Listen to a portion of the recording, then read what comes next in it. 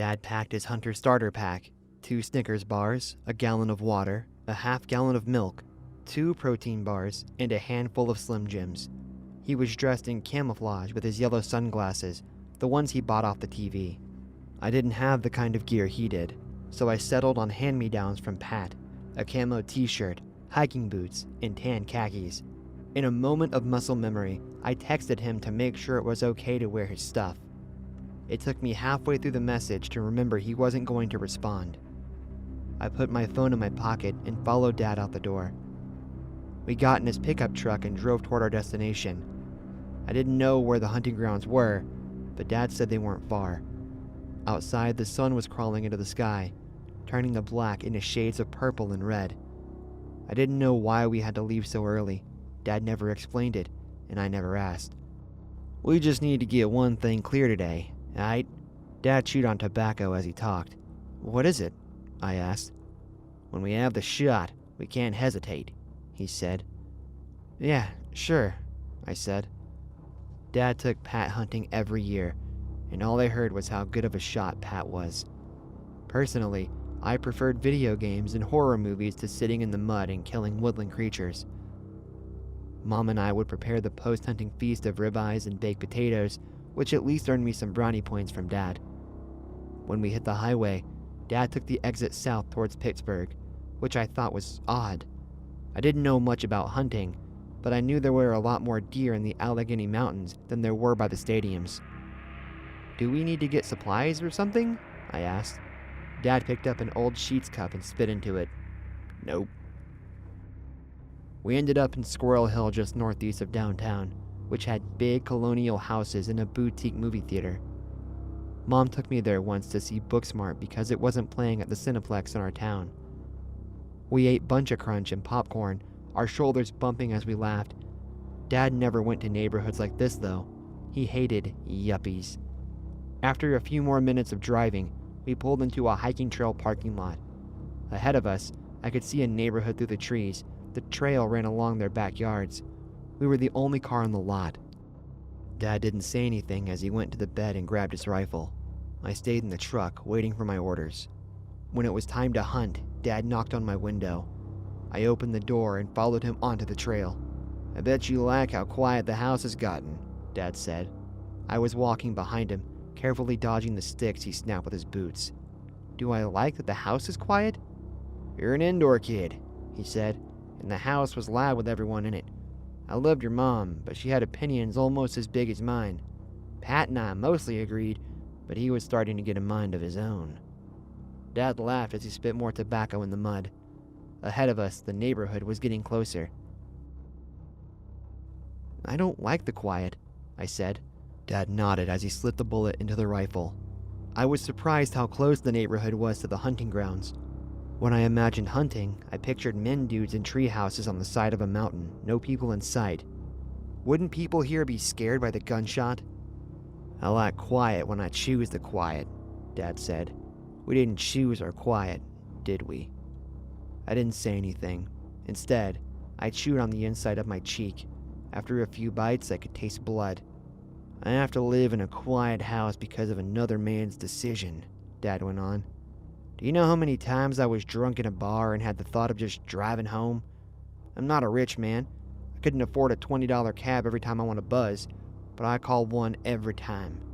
I knew there were moms and kids out on those roads, and I didn't want their blood on my hands." Dad stopped walking. "Is that 411? He asked, pointing to a house. I studied it. In the distance, I could see the mailbox. 411 was written in block letters on the side. "I think so," I said. The house was straight out of a James Bond movie. Massive windows, a back deck that was wrapped around the first floor, Greek statues. There was a pool and a waterfall in the backyard.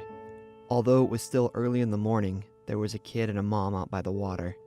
The boy, probably about preschool age, had a remote in his hand.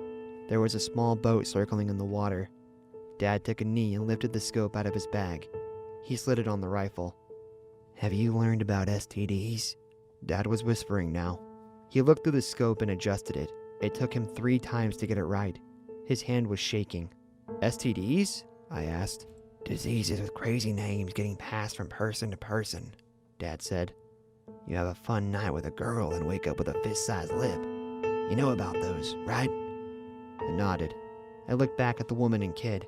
She was kneeling down next to him, rubbing his shoulder. She had this big smile on her face, like this kid operating this boat was the greatest thing to ever exist. She reminded me of Mom.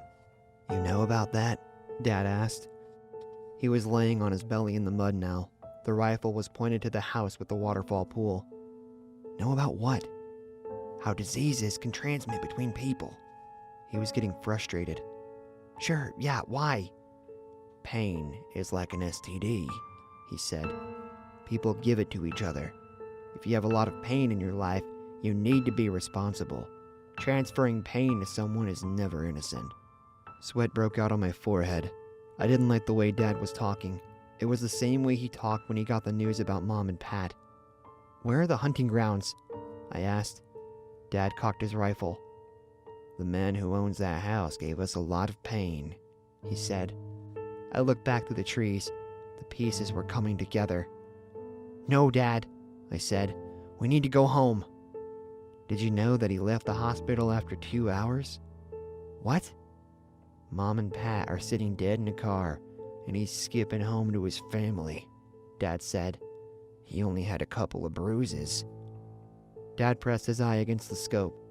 We need to redistribute our pain, he said. I never went against my dad. He and I didn't have the best relationship, but there was a silent understanding between us. Stay out of my way, and I'll stay out of yours. But there was nothing to be understood here. Dad took a long, slow breath. As he exhaled, I dropped down and shoved the rifle's barrel into the dirt. Hey! He barked, pushing me back. Let's go home, I said. We don't have a home, he said. Dad turned on his side and kicked me. His foot landed hard into my stomach, sending me back into the mud. Please don't do this, I said. I tried moving closer again, but it hurt too much. When I breathed, I could feel the sharp edge of my rib puncturing something. I took short, wispy inhales like a wounded animal. Dad didn't look at me. He kept his focus on the woman and child. This is for you, baby doll, he whispered. The sound of his rifle echoed through the forest. I closed my eyes and buried my face in the mud. As the ripples of the blast softened, I heard a splash. I lifted my head out of the grass, blade by blade. The remote-controlled boat was still doing circles. The woman was looking into the pool, her eyes as wide as dinner plates. She stood quiet for a moment. When she finally screamed, her eyes didn't change. The only thing that moved was her mouth. It dropped open like a nutcracker's. The sound she made was raw and cavernous. As the boat slowed to a stop, the water under it turned purple, then brown, then red. Dad took his face away from the scope and cried. It wasn't the way he cried at Mom and Pat's funeral. Those were back straight, tough guy cries. These were different. He wept like a kid who didn't get the right toy for Christmas. Then, as if hypnotized, Dad stood up, wiped the dirt off his overalls, then walked back toward the car. I watched him walk down the path, his posture caved in. I wanted to run up and grab him, tackle him, punch in those stupid eyes, but I couldn't. When I tried to move, my body didn't respond. The woman's cries echoed closer to me, as if I was the god she was begging to. I wanted to vomit. I didn't know if Dad's pain went away, but mine began to grow. Our town is pretty small, so tiny that we don't even have a Walmart or even a four-way stoplight, but it's still ours, and we treasure it for what it is. Been here my whole life, and the only thing that's really grown is the local cemetery. Paradise Fields, they call it. I guess if I wanted to spend eternity somewhere, it would be with a catchy name like that, huh? Anyway, the graveyard was pretty packed even back when I was a kid, so much so that there was hardly any room when we buried my papaw. I remember someone saying it was a good thing he broke his back so they could fold him up and fit him into the ground. Anyway, a few years after that, I started hanging with the wrong crowd. Wanting to be cool and fit in, I wound up getting the paddle from the principal's office more times than I can count. But no matter what I did, it was still nearly impossible to impress this one group of boys. James, Greg, and Todd, or the Three Musketeers as they like to call themselves. There used to be 4 of them, but Rob had left the group a while back. I would always see them skipping class and running off to buy smokes from the corner store and be jealous, wishing I could be just as brave as them. I didn't really know about it at the time, but Greg's daddy was screwing his teacher, and Greg knew about it, so he hung it over her head. "We can do whatever we want, or it's your job," Greg would tell her. He was a bit of a prick, but I was young and dumb and wanted to be like them, so of course, I would find ways to skip class too and meet them there. "Hey guys," I said nervously that first day when I just hid in the gym after breakfast. Todd laughed immediately when he saw how red my face was. "Look at you, just like my dad's ripe tomatoes. What a pussy. Did you run all the way here?" he asked. Todd could be cruel, but I was supposed to take the jab and prove my worth, so I nodded and said, "I didn't even bother going to the first period." "What's your name, kid?" James asked. "Steven," I said. "Tell you what, Steve, you really want to hang out with us? You gotta prove that you're brave," he said. I think it looked like he had a sparkle in his eye. "Come on over to Paradise Falls tonight after curfew. If you can get there and finish our challenge, we will be your friend for life," James told me. "How will I sneak past my mom?" I asked. "That ain't our problem. Be there by 8:30 or the deal is off," James decided. I told him I would, and as it turned out, getting out of the house was the easiest part of the night. My mom wound up having to work a double shift, so only my sister was watching me. I told her I would give her $20 if she didn't say that I went out. "Where are you headed anyway?" she asked when I passed her the money. "Just gonna go smoke some weed at the cemetery," I lied as I grabbed a coat. Racing across town in the middle of the night was exhilarating. Only a few street lights were on, and the graveyard felt like it was eclectic and full of spirits when I arrived. The way the moon cast its light down on the tombstones, there were just so many. I got there just barely after 8 o'clock, and I thought for sure the trio had ditched me. Instead, they emerged from behind one of the larger mosques, probably built pre-Civil War, and James whistled softly when he saw me. "Wow, Steph, didn't think you had it in ya," he commented. I made it with time to spare, so what are we doing here? James gave his colleagues this wicked grin. "Us? We're here to see if you're up to snuff and can fit in with us, so we've prepared a series of 3 challenges for you to do. If you can do all 3 before time is up, guess what? You will be in with the gang for good." "Okay, sure, I can do that." I wanted to sound confident. James just laughed. "I'll go first then," Todd decided as he pointed towards the headstones. "You know how this cemetery is pretty big but has tons of graves in it? Well, tonight those graves are the safe zone and the ground is like lava. You've got 5 minutes to jump from here to the end of the plot without touching the ground," he decided. The trio laughed and raced off to the other side of the tombstones, leaving me in the dust. Once out of range, they called out to me and the game began. I stood on the edge of the mausoleum, trying to figure out which way to go across the graves. Then I began to hop. As I did, I will admit that I said a prayer to Jesus and asked for forgiveness. I remember when Papa died, I had actually danced on another grave, and Mom warned me to never disrespect the spirits. "You'll pay for it if you do, either in this life or the next," she told me. As I jumped toward the next headstone and part of the old relic crumbled, I couldn't help but reflect on her words. What if she was right and I was really awakening a curse by playing this silly game? Then I heard the trio holler excitedly as I nearly tumbled on the grass, and my resolve to win got stronger. I had to prove I could be the best, so I kept going. I made it to the other side in about 4 minutes, leaping from the last headstone and even managing to do a backflip to where they were standing. "Whoa, that was pretty cool," Todd admitted. The other 2 didn't seem very happy that I had passed. I should have wondered if they ever really intended for me to get through to begin with. "Beginner's luck. That one was easy anyway. Anyone could pass it," Greg said as he took off his backpack. He unzipped a pouch and showed me 3 small trinkets he'd brought with him before explaining. "I'm gonna make sure you don't pass this one, twerp." He rushed off to the graves as James passed me a scarf and ordered, "Put this on so you can't peek." I obediently listened and stood there waiting as they chuckled and finished their game, coming back about 10 minutes later and telling me to pull the scarf off. "All right, Stephanie, I hid all 3 of those items somewhere in the graves. Find them in 3 minutes and you make it. Like you ever will, Greg laughed.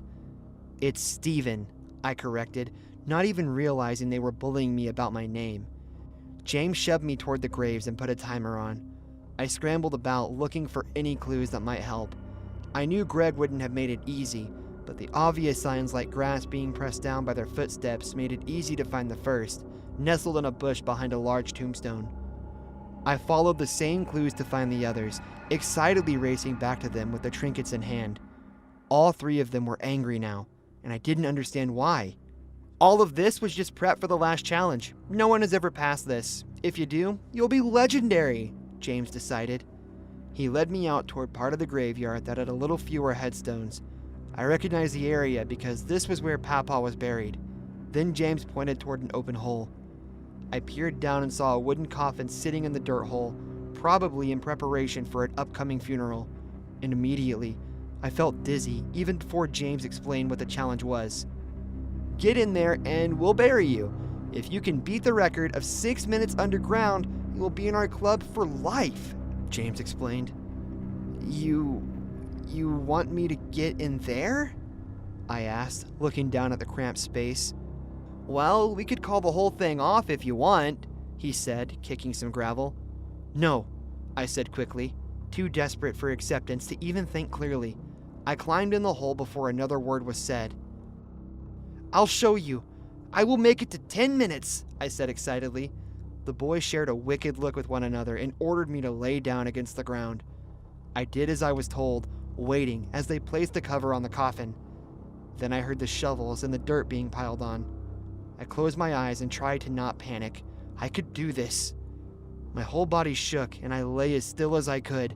Eventually, it got quiet. So quiet that I shouted and asked if they were done. But I didn't get a response. I waited another minute or so, trying to think if I had passed the record, but I was also starting to feel lightheaded. The oxygen in the wooden box was limited. I started to bang on the cover louder, yelling that I was ready to get out. I never knew what it was like to be claustrophobic until then, but they didn't respond. More time passed by. I was certain that it had been at least 20 minutes. The coffin felt cold, and so very dark. I hadn't noticed how dark it was at first. I had tried to ignore it. Now, it was all that I saw. The space felt so confined, and I kept screaming, trying to stay awake. My body was shaking. I could feel myself struggling to take breaths. Finally, I became close to blacking out, and I felt the air escape my lungs. I was sure I was going to die. The next thing I knew, I was in my mom's arms. I was so numb to the entire world that I couldn't remember anything. She took me home and got me some warm soup, explaining that my sister had said I had gone out there with some friends. What the hell were you thinking, Steven? I heard that about a dozen times, and I hardly got any sleep that night. It just kept feeling like the moment I fell asleep, I would be trapped again. In fact, I had trouble for years after that too, scratching at my mattress or waking with cold sweats. Terrible nightmares of that cemetery. Of course, the next day I confronted them about it. What? Cemetery? You must be crazy. We would never go out there, Todd remarked. Yeah, and not for some stupid games. You are a psycho, Greg agreed. Their wicked grins told me what I needed to know. They had left me there to die. I still have those same awful nightmares, and I worry one day when I die, I will be trapped in that place forever. 911, what's your emergency? Yeah, is this the office connected in any way to the hospital? Our personnel work out of that hospital, yes, ma'am. Are you in need of an ambulance? I can't afford one, to be honest. I think we'll be fine, but I need some help. How can we assist tonight? How familiar are you with organ transplants? I'm sorry, I think I misheard you. Did you say you want to transplant an organ? Well, it's not my organ, it's my husband's. I'm trying to figure out which one would be the least painful to remove. I gave him a choice, but he hasn't been very cooperative. Let's take a step back. Can you tell me your name? So you can pull up my public record and have an ambulance fly here in no time? Sorry, sweetie, I fell for that trick last time. Thomas was irate for 3 weeks when he woke up. Thank goodness he didn't have the guts to tell the EMS the truth. Thomas, is that your partner? My husband. He's a prick, a cheating clown who doesn't realize I caught him with that little skirt at the local pub a few nights ago. Ma'am, are you intending to do harm to your husband?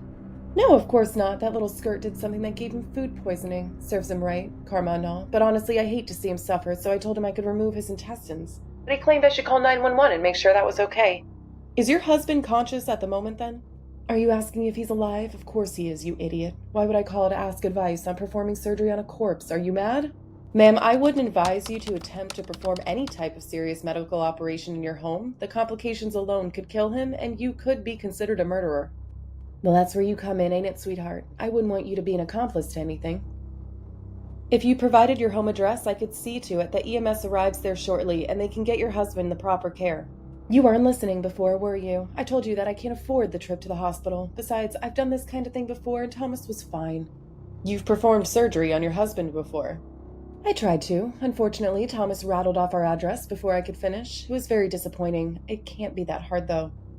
Have you ever had a surgery like this yourself? I can tell you about that another time. What I need to know right now is if my husband will bleed out if I drill a hole in his stomach. Did I just hear a power drill turn on? You did. I have to make sure it's working so there's no mistakes. There are a lot of organs in that part of the body. Using a crude tool could do more harm than good.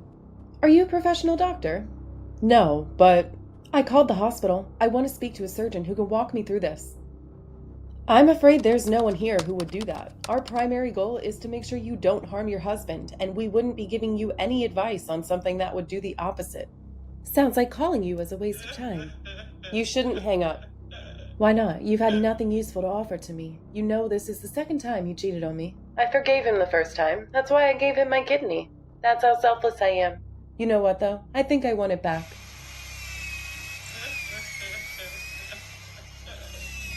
Thomas, you need to hold still. You're getting blood everywhere. Please, you have to stop. Oh my God. Ma'am, you need to listen to me. If you really want your husband to survive this, you need to stop right now. Fine, the drill is off. For now. But seriously, why should I be wasting my time talking to you? Our 911 calls are recorded. If you hung up now, someone might think you intend to kill your husband. And if he dies during the surgery, it won't look good. You're bluffing. I'm an honest, hardworking American. My husband is the one here who needs to suffer. I won't kill him because I want him to suffer. How could he do this to me? Your conscience must know that it's wrong to torture him. Why call us at all? Are we just talking in circles? I told you I needed help to extract his kidney, the one he took from me. I don't think he deserves it anymore. Maybe I should use these other tools. More messy, but gets the job done. Becca, please, for the love of God, stop! Becca, your name is Becca. Well, cat is out of the bag. Yes, Thomas and Becca.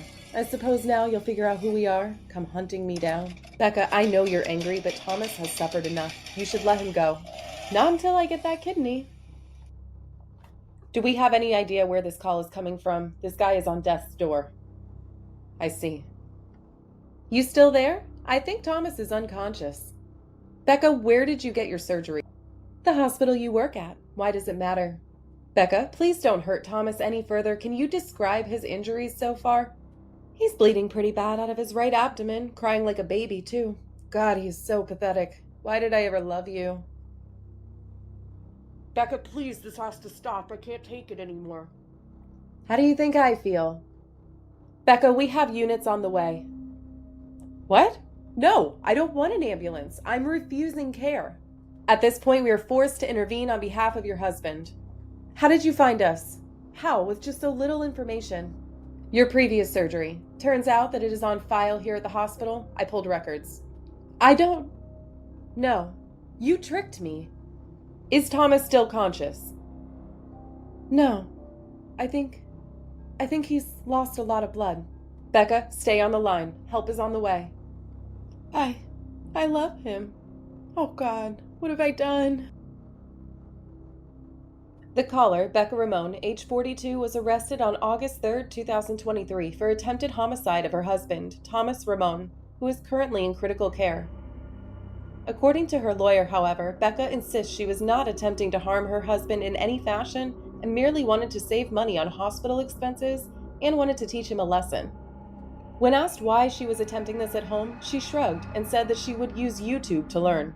At this moment, it is unclear if Thomas will recover from her second home surgery attempt. My ex-boyfriend is very sensitive about his intelligence. Until I saw what he kept in the basement, I might have been able to move past that insecurity. Before I tell my tale, I want you to know that I'm smart. I only mention that for the sake of context. That was the first time I ever admitted it. Anyway, Matteo took me out for dinner on our half anniversary. An act of romance. And now I see it for just that. An act. Performative kindness. Smithy and I were reminiscing on university. You remember Smithy, right? Anyway, he was talking about you being too smart for me. How funny is that? I'm a lab technician. And you? Well, you teach high school science, Matthew smirked. My eyes widened. Wow. Wow. Don't take it personally.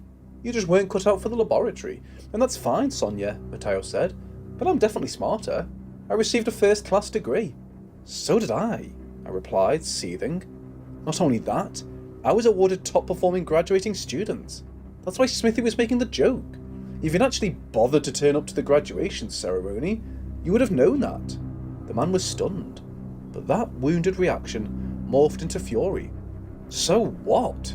I don't care about a score that you received 3 years ago, Sonia, he growled, eyes swelling with tears that seemed sorrowful and ferocious in equal measure. I sighed. I just want to go to bed. We'll talk about it in the... Sonia! A familiar voice bellowed. I twisted around to face Keith Dawson, the chemistry teacher from sixth form. His scraggly hair was greyer than I remembered, and he was standing beside a tall woman. Keith, I replied, grateful to see anything other than my boyfriend's vile face. This is my wife, Martina, he said. The elderly man and his wife squeezed into our cosy booth. It was around 8:30 in the evening, and the tables were slowly starting to empty, but time flew by. We drank coffee and conversed. I was still deeply stung by Matteo's words, but I loved him. I loved who he'd been until that evening. Say, how would you two fancy accompanying us for a nightcap? Matteo asked Keith and Sonia. I live across the road. It's a 30-second walk. Keith looked at Martina, and she shrugged. He then cast his gaze to me. Would that be okay, Sonia? The kind man asked. I already sensed that you were just being polite by entertaining your old teacher and his wife this evening. I smiled. Keith, I'd be offended if you were to say no. As we relaxed into Matteo's flat, the memory of the argument started to flee my mind. Alcohol might have helped, of course. The four of us drank whiskey in the living room. We laughed and we cried. We discussed everything from the wonders of science to our favourite Love Island contestants. Right, it's 11 o'clock, Keith drunkenly slurred. And we're not as young as you crazy kids. You better head home. Where's Martina? She went to the toilet, I said. She'll be back. Yeah, that was about an hour ago, Keith pointed out, clearly struggling to think clearly. I'll go and check on her. Though I was also quite tipsy, I laughed as the inebriated man hobbled out of the room. Finding the moment too funny to forget, I immediately texted Tess, my oldest friend. I let her know that our high school teacher was stumbling around Matteo's house drunkenly. She didn't believe me, so I followed Keith into the hallway and snapped a piece of photographic evidence. Flesh in the grape tower! A distant voice screamed. The unexpected disjointed exclamation sent a shockwave of fear through my body. My phone jolted out of my hand and clattered to the floor. However, in my merry stupor, I didn't think to pick it up. I simply waddled forwards, chasing the source of the sound. In a grape tower! A muffled voice loudly giggled. There was something deeply disturbing about it. The inflections of the words felt wrong, as did the varying volume. It sounded so unnatural and confused. I realised that the noise was coming from the spare room, and I was baffled to find light spilling through the doorway. The door was always locked. Matteo claimed it had been locked since he started renting the place, and he also claimed that he hadn't bothered to ask the landlord for a key. Hello? I tipsily called. Are you a... The light clicked off. Possessed by an instinctive urge to run, I found myself staring into the surprisingly spacious room. Light illuminated various shelves and boxes. It was difficult to gauge how big the space might be. From the darkness, footsteps pattered across the floor. They ricocheted off the walls, coating my back with goosebumps. I felt fear in my heart, but my head was telling me that I had to keep going. Hello? I called a second time. Give and give. Think. That disjointed voice wailed. That was when I saw her. The woman in the corner. A haunting, shadowy spectre swayed listlessly at the end of the basement. Her form was dimly outlined by the streetlight pouring through the window. She was facing the wall and murmuring something. "Are you okay, Martina?" I asked. The woman stopped swaying so suddenly that my heart halted. She began to twitch, violently. Guided by the streetlight, I stumbled towards the woman. Tripping over various boxes and bags, I slowly neared her, and I started to distinguish bodily features. For starters, it wasn't Martina. The woman was far too short. When I was close enough, I delicately placed a hand on the stranger's shoulder. The twitching slowed, as did her breathing. And then, at a glacial pace, her neck turned. Like a clockwork doll, her joints clicked and ached, as if she were being wound up for the first time in an age. "Are you okay, miss?" I quietly asked. The light caught her face, and I hurled. The woman's forehead was caving inwards, as if it were a deflated football. Skin sealed the horrific slope, but it appeared to have been haphazardly stitched into place. Her eyes were glazed, as if she were no longer able to register the world around her, and drool dripped from her ever-parted, ever-trembling lips. Yes, it has to be a thing," she jabbered nonsensically. Without warning, her hand gripped my upper arm in a vice-like hold. "Never mind! Towers! Okay, Mum," she said, unleashing a hoarse cry.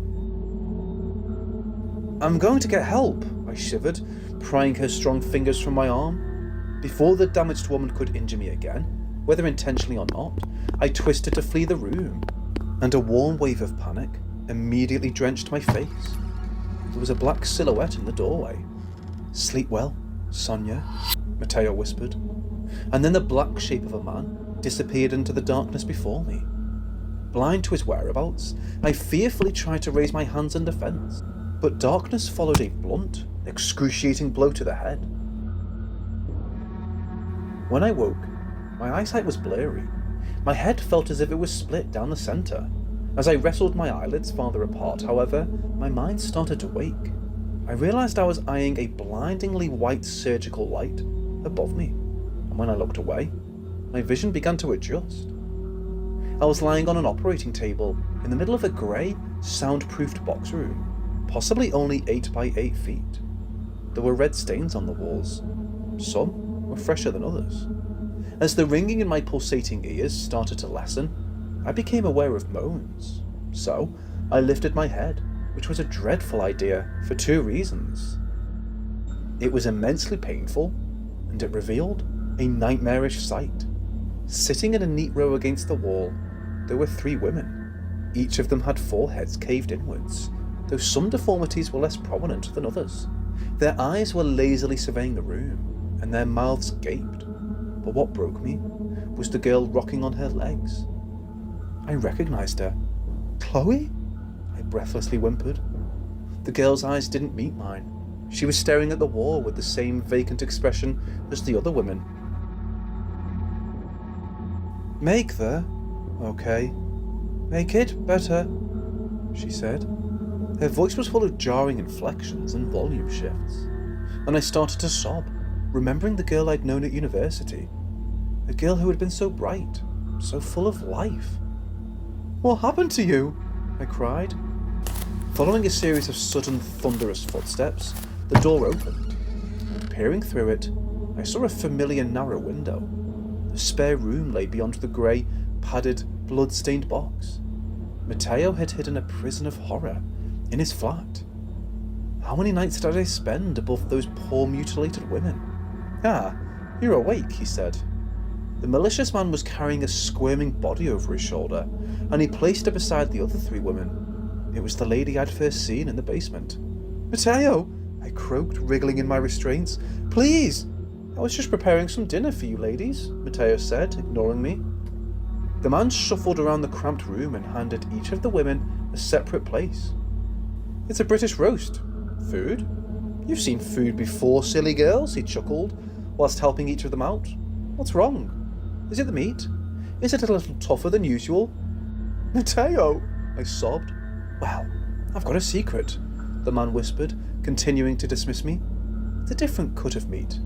A slightly older meat.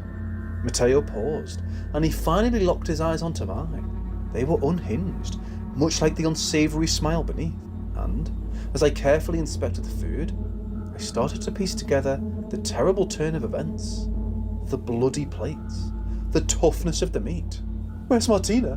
Where's Keith?" I whimpered. The man smiled coldly. "There wasn't room for them, Sonia, but there's room for you." Matteo began to unload the contents of a tool bag, revealing an assortment of surgical instruments, and I started to scream. "Why are you crying?" he asked. "I heavily implied that I wouldn't ever let them eat you, Sonia.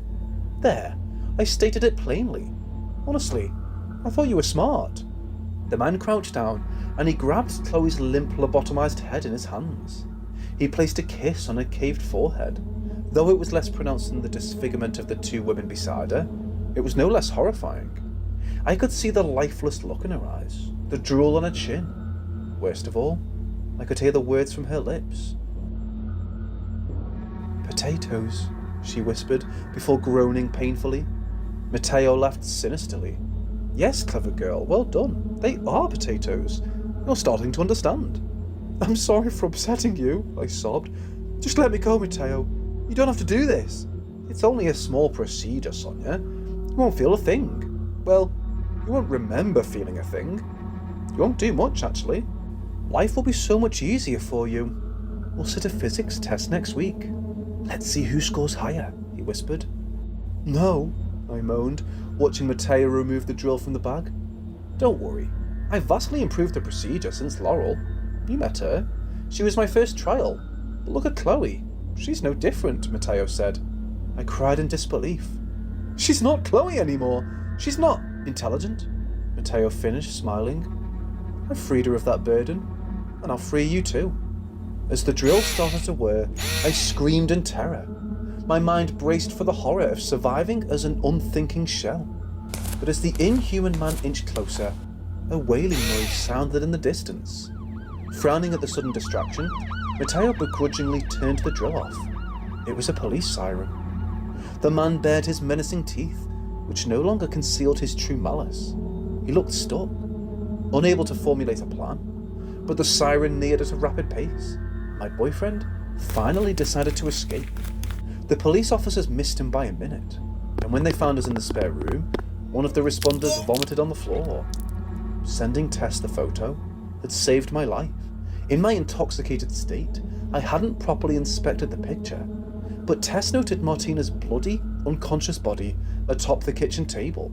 The photo also revealed Matteo watching me from the shadowed corner of the kitchen. Whilst I searched the spare room, my murderous boyfriend apprehended Keith in the bathroom. Then he attacked me. He clearly hadn't realised I sent the picture to someone. The 4 lobotomized women are currently living under supervised care. I visit Chloe frequently, but it's incredibly painful to do so. Such a small fragment of her remains. A damaged, incomprehensible fragment. None of her sentences make sense. I don't even know whether she exists painfully or happily. What terrifies me, above all other things, is the knowledge that Matteo is still out there. My dad is the best cook in the world. It could be something as simple as a bowl of porridge on a Sunday morning, which technically is just a bowl of slime if you think about it. When my father made it, however, it would be the most delicious breakfast dish in the world. He used a special kind of oats, or maybe he bought the regular kind and made them special by cutting them even more finely. He would toast them gently to help extract their flavor, as he explained. Then he would boil them on low heat, taking his time as he prepared whatever would accompany the oatmeal or porridge. I'm never sure what the right name is, but I guess Dad's dish would be porridge simply because it sounds more delicious than oatmeal. My favorite kind of porridge is by far the one he calls birthday cake. He adds in vanilla, colorful sprinkles, and other stuff I forgot. And I kid you not, it's the best breakfast in the world. I know it doesn't sound as crazily innovative as I make it out to be. I suppose it really isn't, because I can use the exact same ingredients trying to mimic his dish, and all I achieve is oat slime with some melted sprinkles. And not because I'm a bad cook. My mom, for example, is a really decent cook as well, but she can never reach the explosion of flavors in a dish quite the same as my dad. Nobody can. You are such a liar. He can't be the best in the world.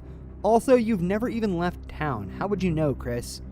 That's what my disbeliever of a classmate Toby said after I told everyone that I knew for a fact that my dad was the best cook in the world and that one day he would travel to every country in existence to battle the best chefs on earth. Back then, when we were around 6 or 7, and I had realized that my dad being such a genius was definitely something I had to use to impress everyone in elementary school with, and everyone believed me, saying how cool that was as if my dad was a superhero, except for that little know-it-all Toby, of course. If something is the best you can tell, Toby, it's not that hard. And also, everyone who comes to visit us says so too. So what? Anyone that visits is from here too, so they don't know the world, stupid. Shut up, Toby! He was right. Nobody who lived here ever left town and came back, so they really wouldn't know. And we never got visitors from outside. I still didn't appreciate him talking back like that, though. Toby was the biggest know-it-all of our class, and I was probably the biggest liar. We would bicker about stuff all the time, for years, which might make it more surprising that we somehow ended up becoming best friends. But now, 10 years later, we are practically inseparable. And thanks to our friendship, Toby even had the luck of trying Dad's food from time to time. He still thinks saying that he is the best in the world is an exaggeration, but simply because he doesn't like to admit that I'm right. If you think that breakfast sounded good, you should see what my father comes up with for dinner. Well, not see, you should taste it, though I'm afraid that's impossible. Dad only makes dinner for us on very rare occasions. He works a lot, and when he comes home, he is usually too tired to cook. So we only get a home-cooked dinner by my father when we get visitors. Visitors that are from our town always, never from the outside. A lot of them I know quite well. It's usually the same group, a circle of friends of my parents. They have this dinner party once or twice a year, and it's always at our house because everyone agrees that Dad is the best cook of them all. They spend other events together as well at other homes or places, but when it comes to dinner, it's always our home. The dinner parties are very similar each time, for me at least. The guests arrive, I say hello, they ask me embarrassingly boring questions about life and school, and then I go back up to my room. I never join them for dinner. Instead, Dad brings me up a plate of food that I eat in my room, which I certainly prefer and am thankful for. Often, Toby comes over as well and we hang out in my room while my parents have their party downstairs. Dad was hesitant at first when I'd asked if Toby could come as well, but as we got older, he agreed it was fine as long as we didn't disturb the party. It kind of has become our tradition to play video games or listen to music in my room and eat Dad's amazing food while my parents practice their own tradition downstairs. These nights might sound a little mundane, but I used to love every part of them. They've been the same for years now. Except for last night. Last night, things changed. As before every dinner party, Dad had been in the kitchen all day cooking while Mom decorated the dining room. I helped a little by chopping some vegetables and washing a few dishes in the afternoon. In the evening, before the guests arrived, Toby rang our bell and the two of us went up to my room to play a new Nintendo game that Toby got as a gift from his uncle. He always gave Toby the best gifts, but he recently moved away from this town. We got so into the game that I didn't even realize how much time had passed until Dad knocked on the door. As soon as it opened, a sweet smell spread through my room. Hints of cardamom, nutmeg, and most prominently pumpkin. Whoa, that smells amazing, Mr. Milner. What did you make? Oh, just some mashed potatoes with pumpkin and greens. We both knew whatever he made was far more special than that. Even when he used the most boring ingredients, he knew how to mix spices so perfectly that they tasted otherworldly. But when Dad said those words, he didn't sound like he was trying to be humble. He seemed exhausted, which was reflected through the empty look in his eyes. I got up to take the tray off his hand that had bowls of soup and 2 big plates full of the dishes my dad had been cooking all day. You alright, Dad? Oh, I'm fine. Just tired. Lots of cooking. Anyway, you know the rules. Enjoy the food, but stay in your room, alright? We both nodded. After the door was closed again, I put the tray next to Toby and sat down. Your dad seemed weird, he said. I don't think he likes dinner parties very much. He has to work and everyone else just stuffs their faces. Or maybe he's not much of a swinger and your mom makes him, Toby grinned. For the 100th time, my parents aren't swingers. Right, so why else are we not supposed to see what they're doing down there? Fuck off. Do you want to have dinner with all those old people? They're doing us a favor. Right, dinner, he grinned again. There was no part of me that believed that my parents were actually swingers, but Toby dared me to go look, and I wasn't scared to walk around in my own house, so why wouldn't I go check? That's what I said to him. I tried to act cool, but some part of me was really afraid of whatever was going on down there. You see, these parties have become such a normal event in our lives that I sometimes forget, or try to suppress, how weird they really are. First of all the guests arrived totally overdressed in cocktail attire and too much makeup. Everyone seems far too excited with big smiles that appear forced. My mother is one of them and enjoys the night to the fullest. My dad is more reserved.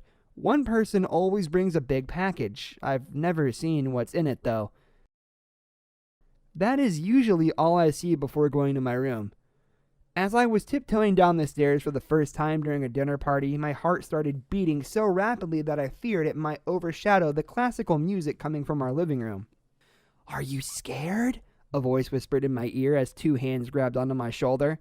I turned around to see the dark eyes of my friend and a massive grin on his face. "You were meant to wait upstairs, dickhead," I whispered. "I didn't want to miss the old guys going crazy." "Old? Now that's a bit rude, don't you think?" This time the voice wasn't coming from Toby, but Miss Collis, a friend of my parents and dinner guest, who apparently just walked out of the bathroom. "Oh, hi, sorry, Miss Collis. We just came down to," I started muttering. I don't know why I felt so nervous. This was my home after all, but something about her big, widened eyes and the smeared lipstick around her mouth was extremely unnerving. "Oh, don't apologize, dear. You two are quite grown up now. After all, I don't understand why your parents hide you in your room all night. I say you join us for dinner starting now. Come on." She grabbed first my hand, then Toby's. My friend and I exchanged a look of fear and curiosity. "Look who I just found lurking in the halls!" Miss Callis laughed loudly as we approached the living room. My mother had really outdone herself with the decorations. Big candles everywhere. Black tissues formed into pretty shapes. The chandelier above the table dimmed to a warm yellow. The only thing outshining the decoration was the food on the table. My eyes met the one of my mother, who looked less angry than I imagined. Actually, everyone looked at us smiling. They didn't seem that annoyed that we were interrupting. And luckily, nobody was naked. "Why don't we make some space for the kids? Let them enjoy the delicious meal with us for once. They look quite grown up to me," Miss Calvis said, and everyone started mumbling. "Chris, Toby, do you want to sit with us?" my mother asked in a nervous tone. I looked over at my father, whose face had turned completely pale. Just as before, he had a strange look in his eyes, but now I realized that it wasn't exhaustion. It was fear. "No, that's okay. We still have our food upstairs," I said. "Nonsense," Miss Callis said. "We have 2 empty seats right here. Tonight you will join us. End of discussion." It seemed way more normal than I'd have imagined at first, until they all started digging into the food as if they were starving animals, ripping off huge bites with their teeth, swallowing whole chunks of meat, and pouring it all down with red wine. No matter how wonderful I normally thought my father's cooking was, at the sight of this I felt a bit appalled, especially when I saw that my mother ate just as disgustingly. My mother, who normally was so incredibly proper and perfect. Only my dad was not focused on the food. He was staring at me, and his eyes were saying, "Run." Toby looked as if he found the whole event rather amusing and not as creepy or disgusting as it felt to me. I suppose he still thought they would start going wild soon, and in a way they were, I suppose, just not the way we imagined. "You're not eating, sweetie? Why's that? Your father's cooking is simply divine," Miss Cullen chuckled with her mouth full. She then proceeded to load a big spoon of shepherd's pie onto my plate. I didn't answer, but quietly took a small bite out of it. It tasted amazing, of course, like everything Dad makes. But I didn't see this dish on the tray that he brought upstairs for us. When I looked at all the food in front of us, I noticed something. The food my father had been cooking today, the potatoes and pumpkin mash, the caramelized onions, and the roasted asparagus with sauce hollandaise. He had prepared them perfectly on the plates for Toby and me. But now I realized that none of the food he had cooked was on this table, and suddenly I completely lost my appetite. My father was trying to warn us. The guests we have once or twice a year are friends of my parents, not by choice, I suppose. Their families have been part of this town for as long as it existed, and so have our ancestors. In a way, I suppose we are part of some kind of elite, although I never really felt like it, especially because of my dad, who was an incredibly down-to-earth person. I always thought the only reason he did these parties was for my mother, but as it turns out, there was another reason. Toby was the first one to leave. He asked to stay over, but I told him I wasn't feeling too well. The other guests stayed until late at night, having the best time you could imagine. My mother went to bed, exhausted with a full stomach, while Dad sat in the kitchen scrubbing the floor. The entire house was quiet and dark at this point. He thought I'd gone to bed as well. Monotonously, he scrubbed a stain on the wooden ground. "Dad?" I asked, my entire body trembling. He didn't look at me. "You need to understand, Chris. We have been a part of this community for a very long time," he said, his eyes still glued to the floor. "It's not a choice at this point. They tell us the date and we prepare. That's how we stay well and safe." Finally, he looked at me. "We are lucky that they enjoy my cooking skills, because that way we stay needed. I just wish your mother wouldn't enjoy it so much as well." Once or twice a year, we have a dinner party at our house. My father spends all day preparing food that only me and sometimes my friend Toby eat. As the guests arrive, however, they bring one other special ingredient. Once or twice a year, we have a dinner party at our house. Coincidentally, once or twice a year, somebody moves away from this town, and they never come back. Luckily, I'm a pretty decent liar, because I have no clue how I would ever be able to explain to Toby that he devoured his uncle for dinner last night. This quarantine made me question a lot of life decisions I made. Back in February, when this all started, I was working 2 jobs, living with my best friend Lexi, and enjoying the high life. Then we got thrown into lockdown, and I swear, Lexi changed immediately. She was so serious about all of the virus restrictions that even when I was in the house, I had to wear a mask.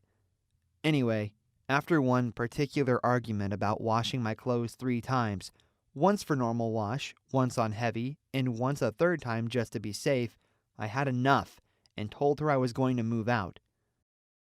That was dumb move number 1. I was already out of work, waiting, and hoping for unemployment and really didn't have a place to go. My parents are elderly and live 2 states away, so I wasn't going to risk that. Then I got the brilliant idea to post an ad that I needed a room to rent on Craigslist. Yeah, that still exists, and it's still just as sleazy. Lexi forced me to move out that same day, though, calling me all sorts of bad names as she tossed my stuff on her front lawn. I didn't even get a chance to argue. So, yeah, desperate times called for desperate measures, and I put an ad out on Facebook too with a revealing picture of myself. Call me what you will, but it worked. This older gentleman responded to the ad and contacted me via email. The short message provided me with a small allowance for my gas and instructions on how to get into his apartment when I got there. I didn't ask any questions, although looking back on it, I really should have. You know that saying about too good to be true? Anyway, I grabbed a bite to eat and made it there right around 5:30 on foot to save a taxi fee. Place looked nice enough, and I followed his instructions to get buzzed in. He lived on the 6th floor and explained that because of some medical condition he couldn't meet me in the lobby. Again, stupid me, I didn't ask questions. As he had told me in the email, there was a key waiting for me under his doormat. Inside, the place looked nice, well put together. Nothing that made me paranoid or feel the need to run. Then I saw this guy standing in the kitchen wearing, I kid you not, a kabuki mask. At first, I laughed because of how bizarre it was.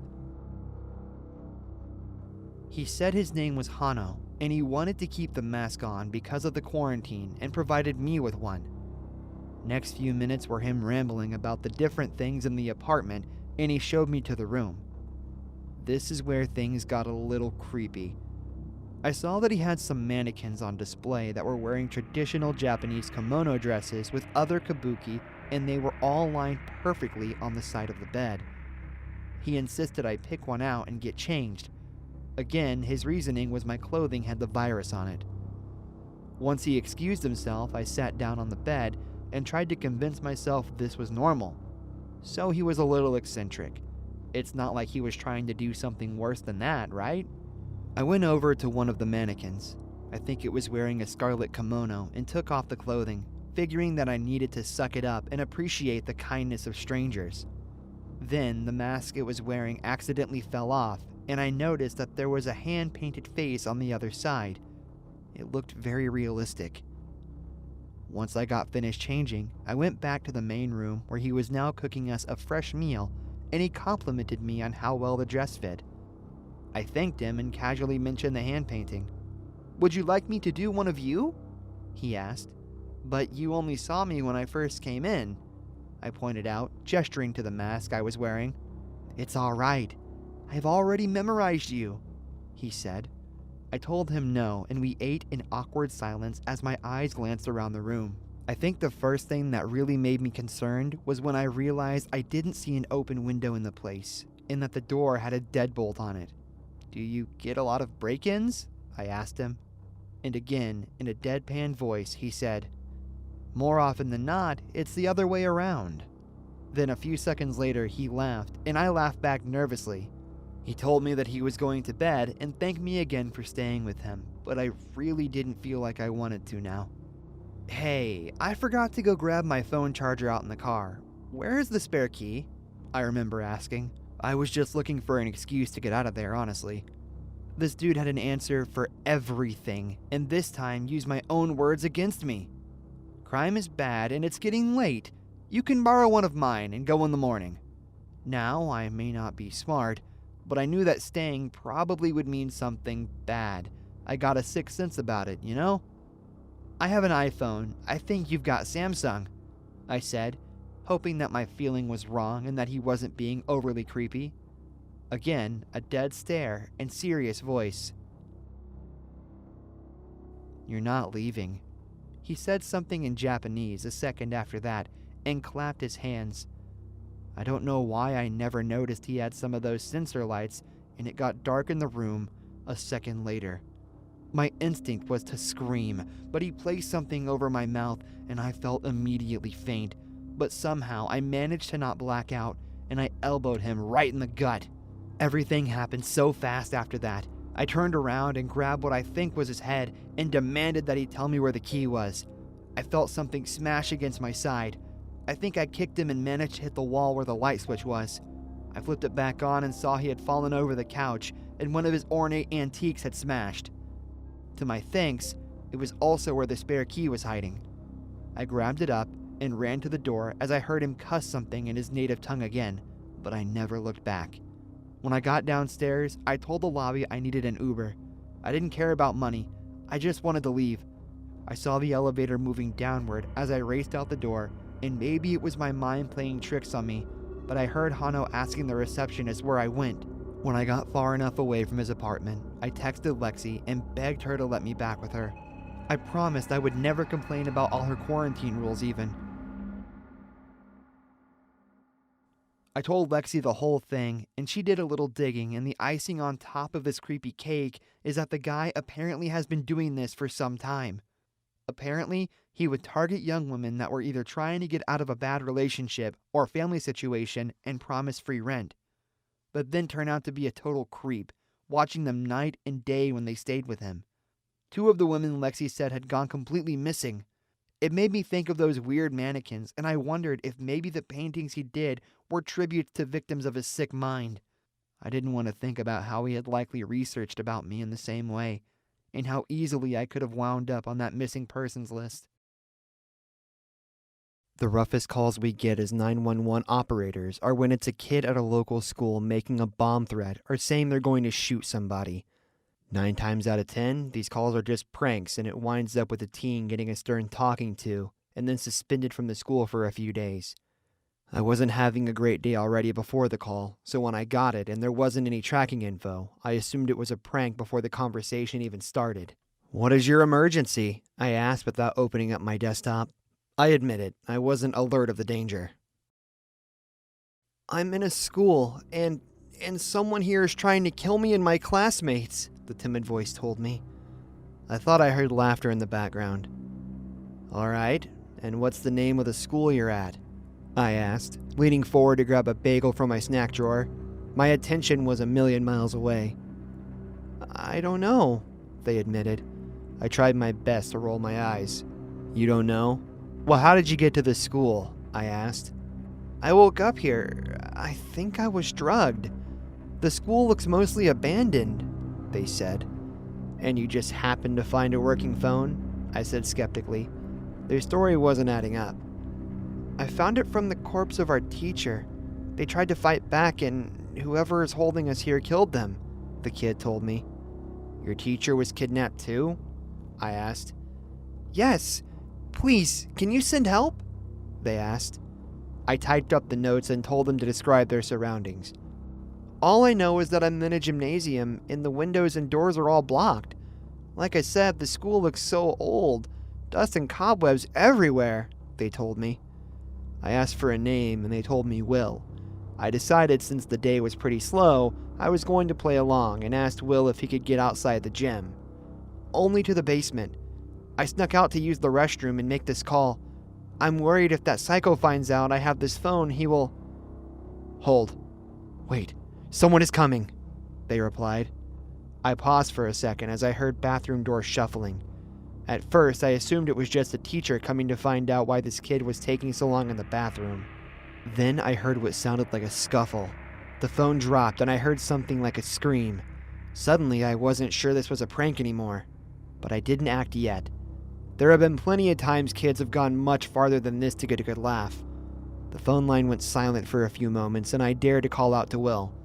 Then a new voice, an older male, picked up the phone. Everything is fine, officers. We'll just manage to sneak into my teacher's desk and nab my phone. My fault for not paying attention and not keeping it locked, they said. But something deep down told me that I couldn't just let it slide. Just for our documents, we're going to need a little more information before you go, sir, I said. I wanted to sound like I had the authority to come and break their doors down, but truthfully I didn't have a clue where they even were. Certainly. This is Mr. Brown. I'm a substitute over at the elementary today. Last days of school are so hectic, they said. Then they hung up the phone. I chewed on my pen, trying to decide if I believed their answer. I got up and went to the recording room and asked if they could play the audio back. We haven't had much chance to review things today. Is it urgent, Tom? My coworker asked. I told them the situation and they pulled the tapes, all of us trying to determine the location that Will was talking about. Might be the old high school across the river? My supervisor asked. Just to be safe, we sent dispatch to the elementary as well. I waited to hear something from the dispatch, hoping that my first guess about this being a prank was correct. I didn't want kids to get hurt. The first elementary told us that everything was fine, but there were no substitutes today. Same went for the two other grade schools in this area. We hit the high school last. I called dispatch and listened as they raided the old building. This place is so creepy, Tom. Literally no one here, they said. I was a little relieved, but also frustrated. The prank had been intricate, and once again, our resources were wasted. Hold on. I think there's a basement, the dispatch said. I held my breath. Then I heard an explosion. I dropped the phone and grabbed my hair, trying to not panic. Had my coworker just died? The emergency line called again. What is your emergency? I said, trying to sound calm. I was so eager to call dispatch and make sure everything was okay. Hello?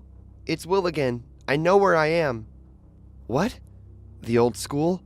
Did a bomb go off? I asked. No, nothing like that happened here. I was wrong about it being a school. It's a theater.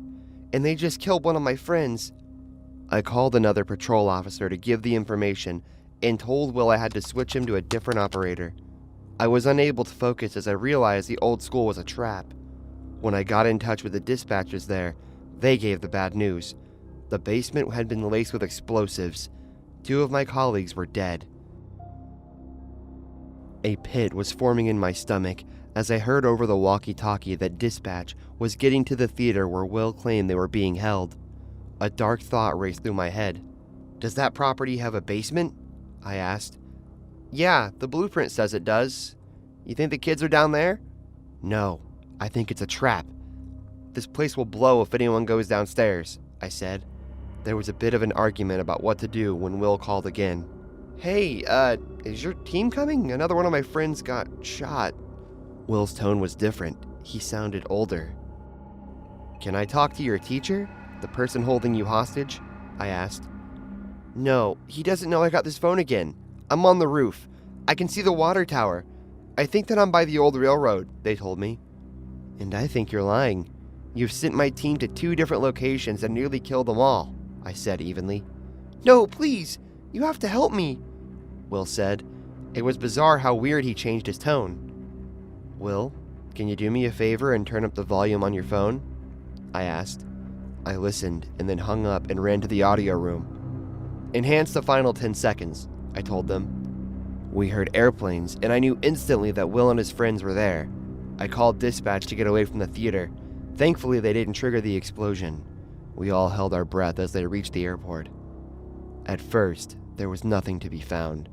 Then, dispatch reported that there was a bus sitting there, with the driver and teacher dead. Oh God, and where are the kids? I asked desperately. They stormed the warehouses next. They found one of the children tied up next to an old World War II jet plane. I tried to stop them. I told them this was too far, they said. I was listening to the conversation, but I didn't understand what it meant. Who is doing all of this? I heard the patrol officer ask. Will! He's been trying to kill all of us and everyone that he can. I heard gunfire in the distance. Will was making his last stand. I heard them shout for him to stand down, but that didn't happen. It was clear he wanted the cops to take him down. When the dust cleared, they found out that he had taken his class hostage and planted several explosives around town, all because he felt he was ignored. We spent the rest of the week finding the explosives. The notes we found on his laptop claimed there were 5 around town. We only ever found 4, and that terrifies me the most.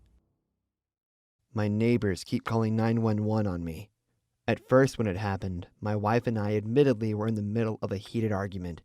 Nothing serious. We weren't threatening each other or anything, but when the 2 first responders showed up to see if everything was okay, you can bet I was embarrassed. Meredith, my wife, was honestly more concerned that we would be fined by the city for causing disorder in the neighborhood than the person that called 911. Apparently, we were the problem here, not them. The police gave us a stern lecture to keep our volume down while we worked out our problems. Apparently, there's a noise ordinance that we didn't know about. Meredith and I politely and calmly agreed we would listen. And as soon as the police were gone, my wife told me I needed to figure out which one of our neighbors had an issue with our little tirade. I mean, by that time, we had forgotten what the argument was even about. Now we had a mutual enemy. This neighbor that apparently thought we were causing a disturbance to the peace of our community. It didn't take a rocket scientist to realize it was probably the ones right next door. We hadn't been that loud, so the quaint brick house with the 1970s architecture told me that our neighbors were likely an older couple that believed any loud outburst was a reason to call the police. I knocked on the door, remained polite, and introduced myself. We had just moved in only a month prior and didn't really know anyone yet. I really appreciated your concern earlier, but it wasn't necessary to call 911. Everything is fine, we are fine. The man I talked to called himself Arthur, and apparently, he and his wife Betsy were babysitting their youngest grandson Eli. Arthur's attitude implied to me that he felt we were a nuisance, and I wasn't entirely sure my calm demeanor would change his mind. And it didn't. Less than 2 weeks later, I was on my way out the door to work when I was stopped by another officer who told me they got another call about us. There's apparently been a report someone was using a firearm nearby, the officer asked. I realized Arthur was calling it in out of spite again. I apologized as much as I could get out of a ticket and marched over to have a talk with my neighbor. Next time, please before you call 911, just call me instead and we can handle it decently, I told him. This time, he feigned innocence and said his wife did it. I urged him to pass the message along to her, but that didn't happen. Instead, a week later, there was yet another instance where 911 was called and thought there was a problem. I can't even remember what their issue was, to be honest, and this time I tried to reason with the officers and tell them I was being harassed. I pay my taxes, I keep my yard clean, I don't have any problems with any other neighbors, just them, I said. Of course they said I should go downtown to file an official report, but I doubted that would put a stop to this behavior. The next time I saw Betsy, I confronted her and asked why they were constantly calling 911. Look, I get that we started off on the wrong foot here. I guess we could have been better neighbors. But what you're doing is downright awful. If you don't stop, I will file a complaint, I told her. This time, she blamed her husband, claiming she knew nothing about it. I hated the fact they were merely passing blame back and forth between each other. Then one afternoon, I saw Eli coming out of the garage to toss trash away, and I decided maybe the best way to resolve this issue was just being friendly. Visiting your grandparents again? I asked pleasantly. He was there quite a lot. He darted his eyes and raced back inside, not bothering to reply. His odd behavior puzzled me, and I asked Meredith if she had ever seen Eli's parents. I just assumed that the old couple takes care of him. Maybe something terrible happened to them, and those folks are all he has left now, Meredith told me. The next time I saw him, I knew the first thing I wanted to ask was about the 911 calls. Your grandparents have been pestering us a lot. I'm not sure what their goal is, but if it continues, they could get in a lot of trouble, I warned. That did the trick because his eyes got big and worried, and he admitted he was the one that called 911. Each and every time, he claimed it was just out of boredom, and since he looked so frightened, I didn't lecture him. I figured that since I had solved this mystery, that meant Eli would stop pulling this prank. Just to be sure, though, when I saw Arthur the next day, I apologized. You might want to give that grandson of yours a stern talk, though. 911 isn't a children's toy. The old man seemed genuinely surprised that it was Eli and promised me he would take care of it. I didn't get any more phone calls or unexpected visits from the police after that, and for a while I thought that was a good thing, until Meredith pointed out the obvious. Ever since you complained about Eli, I haven't seen him, she said. I paid more attention to our neighbors after that for the next few days and realized she was right. Eli was nowhere to be seen. I told myself that there were a variety of reasons why Eli wasn't out or visible, but none of them made sense. Finally, I did something I didn't expect I would do and actually called 911 on Arthur and Betsy. It was bizarre, given our rocky relationship, but I am so glad I did. I watched from our front window as the police asked them questions and then proceeded to search the house. The old couple had been lying again because about 5 minutes later, I saw them putting Eli out on a stretcher. His whole face was bruises from where it was obvious he had been struck. I gasped and ran outside to get in a hurry to ask questions. I wasn't sure I wanted answers. Eli had tried to off himself, officers claimed, and apparently he had been the one calling 911 all those times. It had been a cry for help from a young boy that didn't want to get caught by his grandparents. Arthur and Betsy beat him, starved him, and apparently they were only keeping him for the money that they got from child support. Police even suspected that the two were responsible for the death of Eli's parents. I went to visit him in the hospital, glad to see that he was recovering. He apologized a lot, something I'm guessing that he did a lot for his grandparents. I told him it was fine, but maybe next time to try and get help for himself rather than pulling pranks. I had confidence that the doctors and nurses would handle taking care of Eli while I returned home to make sure the neighbors were taken care of too. On the way home, I got a call from dispatch. For some reason, Meredith was calling 911, they told me. Apparently, the report said that she was being threatened by our neighbors with a firearm.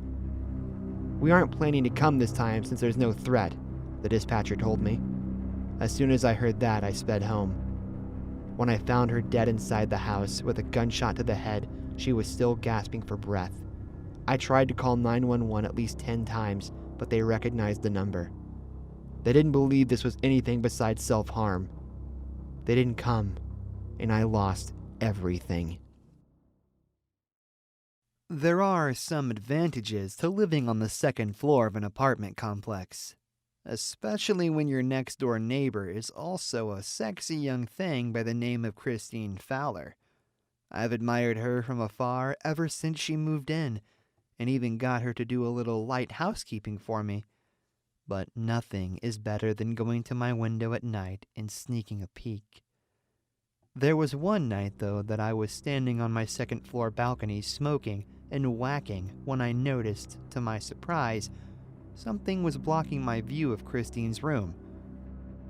I zipped up my pants and leaned over the balcony to get a better look. It was some kind of mannequin, like the kind you might see in a storefront window for a dress store, except really, really old. I could tell it was made of solid dark wood and had the frame of a male model. For a second, I had actually thought it was a guy in Christine's room, but she never had men over. The mannequin had splotches of paint that was peeling in different areas on its arms and face, almost like it was covered by some sort of leprosy. It was wearing a thin, long-tailed dark coat and a buttoned-up white shirt and a red bow tie. I wished I could get a better look, but Christine came back toward the model and started measuring it again. When had she taken up sewing classes? I saw she had set up a box of thread and fabric near her bed and even had an old sewing machine at the right window. When had she had the time to get all this? I don't want to say that I watch her room on a regular basis, but it's not like I have anywhere else to go. I kept watching and admiring her work, realizing how much care she was putting into the thing. She smiled in a way that she never did toward me. I saw her bring in a box with a few different wigs and try them on her model that next night. She stroked the dark hair affectionately and sung a soft lullaby as she tailored another outfit for it. I realized she had to love this thing, as odd as that sounds, the way she was so gentle with it, and making sure every single outfit was a perfect fit. I decided that I would ask Jeremy to order me some of the same style clothes off the internet, and started dressing like the mannequin did as well. It felt good to get clean clothes, and when Christine touched the cheek of her model, it was like she was right there touching my own skin. I studied the mannequin, envying the attention it was getting, wishing I could somehow turn her attention toward me. It bothered me to no end. I could see the sparkle in her eyes as she would trim its hair or touch its chest. She loved that thing, as though it were real. Then she spotted me.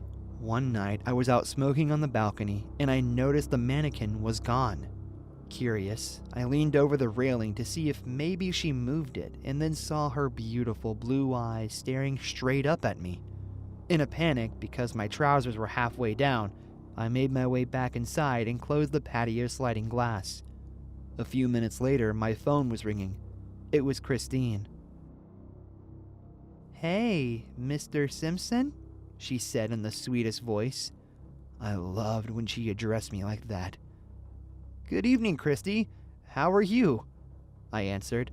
I didn't want her to know I was nervous. "Would it be all right if I brought something over to your place tomorrow?" she asked. My heart skipped a beat. I didn't know what else to do but to say yes.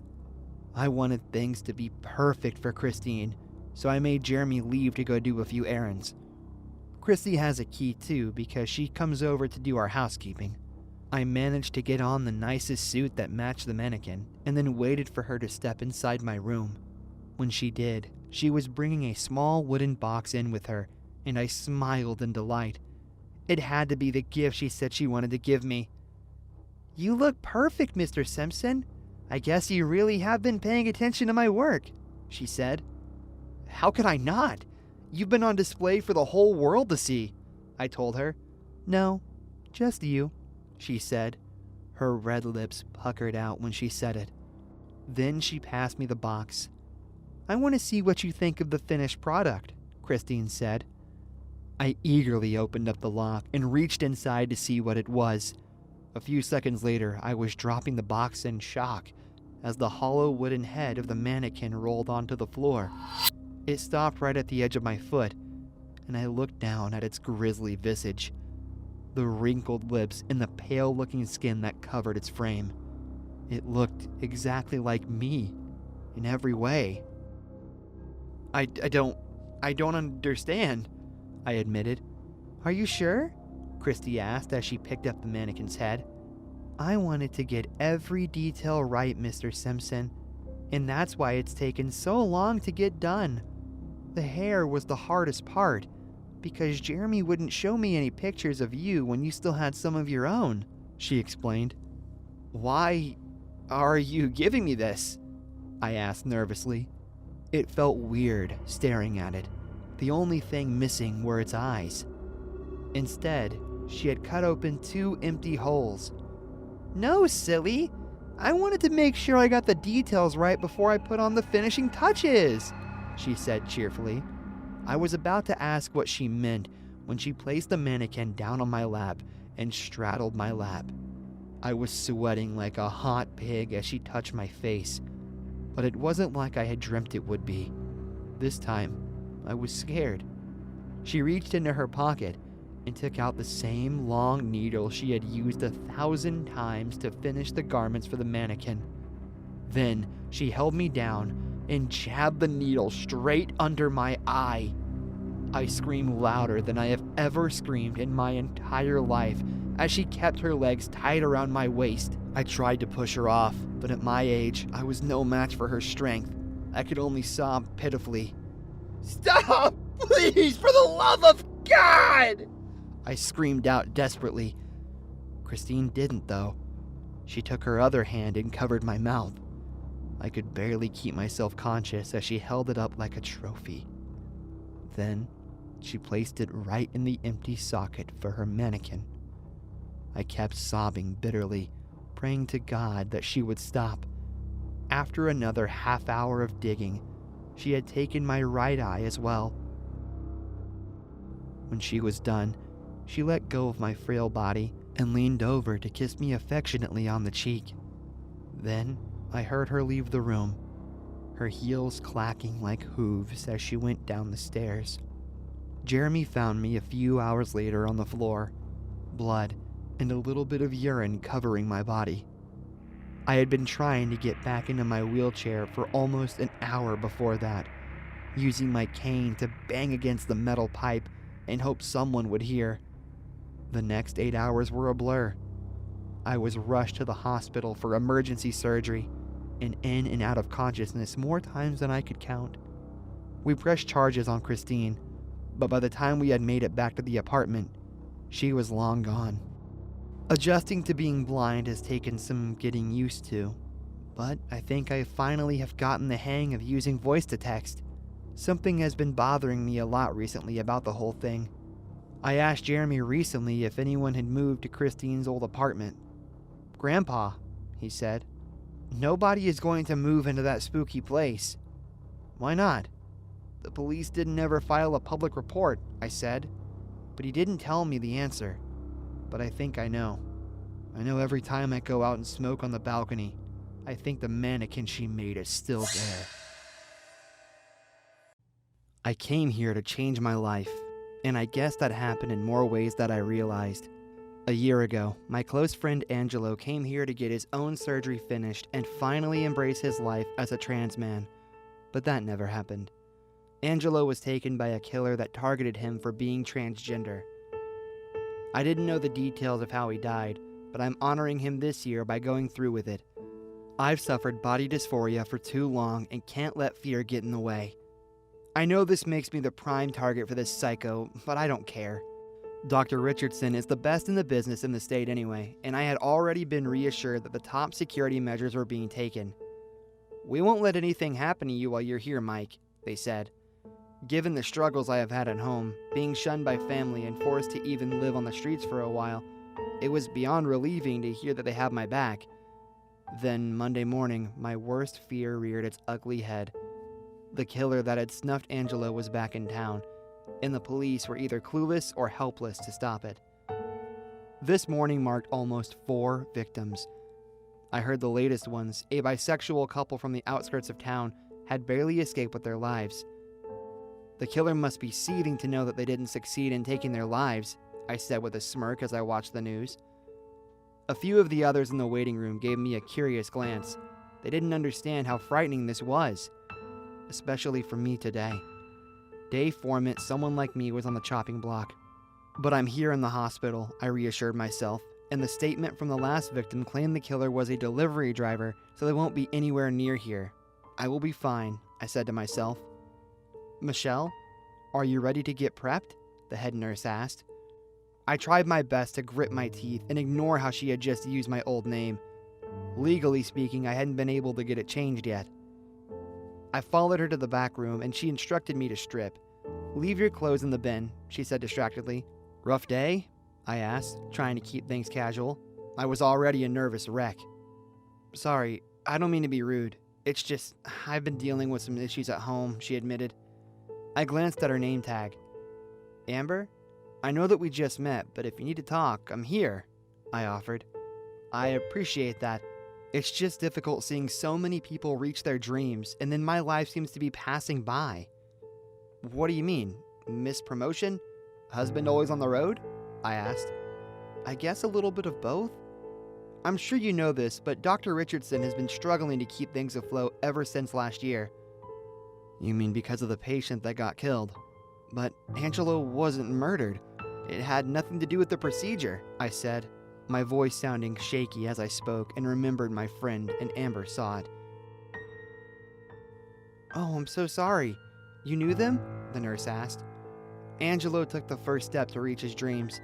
He wasn't scared. He inspired me to take a leap of faith myself. Maybe you should do the same?" I suggested. Amber nodded absently as she got my IV going and said, "I wish it was that easy." I could tell she was tired of talking for the moment, so I let the last comment slide as I sat and waited for the doctor. Truth be told, even though I had just given her an amazing pep talk, I still wasn't entirely confident of what the future held for me. I was about to change my entire life. It was what I had been looking forward to for half of my adult life. I should feel excited. But something felt off. I was becoming sleepy, my vision blurred. I tried to reach for the call button, but already I was losing consciousness. Had someone slipped something into my IV? Those worried thoughts fell into a deep darkness as I fell completely out of it. I don't know how much time passed, but when I woke up, I was now lying flat on my back with my legs and wrists strapped down. It looked like I was in an old operating room, something not used for years. The lights flickered and the air felt colder than death. This was all wrong. I had seen Dr. Richardson's OR before. He'd given me a tour. This was definitely not the right place. I felt my heart race as I heard a door slam shut and tried to figure out what sort of torture I was about to endure. This had to be a bad dream. It can't be happening, I thought as the figure stood over me. It was Amber. "What? Why am I here?" I asked.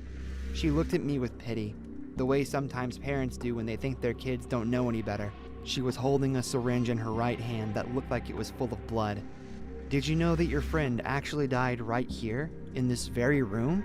she commented. As though the reality of my situation was hitting me, I said it out loud. "You're the one that killed him. You poisoned Angelo." The correct terminology is blood poisoning. He was type -B, and all it took was a quick switch. Amber paused as she looked down at me, her pity turning to hatred. "And Angelo died on the table like the pathetic animal they are." "You're a monster," I whispered. "No, Michelle, you are. My husband and I are merely the exterminators," she snarled as she placed the needle next to my arm. I frantically tried to move, screaming for someone to help, but I was alone. Alone with a serial killer that just revealed to me that they were working alongside an equally devious partner. "The delivery driver. That's how you haven't been caught. Each of you covers the other's tracks," I whispered as I felt my heart begin to race. Then her phone rang. She huffed in frustration, placing the needle to the side on a small rolling tray, and walked toward the hallway. "What is it?" Whatever they were just about to inject into my body, Amber was sure it was going to have the same reaction it had on Angelo. I was about to die if I didn't act fast. "Of course I know the police are looking for you, you klutz! You were sloppy, and now I'm the one cleaning up your mistakes!" She was distracted. I had a chance and started to sway the gurney, pushing it ever so slightly toward the tray. The syringe was right in my grasp. "Don't try to call me again. Pretty soon the cops will tap my phone and realize our connection." Amber snapped as she hung up. In that last second, I managed to swipe the needle and hide it just under my palm. My only hope was to attack her, try to defend myself. She was still distracted, trying to recompose herself as she sighed and looked toward the tray. "What did you do with it?" she snapped as she grabbed a scalpel, pressing it against my neck. I spit into her face. In that brief moment of confusion, as we were close to each other, I grabbed the needle and jabbed it into her thigh, plunging it down. Amber grabbed it and tossed it to the ground in shock, her hand shaking as she muttered, "You fucking idiot. You do realize that now we both die. You will rot down here, forgotten by anyone that cared for you." She had dropped the scalpel on the ground. My mind raced. I pushed my whole weight to make the gurney fall toward her, forcing the nurse to fumble back as I used my fingers to grab at the scalpel and cut up my bonds. I had mere seconds to act. I was sure that Amber was about to attack me again, but to my surprise, she was running. As I got the last bond free and stood up, I chased after her. She didn't make it far. Already the tainted blood was pushing through her system. "Michelle, you have to help. I'll die if you don't," she whispered as I stood over her. I thought about how easy it would be for me to take this nurse's life, take revenge for what she had done to Angelo, and maybe countless others. But no, I'm stronger than that. Instead, I helped her to her feet and then knocked her unconscious, just to make sure she didn't attack me again. "It's Michael, you idiot," I mumbled as I found the elevator and got us both out of there. Amber was taken to the ER, and I gave my statement to the police. "I can't believe it. All this time we had a pair of serial killers under our noses," Tommy said, shaking his head. "What matters is that they will both be brought to justice and no one else will get hurt," Nurse Lois said. I wanted it to be a happy ending, but I should have known better. Just as I finished giving my statement, one of the ER CNAs came up with the report. "Amber escaped. They are in the wind," Mark explained. All of us exchanged a worried glance even as Mark checked his phone and said, "I guess one of them sent this message earlier too. I don't think they're going to just stop killing." I was hired for night maintenance for an old hospital downtown, picking up trash and soiled linen. Nothing fancy. My new boss, Rick, explained to me that my shift started every night around 9 p.m. "Your first and most important task is to lock all the entryways. We aren't a 24-hour emergency room, and after-hour visitation isn't allowed. We just don't have the staff to handle it." He rambled on for about another 15 minutes about how it was something that they wanted to try to do in order to compete with a newer facility in the upper part of the city, but I wasn't really paying attention. All that I really heard was that besides myself and a few floor techs and night nurses, the hospital was going to be empty. This locks all doors in the building. I suppose by default it also opens them all too. "Use it to get into any office you need for cleaning," he told me, passing me a small red and gold key. "Seems a bit strange to have just one key to lock up the whole place," I commented. Rick chuckled and gave me a pat on the shoulder. "We're not Fort Knox, son." "All right, so what do I do after that?" "I've got a printed schedule of the offices you'll clean every night. No need to break your back doing it all at once, am I right?" He passed me some laminated papers that detailed the job and added that it was important to follow the schedule. "Marty, the old janitor, got a bit lax and wound up in a bit of trouble," Rick explained. "What sort of trouble?" I asked, but Rick couldn't say. I was told to report to work that very night. I didn't really have much time to do anything except go home and shower. In the back of my mind, I couldn't help but to wonder why anyone would not want to keep a job this cushy. But I wasn't about to blow a golden opportunity. Honestly, though, because I lived so far from the facility, I barely had time to make it back. In fact, by the time I had reached the hospital, the doors were already locked.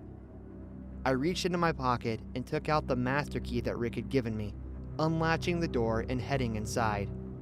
It was midway open when I heard a shout from behind me. "Hey, hold the door!" I turned to see a man wearing blue scrubs rushing toward me. "You're running late too, huh?" "Bruce," he said, shaking my hand as he came in. I took the gesture and then started to lock the door again. Just as I heard the latch close, a car horn honked, and I saw a man with a pregnant woman trying to get in. "Hey, hold on! My wife's going into labor!" he shouted. At first, I hesitated, thinking that if there was an exception to any rule, this would be it. But I had no idea whether or not the staff at ER would be able to help her, so I shouted through the glass, "The emergency room closes at 9. You can go uptown to St. John's." "Are you fucking serious? It's 1 minute past!" the man shouted back. He looked enraged. I looked down at the key and sighed. I didn't really want to make a mistake on my first day, so I just shrugged and told him sorry again. He said a few more words I won't care to repeat here, beating on the glass a few times. Honestly, his whole demeanor went from frustration to furious in less than 2 seconds, and it was a bit scary. Then Bruce grabbed my shoulder. "Hey, what's wrong with you? We can't turn a pregnant woman away," he remarked. "But," Rick said, "he give you that whole spill about the doors and the schedule? Come on, the guy is obviously just wound a little too tight," he remarked, gesturing toward the door. "Let them in. Look at her hurt."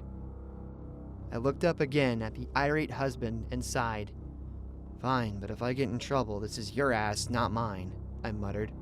Sure, I'll get them up to labor and delivery," Bruce told me. The husband gave me the stink eye as he helped his wife inside. Then he and Bruce both took her to the elevator as I locked up again and finally headed for the time clock. 15 minutes later, I had grabbed my cleaning cart and was on my way to the first office. Honestly, I was a bit worried about the fact that I had also forgotten the schedule Rick gave me. But once I found a few empty offices and realized the whole floor was empty except for me, I realized I had nothing to be afraid of. I went from office to office doing that for the next 2 hours, finally relaxing when it seemed that nothing was behind the doors except for empty desks and bits of trash. I heard the jingle that played when a newborn is delivered over the intercom and smiled. Bruce had been right. The schedule was just micromanagement.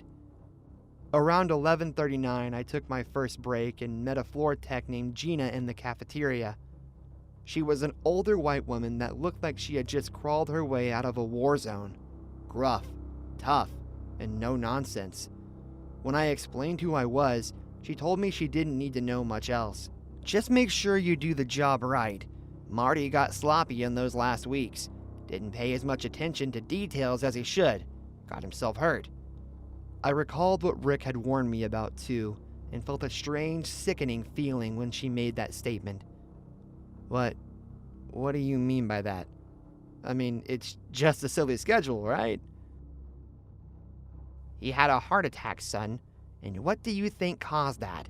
He made mistakes, went in places that he shouldn't have," she barked back. "Like what?" "Doesn't matter. Just stick to the schedule," she insisted. I don't even have one," I admitted sheepishly. Her eyes widened and she said a few cuss words. "What have you been doing all night?" I rambled off the rooms I had cleaned, and with each number her facial expression got more and more disturbed. "Did you at least lock them back?" Gina snapped. "Yeah, of course. But what is the big deal? Bruce said it wasn't important." "Bruce?" Gina repeated. "Yeah, he works on the shift before you. I met him at the time clock."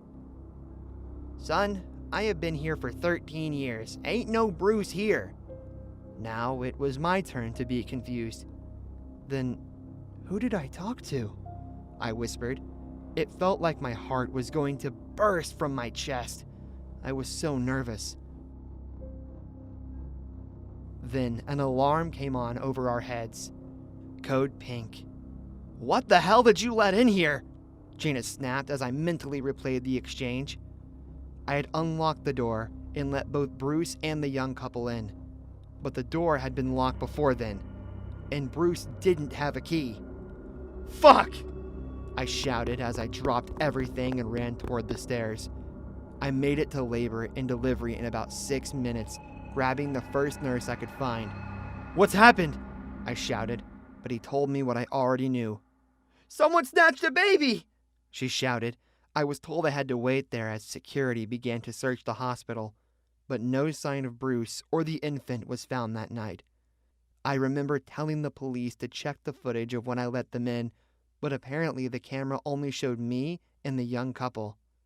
To this day, I don't know who Bruce was or how he got away with this, but I've learned to always lock the doors at 9 p.m. and keep them locked no matter what.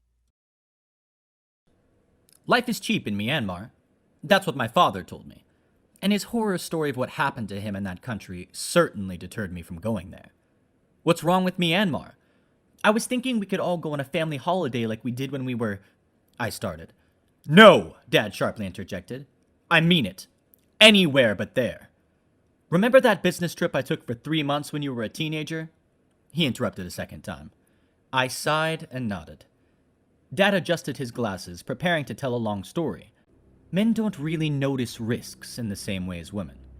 Well, perhaps that's a generalization. I certainly didn't notice any risks. My trip to Myanmar, along with 2 of my industry friends, Jack and Phil, started with a job opportunity. My dad sighed.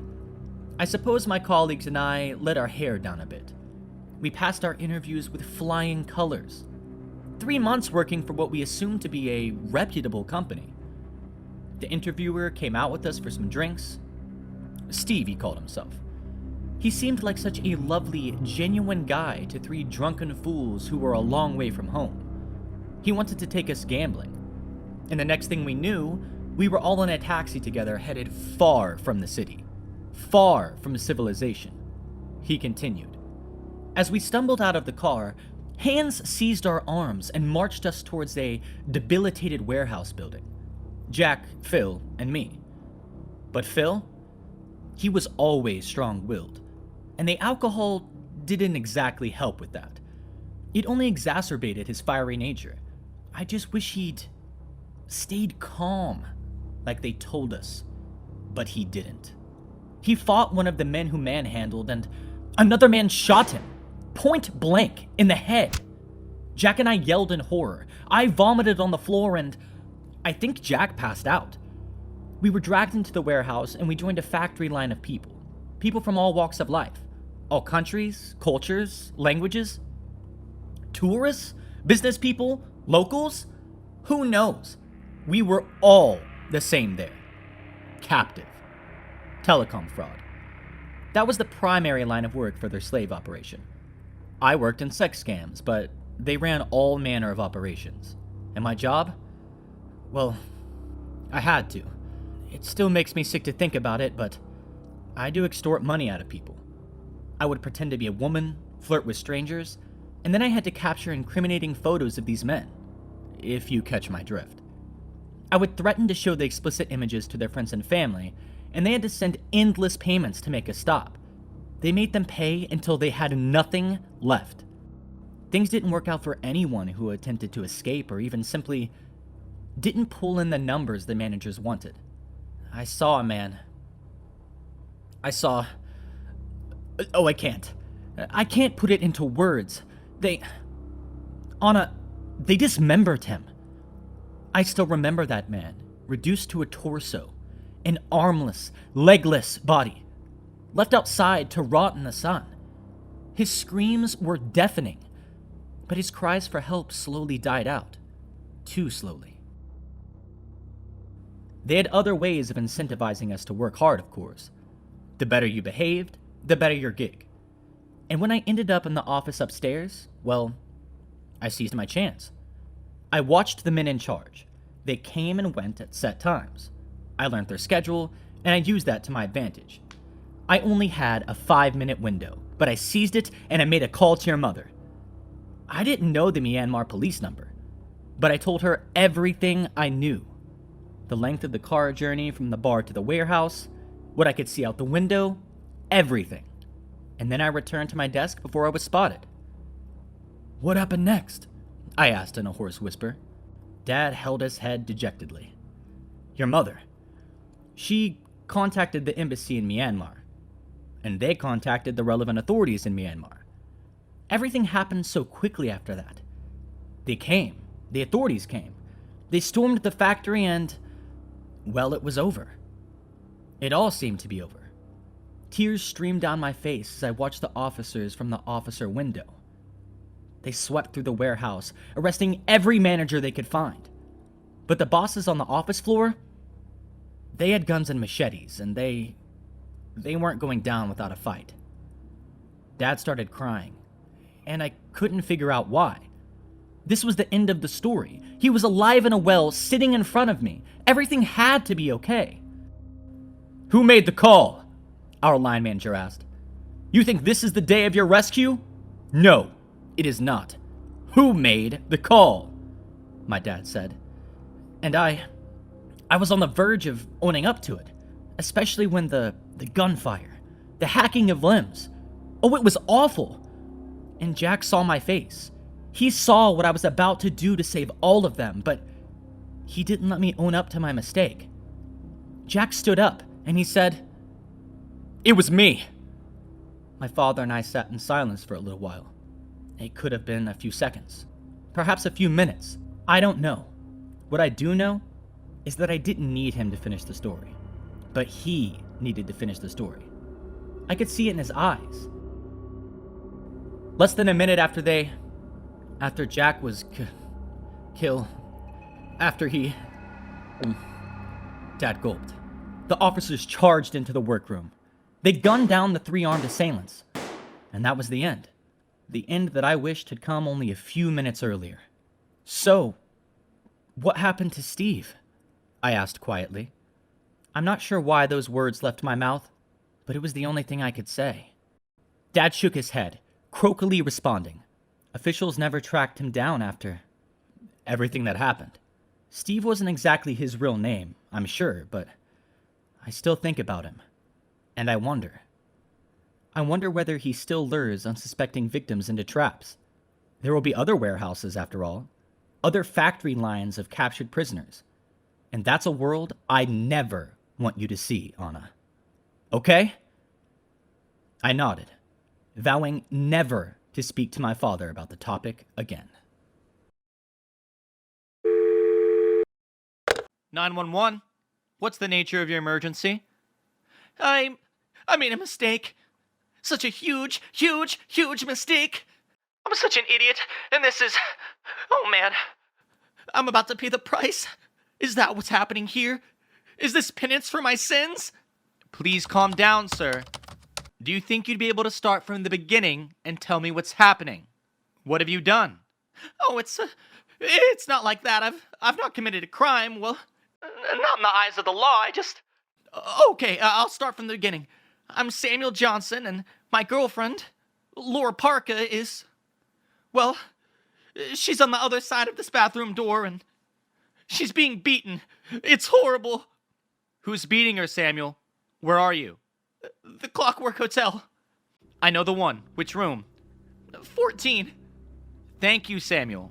Officers are responding immediately. What can you tell me about the assailant? It's her husband. I know. Look, not that this counts as an excuse, but it's certainly a reason. She tried to leave Michael. Oh, how she tried. Countless times, but he threatened to kill himself. I mean, what kind of person does that? It's a cruel threat. So she's been trapped in a relationship that she hates, and, well, I didn't mean it to happen, but it did. And Michael's lost his mind because she's pregnant. Whose child is it? It's mine, of course. Right. What happened between you and Michael, Sam? Nothing good. I think he's been watching us for a long time. I tried to save her. He'd beaten her before, stalked her, and, of course, threatened to take his own life. Hers too, I think. I knew he was a psychopath. I don't think Laura wanted to accept it, but she was certainly scared, and I didn't blame her. I would have rang the police a long time ago, but I thought it would damage our relationship beyond repair, and I love her. I've always loved her. I guess that doomed her, and now I'm hiding on the other side of the door, calling you because I'm bleeding out. I guess I'm a coward. I can still hear her screaming, crying. I don't know how much longer she can last out there. I think I need to be brave. Don't do anything stupid, Samuel. Does Michael have a weapon? No, he put my head through the hotel window and I almost fell to my death. My face is covered in glass. A big shard got me and I'm losing so much blood, but no, he doesn't have a weapon, just immense strength, I guess, or adrenaline, I don't know, but he's beating her with his fists over and over again. I can hear it. Okay, Samuel, an ambulance is on the way too. I need you to hold on a little longer for me. Can you do that? I don't know, I need to go out there and save her. She's gonna die. Our baby's gonna. Oh, I can't do this. Is he stronger than you? Do you have the ability to stop him from continuing to beat her? Probably not, but I could distract him and she could run away. She could escape with our baby. Not that she'd ever forgive me for locking myself in here. She's still crying out there, though. She must still be alive. But he sounds angry. So angry. I think you should stay in the bathroom, Samuel. Officers will be there within the next 10 minutes. And they're trained to handle situations such as this. You are not. And you might end up hurting yourself or even Laura if you get involved. I know, but I can't live with the guilt. Just hold it together, Sam. A little longer. Tell me how all of this spiraled so terribly out of hand. How did you and Laura happen? Did you know she was married when you started seeing her? Like I said, we've been best friends for a long time. 10 years, long before Michael came along. And yes, I knew it was stupid to start a relationship with a married woman, but she couldn't leave him, okay? They were in an abusive relationship, and I looked after her. This is a moment of weakness right now. I'm letting her down. So maybe I'm no better than that monster out there. But this baby, this whole messed up situation, it wasn't her fault. It wasn't my fault. This was all Michael. It's always been Michael. I just wish I'd called you sooner. Maybe Laura would have hated me, but none of this would have happened, right? 8 minutes, Samuel. I just need you to hold on for... Oh, Sammy boy! Won't you come outside and talk for a second? I'm asking awfully politely, after all. Just leave her alone, you monster! No, I don't think I can do that, Samuel. Something's come over me. I think you'll have to come out here and stop me. Come out and save the mother of your child, you coward! Okay! Samuel, officers will be there in a matter of minutes. I need you to tell them I wasn't a coward. Not in the end. Samuel, please, just hold on for me and There's a good boy. Now, give me a hug, and we'll call it even, okay? I'll let Laura go. I promise. Just one hug. No, don't do anything stupid. Just come here, Samuel. Come on. Come. Yes, that's it. That's right. Just one little... Oops. Oopsie daisy. I slipped. I slipped, Sammy. I keep slipping. It's just so... Sleep now. Sleep. When officers arrived at the scene of the crime, Michael Parker had fled the hotel. Laura Parker was beaten beyond recognition, and Samuel Johnson had bled out on the carpet. Laura Parker and her baby survived after hospital treatment, but Samuel Johnson succumbed to his injuries. Michael Parker has still not been found by police. After a thorough investigation, Laura Parker revealed that her husband had been physically and emotionally abusing her for years, confirming Samuel Johnson's story on the phone to the dispatcher. Once her affair with Samuel Johnson and resulting pregnancy was discovered by Mr. Parker, he hired a private investigator to track the pair to a nearby hotel. Upon finding them, Michael Parker proceeded to savagely attack Samuel Johnson until he crawled into the bathroom and made the phone call transcribed above. 911, what's the nature of your emergency? I think I need some help. My parents have been watching me. Watching you? Yeah, they've installed a camera in my room. I found it last night and tried talking to them about it, but it didn't go well. And now they've turned nasty. They've threatened to... Well, I've locked the door, but... Take some deep breaths. What are your parents saying? They're shouting horrible things. I stole the SD card from the camera and I said I'd use it as evidence. It made them really angry.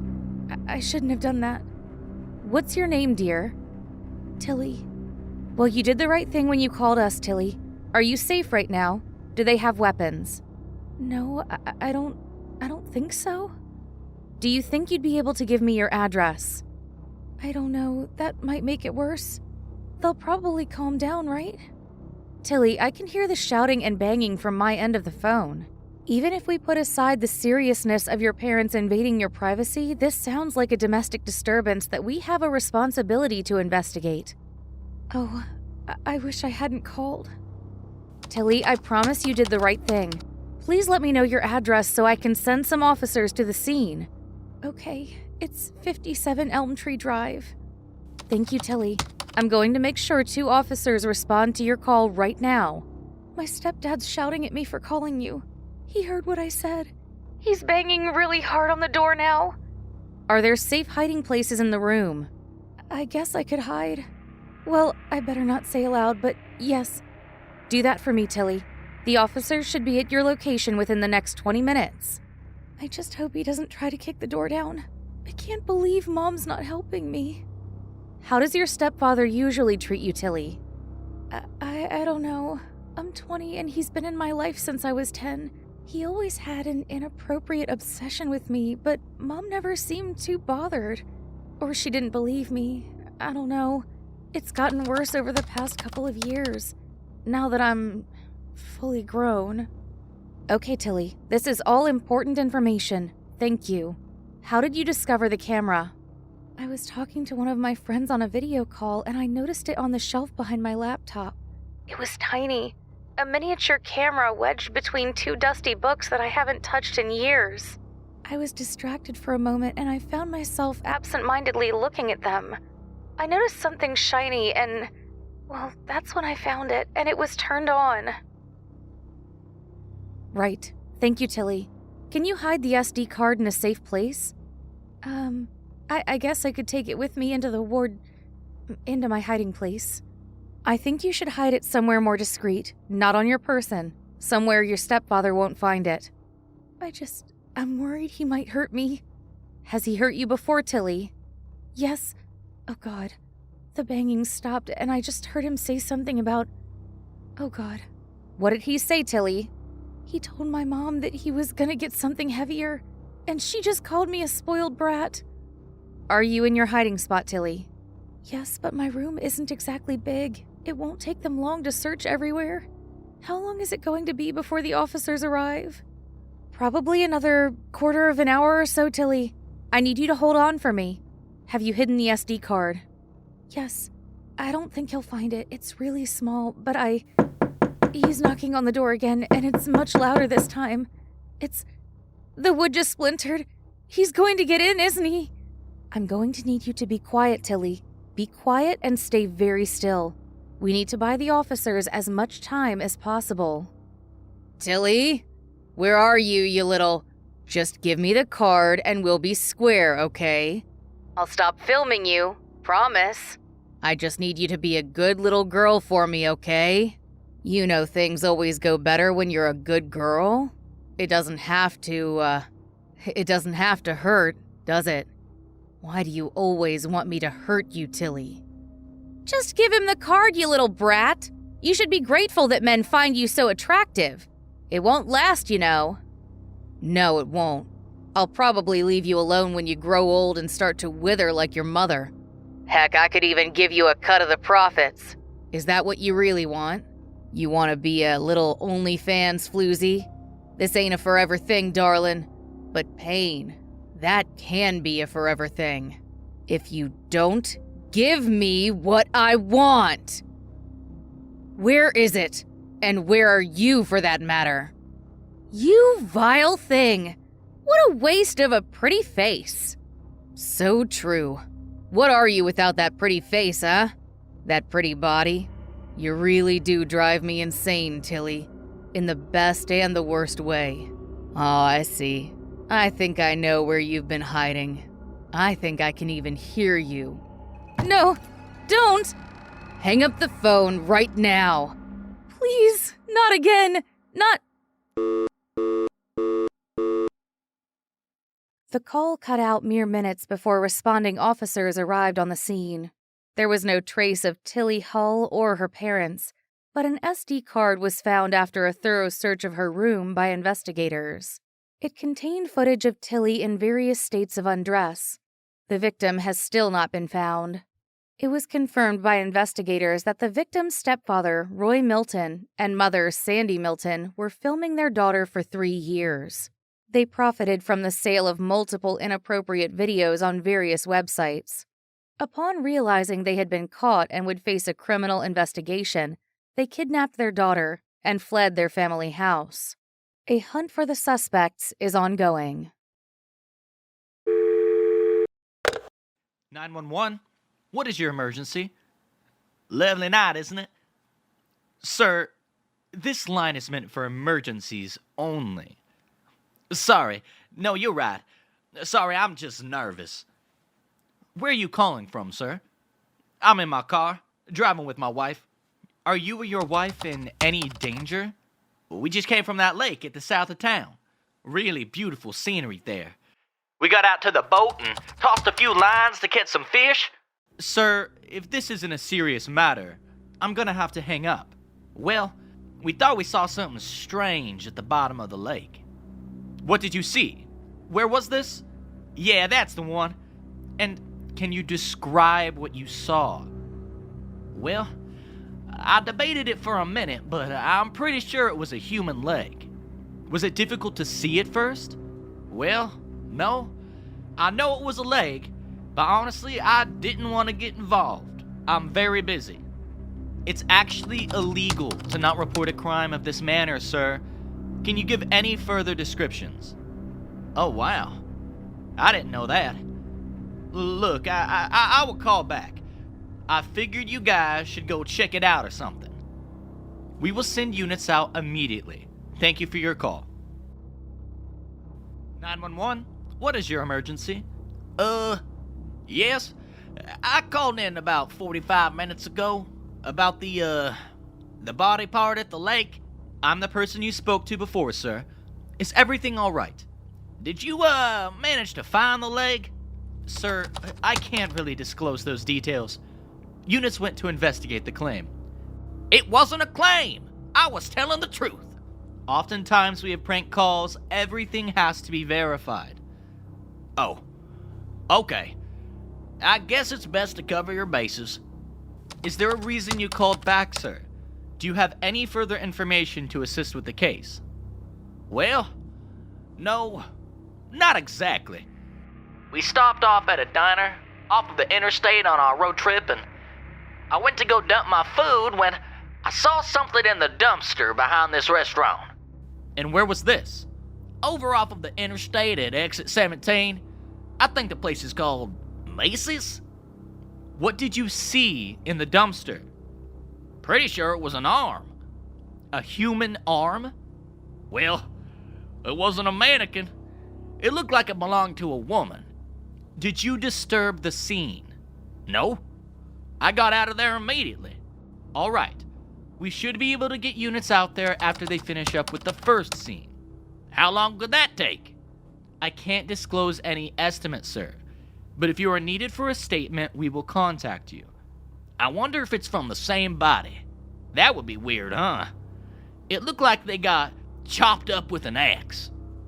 Sir, if that's all you have to report, I need to hang up and allow this line to be used for other callers. Sure. Yeah. Keep up the good work. 911, what is your emergency? I think we talked before. It's me again. Guy finding the body parts. Did you find another one? As a matter of fact, I did. Another leg this time. I'm on my way toward Mexico, and this one was on the side of the road. I almost ran it over.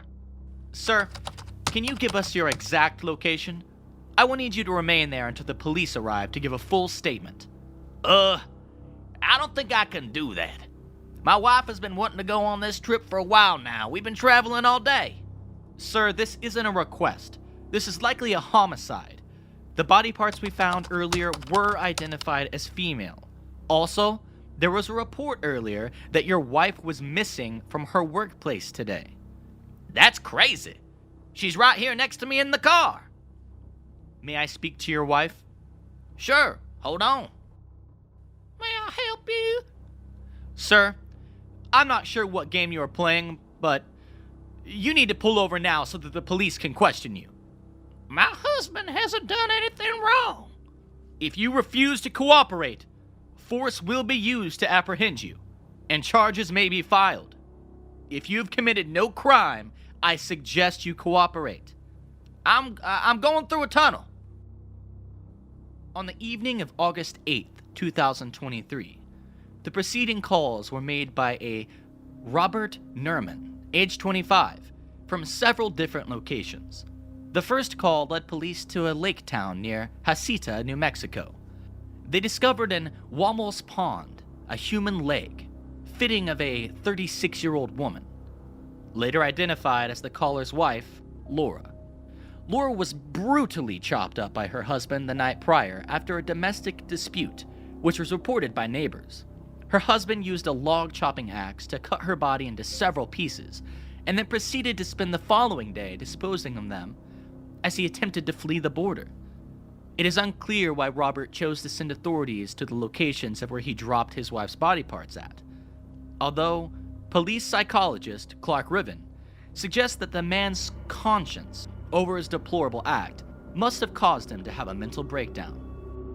Prosecutors claim, however, that Robert was deliberately misleading 911 to attempt to flee the country, knowing that they would be long behind him. He specifically called smaller local 911 agencies in certain areas to attempt to cover up his crime. After the final 911 call, dispatchers contacted the Border Patrol, who set up a spike trap on the highway, stopping Robert's escape attempt. Inside the car was found the severed head, torso, and other body parts of his wife. The entire car smelled of death and was covered in blood. Robert willingly complied to be taken into custody. The prosecution is asking for him to be given a life sentence without possibility of parole. It was a road of great length and numerous inadvisable detours that led me to Myanmar. My gambling addiction was the catalyst, of course, and in my desperation to finally write off all incurred debts, I was willing to take any job opportunity that presented itself to me. But one would think that family could be trusted when trying to crawl out of a vulnerable place. I never expected my uncle, a loved one so near and dear, to be capable of taking advantage of me in that position. He deceived me into flying out to Myanmar for an interview. I did so under the assumption that I'd be applying for a high-paying translation job, something that could resolve my money troubles in a matter of months. It seemed like the answer to all of my problems. Perhaps not a permanent solution, but one that could get me back onto my feet. Work in Myanmar for 6 months to a year, then fly home. That was the plan. But none of that happened.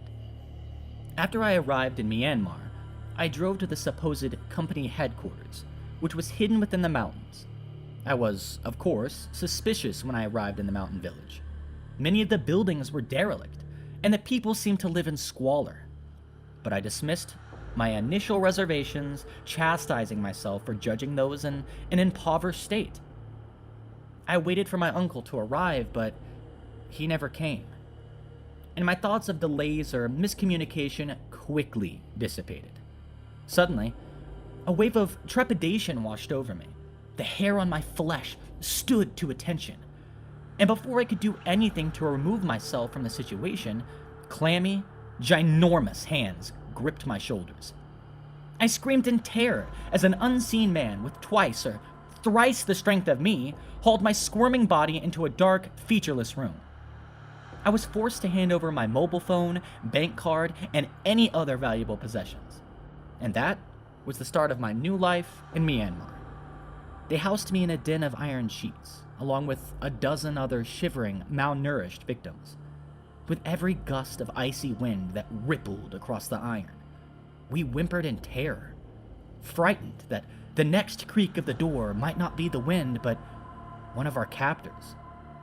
Our jobs involved online fraud. and any moral qualms I had about deceiving innocent people were quickly swept out of my mind, as I watched one woman, refusing to work, who was brutally beaten by half a dozen men of frighteningly large stature. They forced her to sign a work contract that, in the end, resulted in her freedom being constricted beyond that of the victims who simply complied from the beginning. She achieved nothing but bloody, bruised skin and limited daylight. She still, like all of us, had to work. Everybody works, one way or the other. I chose the safer way. It was, perhaps, the first smart decision I'd made since recovering from my gambling addiction. But it didn't matter. Even those of us who worked hard were punished for meaningless trivialities. Completing our work a few minutes too late, or completing our work more slowly than our colleagues. And the punishment was constant, day in and day out. A ceaseless cycle of torture. My esteemed colleagues were dragged to a horrid room that we called the chamber. Just the word on my mouth, even after all of this time, fills me with a deep, relentless sickness. The electric shocks were the second worst punishment. For the briefest moment, every single time it happened, I thought I might die. My body would spasm in such unfathomable pain that I truly believed it to be my end. The worst punishment was one of emotional pain. Eventually, memories of physical pain fades, but the trauma of a particular day stays with me. It haunts me every waking hour. The day on which I failed to seal the deal on a potential online victim. My manager dragged me, crying, into the courtyard, and there, she stripped me bare, before proceeding to whip me across my body. But it isn't the scars that haunt me. Not even the excruciating pain of the whip tearing into my skin. It's the shame of it all. The humiliation that they could take what little dignity I had left. Many more mistakes followed. I endured countless torture, physical punishments, threats of kidneys being sold, and even, eventually, being passed from fraudulent company to fraudulent company. But when I finally seized my chance to flee, I expended every ounce of energy that I had left in me. My feet were bare and bloody from running across rocks, gravel, and dirt. A guard spotted me. Fortunately, he was unarmed, and he pursued me relentlessly. But my will was greater than that of my captor. I was locked in survival mode, and there was no physical pain on earth that could have prevented me from pushing forwards. I would have kept running until my very last breath. And so, fortunately, my captor gave up. He turned around and, most likely, found another victim to replace me on that very same day. Eventually, I made it across the river to Thailand. I tasted freedom. And yet, part of me remains in Myanmar, a part that I know I shall never reclaim. This cautionary tale most likely sent a shiver down your spine, and perhaps that is due, in part, to the haunting reality of such heinous crimes in Myanmar. Reality is often scarier than fiction. If you or a loved one plans on taking a trip to this country, it is of vital importance that you conduct sufficient research before doing so. Ensure that you are well aware of the risks and have taken the necessary precautions to ensure the safety of those who are planning on traveling. If seeking employment in Myanmar, ensure that you have conducted thorough checks into the background of potential employers. Ever had a friend that was always tons of fun to be around in high school, but deep down inside you knew they would need to straighten up when they got out into the real world? For me, that friend was Blake. Blake was a country boy like me, raised on the wrong side of the tracks, but always had a smile on his face. He knew how to make people laugh, and always had a trick up his sleeve. He was a troublemaker for sure, and as I grew up, I began to realize that despite the fact that I found his company enjoyable, I didn't see us staying friends once I was grown and married and with kids. When we graduated, we promised to stay in touch, but never followed through. Years went past, even a 10-year reunion, and we never really hung out again. Then, out of the blue one day, I got a letter in the mail from Blake. I don't even know how he had my address. It changed a few times since then. It genuinely surprised me to hear from him after all this time, and what the letter said also made me think that he had finally changed his ways. Joey, I think it's time you and I went and had a trip together. We always talked about fishing and hunting on your grandparents' land when we were kids, but never followed through with that conversation. Listen, I want to be real with you. The doctors have given me a short time on this earth, and I want to make the most of it. Me and my old lady are going to gather our hunting gear and make that trip we always talked about. Do you want to join or what? The letter read. My wife didn't have any objections. It's the least you can do given his health situation, she told me. I honestly knew I would feel guilty for the rest of my life if I had said no. The letter came with a phone number, so I texted Blake and we made arrangements that next weekend. I was nervous, wondering if I had made the right choice, especially when we finally met near a truck stop on the outside of town. He had a Ford F-150, all filled with camping and hunting gear, and wore camouflage from head to toe. His wife seemed excited for the trip. In fact, despite the circumstances, Blake was grinning from ear to ear. He had shaved his head, probably from chemotherapy, and hopped out of the truck to give me a big hug. "You see that, Gracie? I knew Joey would show up," he said. His strength hid the sickness he was battling. He asked why my wife couldn't show, and I explained she had work to cover a double shift for her. She simply asked that we bag a few deer and turn them into chili, I told him. I was glad that there didn't seem to be any bad feelings between us, despite how long it had been since we talked. It felt like time had never really gone forward, and we were still two goofy kids again. I know that sounds good. Blake isn't much of a hunter, but we will get something done. I don't want this trip to be a complete waste of time, his wife said as we unloaded his truck. Well, it's a good thing we are hunting deer, Blake commented as we started into the woods. I asked him what our prey was instead, but he simply winked and told me it would be a surprise. Definitely glad you came for the trip, Joey, he told me as we started our hike. We went deep into the forest, Gracie and Blake hardly saying a word to each other for about an hour. It began to rain, making it difficult for us to be able to find any game trail, so we took a break beneath a canopy of trees. Well, this puts a kink in the plans, Blake commented. What exactly is the plan? We're pretty far out here, bud. Are you going to let me know what the surprise is? I asked, trying to temper my frustration. Sure, I guess this is fine, he said calmly. I was looking toward the next area, trying to see if the storm was going to pass when I heard a loud boom. I dropped and covered my ears, turning to see that Blake had just shot his wife in the head. Her entire face was blown off, and I knew the death was swift and painless, but the shock and horror of what he had just done made me want to scream. I barely have a few weeks left, Joey. This is what I've been planning for quite a while, and I brought you to do something else, he said as he kicked his wife's corpse out of the way, and then he passed me his gun, which still had one shot left in it. I don't want to go to weeks of chemo or waste my money on treatment that won't change a thing, and I don't want to suffer. This is my final wish, he told me. The implications of what he was saying and what he had just done. I looked at the gun and at the corpse, my mouth dry. I wanted to run. I could. I knew that since he was sick, he wouldn't be able to catch up with me. But for some reason, I thought maybe I could reason with him. Blake, you just killed your wife. Why did you do that? I asked. I was trying to not sound scared, trying to figure out why he had suddenly become a cold-blooded killer. It's true, she's the love of my life, but I can't imagine her going on without me, and that's why I had to end her life. She ain't gonna enjoy her life without me, Blake said. He had a wild look in his eyes. But despite that, his anger and frustration over what he was experiencing made a certain amount of sense.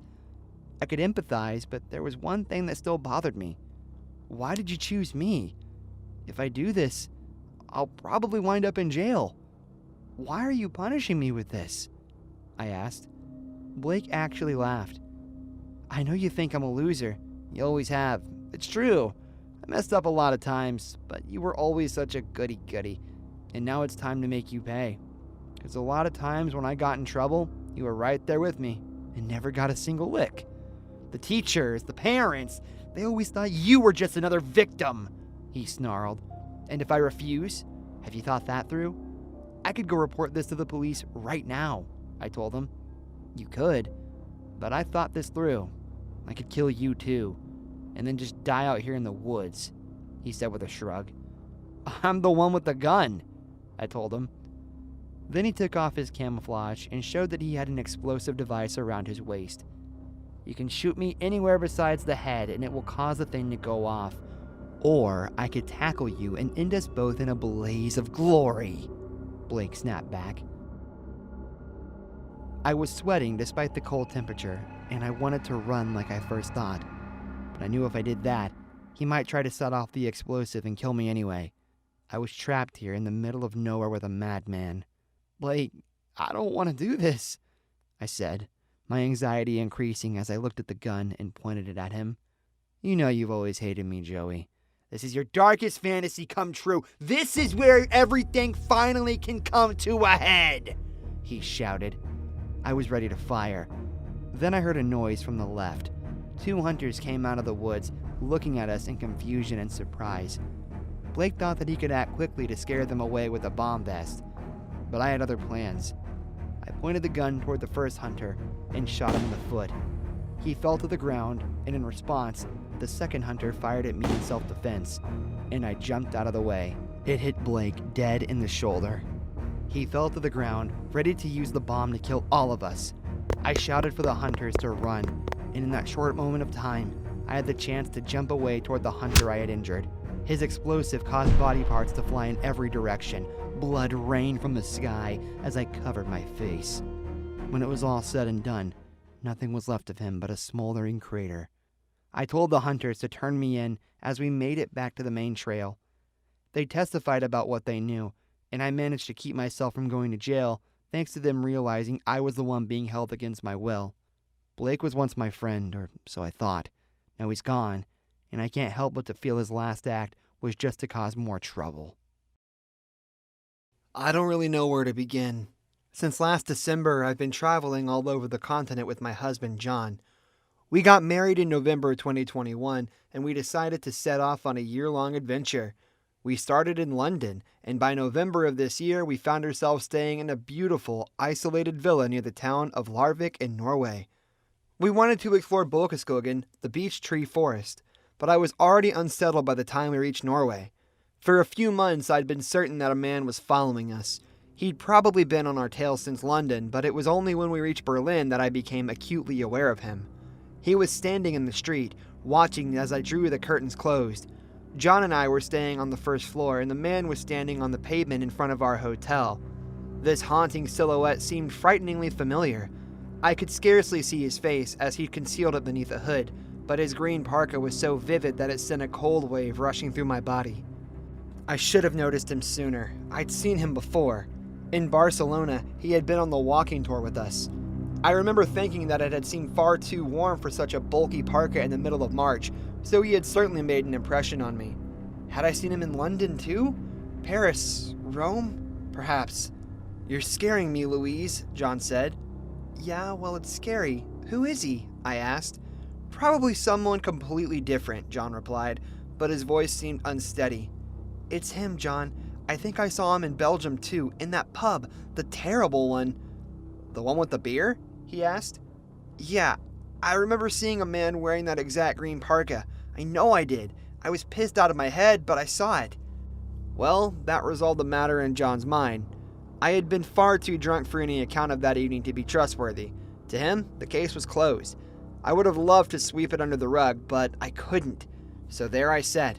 John was sleeping, preparing himself for a full day of hiking through Bokeskogen. Me, I was sitting in front of the living room window. The beech tree forest lay beyond the glass. The next day, John insisted on exploring. He was comfortably certain that I was merely drawing dots between a sequence of coincidences.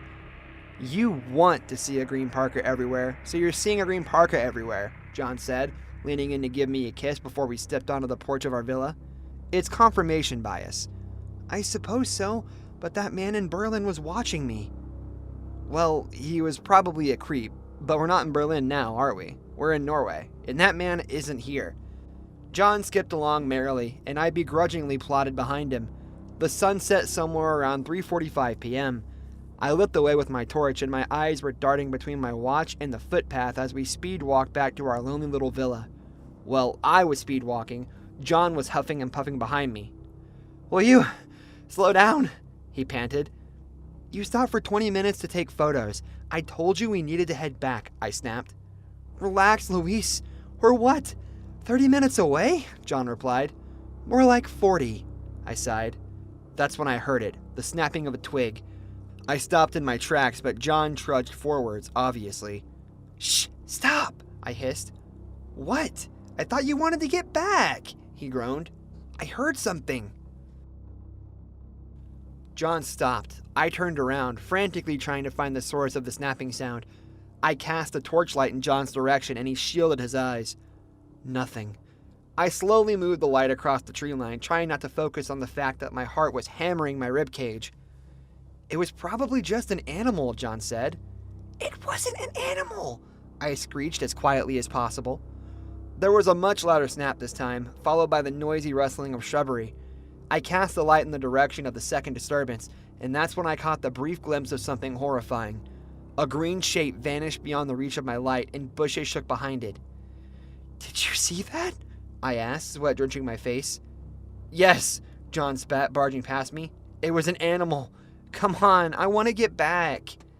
As we walked, I listened attentively. The forest was quiet. Actually, it was silent. We got back to the villa around 4:20 p.m. Not late, not at all, but it felt late. It was pitch black outside, no sign of civilization, nothing. John twisted the key in the door, stepped inside, and turned off the main lights in the open living area. I shut the front door behind us and hurriedly locked it. "I'm going to bed," John grumbled, stomping up the staircase to the bedroom. "I'm just going to stay out here a while," I replied, gulping. I stood in the living room and stared out of the window. Then the motion sensor light came on. There, standing in the middle of the clearing between our villa and the tree line, was the man in the green parka. I froze. The man and I must have locked eyes for no more than 10 seconds, but it felt like an eternity. Detecting no more motion, the light turned off. The sound of shattering glass followed, as did scattering footsteps. The hooded man had hurled something at the light to break it. "Luis?" John appeared at the top of the stairs. "Stay there, John," I warned. "What was that sound? Did you break something?" he asked. "Do not come downstairs." I would have said more, but I was interrupted by the sound of knocking on the front door. "What the? Who's that? We're in the middle of nowhere!" John bellowed. "Do not come downstairs," I repeated. He didn't listen. He raced downstairs, but I didn't trust John in a crisis. I yanked the door open, and John gasped as he realized I had been right all along. The man in the green parka. "Oh, God. Call the police!" I screamed, refusing to peel my eyes away from the menacing figure in the doorway. John?" I whimpered, maintaining eye contact with the man at the door. John did not reply. "My name is Peter Blake," the man said. "Leave me alone," I wept. "My daughter, Abigail, she died here 5 years ago," the man explained, ignoring my incessant crying. "This is where it always ends. This is where the victims disappear, never to be seen again." "Please," I begged. "I wasn't following you to hurt you. I had to warn you. I'm trying to save you," Peter said. "Save me from what?" Louise asked. It happened so quickly. There was John. He'd slipped out the back of the treehouse. He stood at Peter's side, plunging the knife into the side of the stranger's skull. Then he let the hooded man's body crumple to the ground. But all I really remember is that smile. That awful smile. "From me," John answered. I screamed and sprinted into the kitchen, slinking through the open back door. I started to run towards the forest. I figured that my safest bet was to hide somewhere deep in the forest until morning. Then I could get my bearings. Realizing I left the torch at the house, I pulled out my phone and used it to light the way. Over the sound of my rapidly beating heart and the grass crunching beneath my feet, I heard laughter. "Louise," John sweetly called from somewhere behind me in the darkness. He sounded almost inhuman. Gone was the man I'd married. I started to feel nauseated as I realized I'd been sharing my life with a monster. I tried to hold back tears and vomit as adrenaline fueled me onwards. I delved deeper and deeper into the dense forest, too afraid to find the footpath and make myself an easy target. I was shakily dialing 113, Norway's emergency number. The conversation with the operator is hazy in my memory, but thankfully he spoke English. I gave him the address of the villa, and he told me that it would take half an hour for the dispatch police officers to reach the house. I turned off my phone light. I didn't want to advertise my location to him. I remember thinking that maybe I could stay deathly quiet and wait for the police to scare John away. 30 minutes at the very least before they even started to search the forest. It was too long. I lay there and waited. I don't know how much time passed, and then I saw it. Not what I had expected to see. The green parka. John was wearing it. In the dim light of his own phone torch, I could make out red smears on the coat. I love it here. So quiet. So peaceful. I'm furious that Peter disturbed our precious time together. But he's gone now. It's over, darling. Let's go back to the house. My hand was clasped over my mouth, and tears were rolling down my cheeks. John looked around, surveying the area with his phone light. He must have been no more than 30 yards away from me. Fortunately, my little den was far too dense and overgrown for my body to be visible, but I could sense John's temperament changing. You think I want to be out here in this cold forest? I'm getting bored now, Luis. Come out, and we could pretend none of this ever happened. He was on the verge of leaving, and then my phone rang. It was my mum. I was supposed to call her that evening. If only she'd waited, just waited until the morning. I still hear John's victorious laugh in my dreams, a blood-curdling sound, like an animal that had finally caught its prey. Do I see you in there, Luis? That looks cozy. Mind if I join? I scrambled out of the den and started running. I left my phone. I know, don't even say it. If you've ever been in a life or death situation, you should know that rational thought leaves your brain. I knew my best chance was to loop back to the house and hide somewhere until the police came. After 10 minutes of bumping into trees and nearly tripping on branches, I saw the distant lights of a house. The villa. I was almost there, but then everything fell silent around me. I froze. There was the sound of crunching leaves right behind me. Hello, darling, John whispered in my left ear. I felt that pain twice as John then wrenched the knife from my body and pushed me to the ground. You were my favorite. I hope that gives you comfort. You really impressed me, John said. But Peter was right. Everything ends here. This is where I come to reset. Wait, I cried, stalling for time. Don't you want to know? I rolled over onto my back, crying out in pain and gazing up at the green parka that hovered above me. John tilted his head to one side, seemingly curious. I have a secret too, I whispered. Oh, and what might you be hiding, Louise? I'm like you, and you're not my first either, I replied. You are not like me, Louise. I groaned, making up my speech as I went along. Do you think I cared about that stalker? Given the chance, I would have killed him myself. That's why I answered the door before you. I was trying to protect you. I always thought you were like me. That's what drew me to you. John paused. I could almost hear the cogs whirring in his head. I was certain he saw through my lie, but that didn't matter. All I had to do was entertain him a little longer. If I could keep him interested, I could stay alive. That was my logic. I don't believe you, he said finally. Okay, I just couldn't die without letting you know, I responded, clutching feverishly to both the lie and my last strand of life. No, shut up, Luis. What game are you playing? This isn't part of the... You're not playing your part, John scowled. He was furious.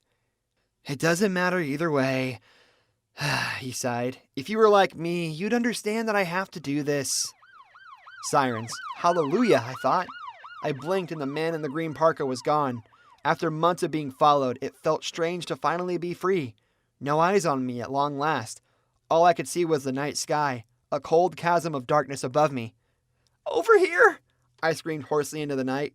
I screamed that over and over again until the police officers found me. I don't really remember anything else from that night, but I woke up at a Norwegian hospital. My parents and my brother flew out to be with me.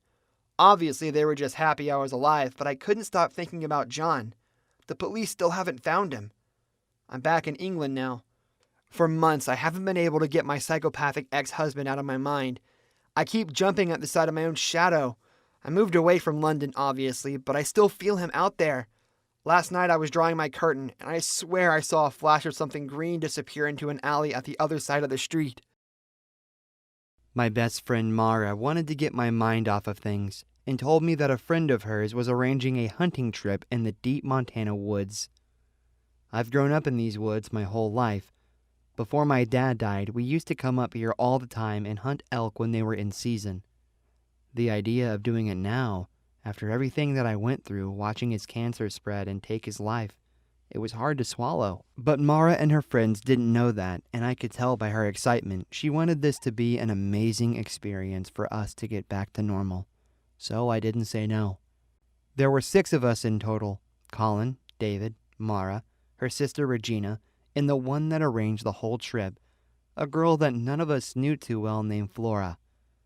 I sat in the back next to Regina and asked about her own struggles. I knew that she had been forced to move out quickly to make college and was a long way from home, so we bonded on the way to the woods, talking about the changes that life had thrown at us and how we were adapting. I don't know where I would be if it wasn't for Mara. She's been more than just a sister. She's been my best friend, she told me.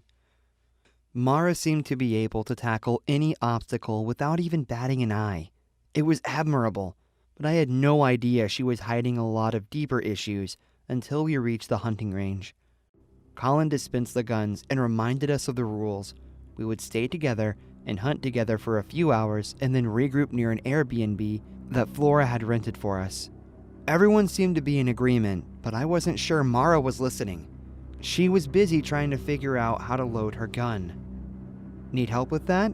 I asked as I took it from her and remarked, "How long has it been since you've done this?" She sheepishly admitted it had been several years and she had gotten rusty. Her friend Flora wasn't any better, and it made me a little hesitant to even head into the woods with them. "I'll be right by your side," David told the new girl. I could tell he was trying his best to flirt, and it wasn't working. I decided to focus on the woods and how quiet everything was. There should be plenty of wildlife deeper in, Regina told me. We walked together down a game trail, focusing on the crushed grass and the falling leaves. David and Colin were behind us, and Flora and Mara took the rear. All of us were doing our best to be as quiet as possible for the next half an hour as we followed trails deeper into the woods. At last, we reached an overlook. Colin heard noises and gestured for all of us to tread carefully, and I knelt down to try and get a good look at our surroundings. "Look there! A big old bull!" David said as loud as he could without spooking the male elk. It was grazing about 60 yards in front of us between 2 larger trees, a difficult shot to make. Yet for some reason, Flora was aiming her weapon, getting ready to fire. I stood up to try and stop her, grabbing the barrel, but it went off anyway. About a dozen different things happened all at once. I managed to not cuss her out as I jumped away from the barrel before it took my hand off, but David was not so lucky. He let out a sudden gasp, and all of us turned to see that the bullet had ripped straight through his chest. "Jesus Christ! Get him back to the car!" Regina shouted. David dropped to the ground in pain as blood spurted out of the wound, and he tried his best to cover it. "The closest hospital's like an hour from here. Do you think we'll make it?" Colin shouted. I checked my cell phone, trying to see if I had reception. Flora was staring at what she had done, trying to not hyperventilate. "I can't go to jail. I have a future. This was an accident," she blubbered. "Shut up! No one is dying out here," I told her as I tried to think. David was holding his hat next to the wound to soak up blood, but it didn't look great for him. Mara, seemingly acting on her own without consulting anyone, took the gun from Flora and pointed it at David. Before any of us could say a word, she fired again. This time, our friend dropped dead. "Are you insane? You just murdered him!" Colin shouted. "It was an accident. We already confirmed that we couldn't make it back to the hospital. Watching him bleed out was wrong. No one should die that way," she said in a cold and logical voice. "So your solution was to make that choice for him? Who made you a judge and executioner?" I asked in surprise. "It was the only way. Now we can all agree that this was an accident and report it that way. Or else we all wind up in jail for being accomplices to a murder, she said coldly. That's insane, Regina shouted. The rest of us were too stunned to argue. Colin reluctantly agreed after a long, intense silence. We burn his body and then dispose of the weapon. No one ever needs to find him, Mara ordered. All of us were so frightened by her attitude that we didn't dare argue and did what we were told. An hour later, rain was hitting us hard, and we couldn't find our way back toward our car. Colin and Flora were arguing while Regina and I were just trying to keep up. Her sister kept to herself, quiet and angry as we left behind David's body. All of us felt uneasy being near Mara. We didn't know if she would snap at us next, and then we got to the car at last. We encountered a new problem. Damn it! David has the keys! Colin realized in anger. You just thought of that? Mara snapped back. I'm sorry, I was a bit busy worrying about the fact that you just killed someone, he growled. Instantly, Mara took a gun and pointed it toward Colin. I'm tired of you calling me a murderer. It was an accident. All I did was spare him more misery, she told him. I was right behind her, but frozen in fear as Colin took a step back. All I'm saying is none of this would have happened had we just tried to get him to the hospital, he argued. In response, she shot down near the ground at his foot. We could have another accident on our hands real soon if you keep talking like that, Mara warned. Have you lost your mind? Are you just going to kill us all if we don't cooperate? Flora shouted. I might, if it comes to that. I don't see why we're dragging this out. David's gone now. Can't change the past. Why do we need to mess up everyone else's lives because of a simple mistake? She asked.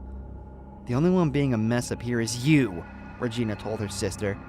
The two squared off, and I thought for a moment Mara might even shoot her sister. Are you gonna kill me too, sis?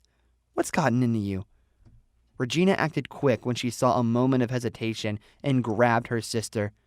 The two fell on the gravel and wrestled. The gun slipped from Mara's grasp. Colin grabbed it and then dispersed the bullets by firing them randomly into the air. Now you're going to cooperate with us, he said. Mara reluctantly was placed in the car's back seat while Flora and Colin went to find David's body. I thought that once we got the keys, that would be the end of it. We would report this madness and finally be in the clear. To my surprise, when Colin returned, he had other plans. He forced Mara out of the car and then drove off. As we got down the road, my jaw dropped when I realized that he was stranding her there. We're going to report her and David missing. The rest of us were never on this trip at all. Got it? We have to agree that this never happened. That way she takes the fall for everything, Colin told us. All of us agreed to this, despite how guilty it made us feel. We drove to the nearest ranger outpost in silence and reported it just as Colin wanted when we made it back to town. About 3 days later, they found David's body and concluded that it was a homicide, but they never found Mara. I hope that means she didn't get away, though, because if so, I'm positive she will find us and continue the hunt. A graveyard built of memories. 2009. 6 of us stood around a shallow grave with shovels in hand, exhausted from the dig as fresh frost fell over top us. The air smelled of dirt and sweat. If anyone had told me this would be how I would start my senior spring break, I probably would have laughed in their face. I was supposed to be on a road trip with my sister 1,000 miles away. Instead, I was burying her in the woods alongside 5 strangers who claimed to be her friend. She died in a hit and run the week before, her perfect life shattered in an instant. It said something about the irony of life, but I couldn't tell you what.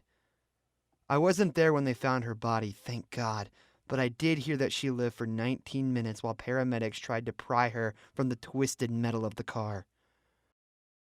A few days later, my parents agreed to cremation, a quiet ceremony and to disperse her belongings to anyone who wanted them. This was how we found the time capsule. Wrapped up in a burlap sack like a picnic basket, the small cylindrical metal object sat in the trunk of her Ford Focus like a treasure chest waiting to be unlocked. A few of her college notebooks told me that she had been keeping it for a friend, but that she also intended to bury it in the Carrington Woods Cemetery as a memento to her own childhood. Dad said it would be a good idea to fulfill that wish and to put her ashes in the ground alongside the capsule. I remember logging onto MySpace and shooting a message to a few of her friends, telling them my intentions. I figured since a lot of them hadn't shown up for the funeral, this secluded meadow with a few nameless tombstones would be a better setting. No need to dress up. Just come and remember my big sister Cassie. The ones that did come didn't say much, but they each brought a few items to put inside the capsule. Photographs, letters, jewelry, the kinds of things you might place near a memorial. I didn't ask what they were. I don't even remember asking who most of them were. It didn't matter at that moment. Nothing mattered. I kept thinking, my sister was gone, and that whatever was left of her was now meant to be a part of history. Buried forever, or for the next generation to dig up. I think I promised I would keep in touch with the people who came. They mimicked the sentiment. Then we went our separate ways, fully aware that we would never do so. I remember thinking that I felt guilty for not putting anything of my own inside the capsule. But Dad told me I was wrong about that. Cassie is in there. She's a bigger part of you than any trinket would have been. Present day. Tragedy infects memory. It starts small.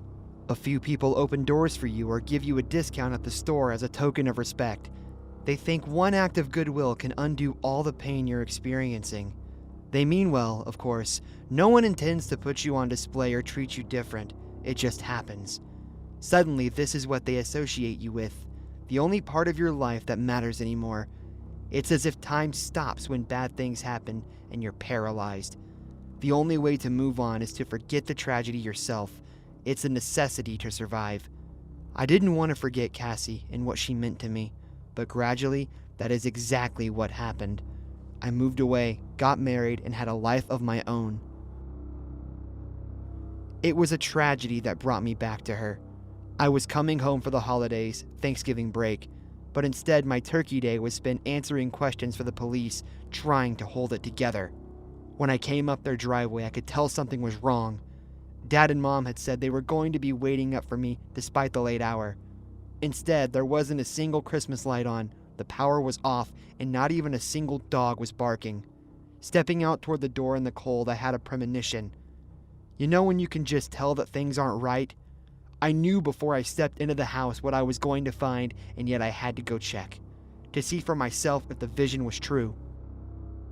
A few moments later, the dark fantasy in my head played out in reality when I saw my mom's body lying on the living room carpet with bullet holes in her back. The entire den was a mess, everything taken from the flat screen to the coffee table ornaments. I could see from the blood and chaos that Dad had tried to put up a fight before he fled. And wandering into the next room, he told me that it had been worth it. One of the thieves was there dead as well, having bled out from an impact to the skull. I remember telling the police that I didn't know why anyone would do this. My parents go to church regularly. They help out at the homeless shelter. They are good people. No one seemed to know where Dad was at, and the police theorized that the robbers were holding him hostage now. It was sometime during the questioning that one of the cops said something that caught my attention. They had moved the body of the thief and come across, as the officer put it, something peculiar. When we went to examine it, I knew immediately what it was. Cassie's time capsule. To see it unearthed was unusual already. No one besides 4 or 5 people even knew where it was buried. But to see that it had been dug up by burglars had me asking a dozen questions. Was there something inside the capsule that they wanted to steal? How did they know it was there? What did Cassie and everyone else put inside of it? I asked the officers if I could hold on to it, and they didn't see a problem with it. That was about 2 days ago. Dad still hasn't been found. The capsule arrived today, and I think it took all of my willpower to open it up. The police told me that it was rightfully mine since no one else in my family was alive to take it, and it occurred to me that this little object was responsible for so much bloodshed. I pried it open with anger, tossing out the items onto my bed. None of it seemed to matter, not at first. There was jewelry I knew that her old flames had given her from ages ago, pictures of time she spent with her friends going to the nearby woods to camp. She loved those woods, I thought as I focused on a picture. The date read 2013. It made me freeze as I realized the photograph had to be a mistake. Cassie had died in 2009. Who was putting things in the time capsule after her death? and also making it seem like it was her. Then I saw newspaper clippings, strange headlines that made me feel an uneasy sense of dread. Killings near Carrington Woods remain unsolved. 2 boys go missing at Carrington Cemetery. Graves with unidentified bodies puzzle authorities. Ownership of Carrington Cemetery remains in question. I didn't know what any of it could mean, but the next batch of items told me this was something deadly serious. Photographs of my father in the woods, digging those graves. Was Cassie monitoring them?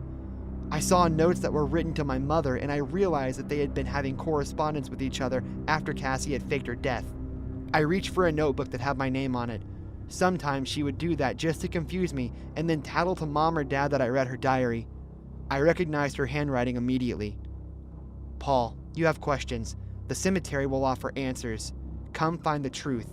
Cass. Just reading those words made me shake with anticipation. Was my sister really alive? How could it be possible that she had remained hidden all of these years, and more importantly, why? I went to the woods as soon as I could.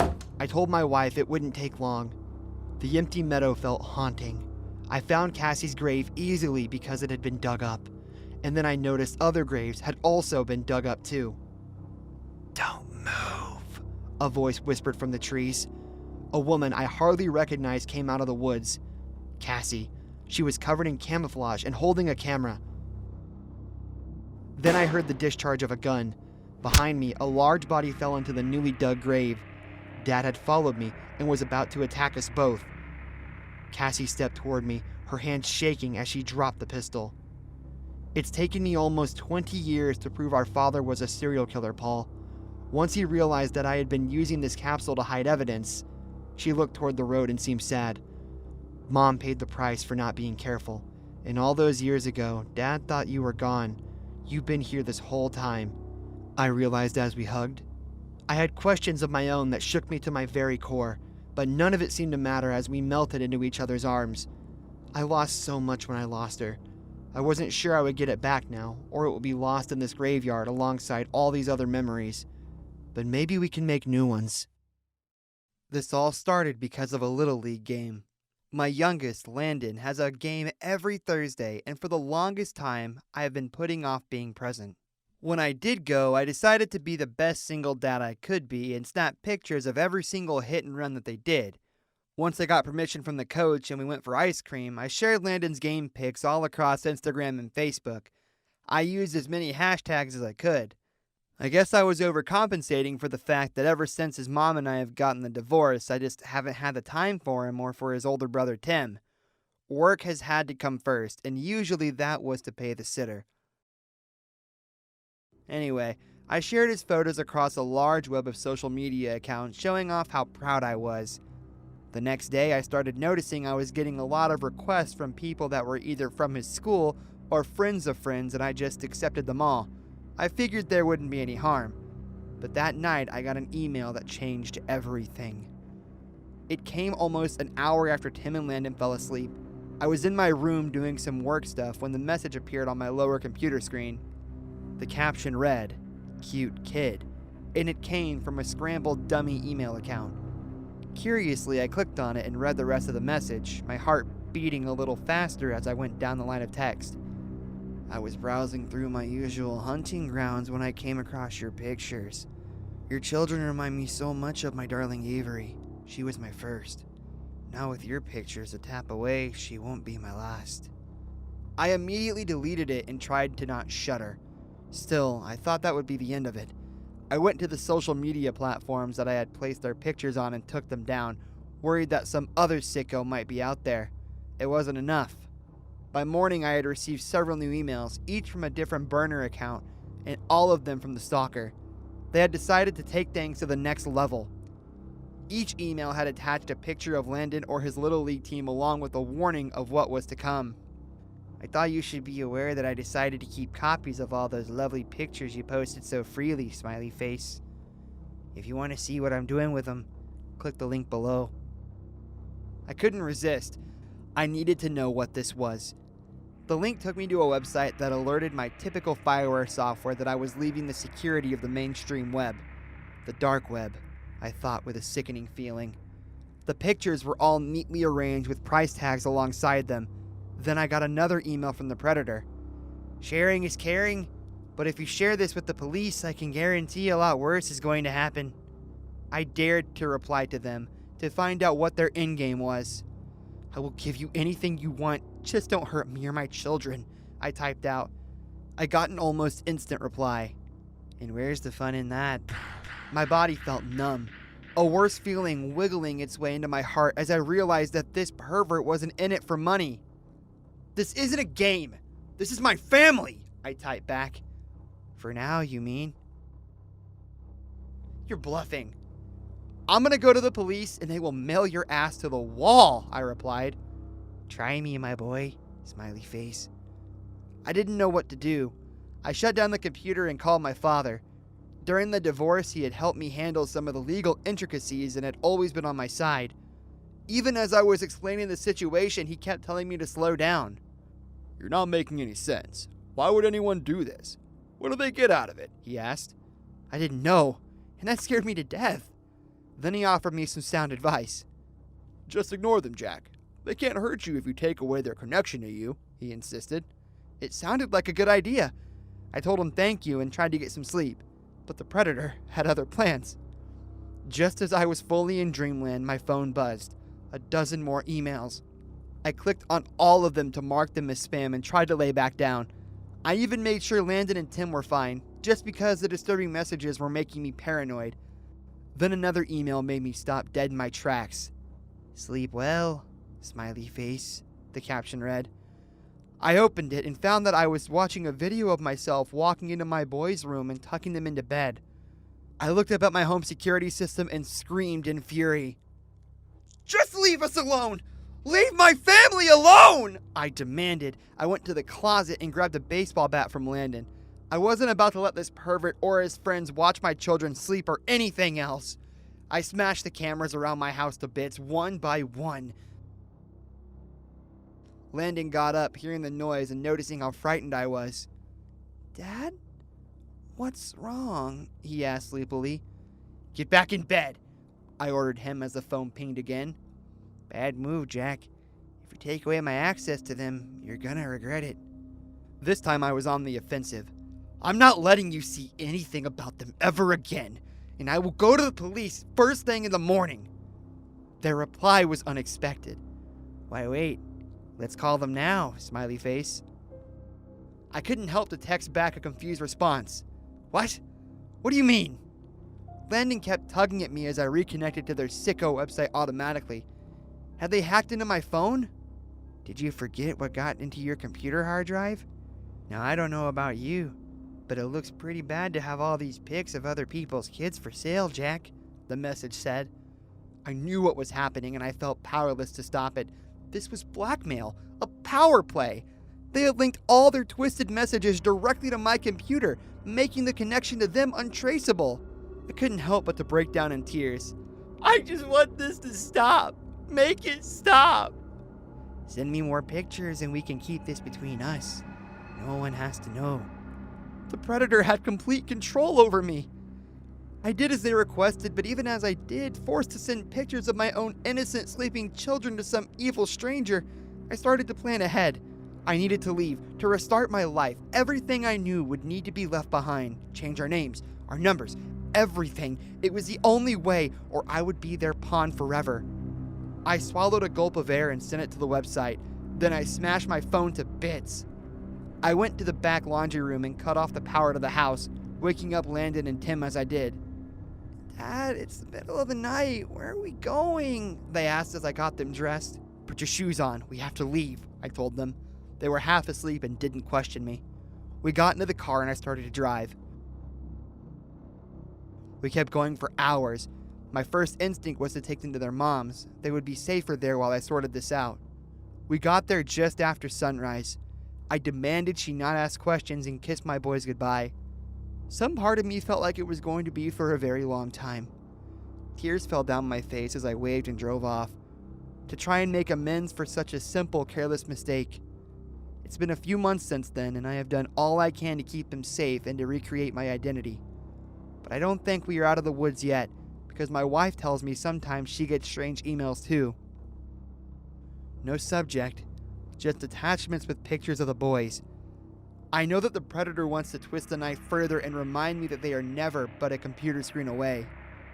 Never open them, never even consider clicking on them, I warned her. She has listened so far, but then I see her share a picture on Instagram and I get that sick feeling again. And I wonder too, who else is watching us out there on the dark web? Will we ever be safe again? What scares me the most is the fact that I don't think I will ever know for sure. My mom surprised me with what I thought at the time was going to be the best graduation present ever. A trip to a remote cabin up in the mountains for me and 3 of my friends. She gave a few ground rules. The most obvious was that I couldn't invite any boys from senior year. And of course not to trash the place, since she paid a hefty security deposit. I gave her the biggest hug and swore on my life that I would have the time of my life. I wish I could take back those words. I called Megan, Brittany, and Amber, my closest friends throughout high school, and we hit the road Friday night. It was a 4-hour drive into the mountains to get to the cabin, and Mom had only rented it for 2 nights, so I wanted to get there and enjoy it to the best of my ability. "This place feels so boring," Amber said, as we listened to tunes and cruised 80 miles an hour down the interstate. She was mostly on her phone ignoring the scenery. Brittany said she was especially grateful to be on the trip to get her mind off of a bad breakup. Her ex had ended things at graduation, apparently. I know this sounds selfish, but the negative energy she was carrying made it a little less enjoyable for the rest of us. I wanted this trip to be fun for everyone, and I hoped she would drop the topic once we reached the cabin. Megan chose to drive the whole way.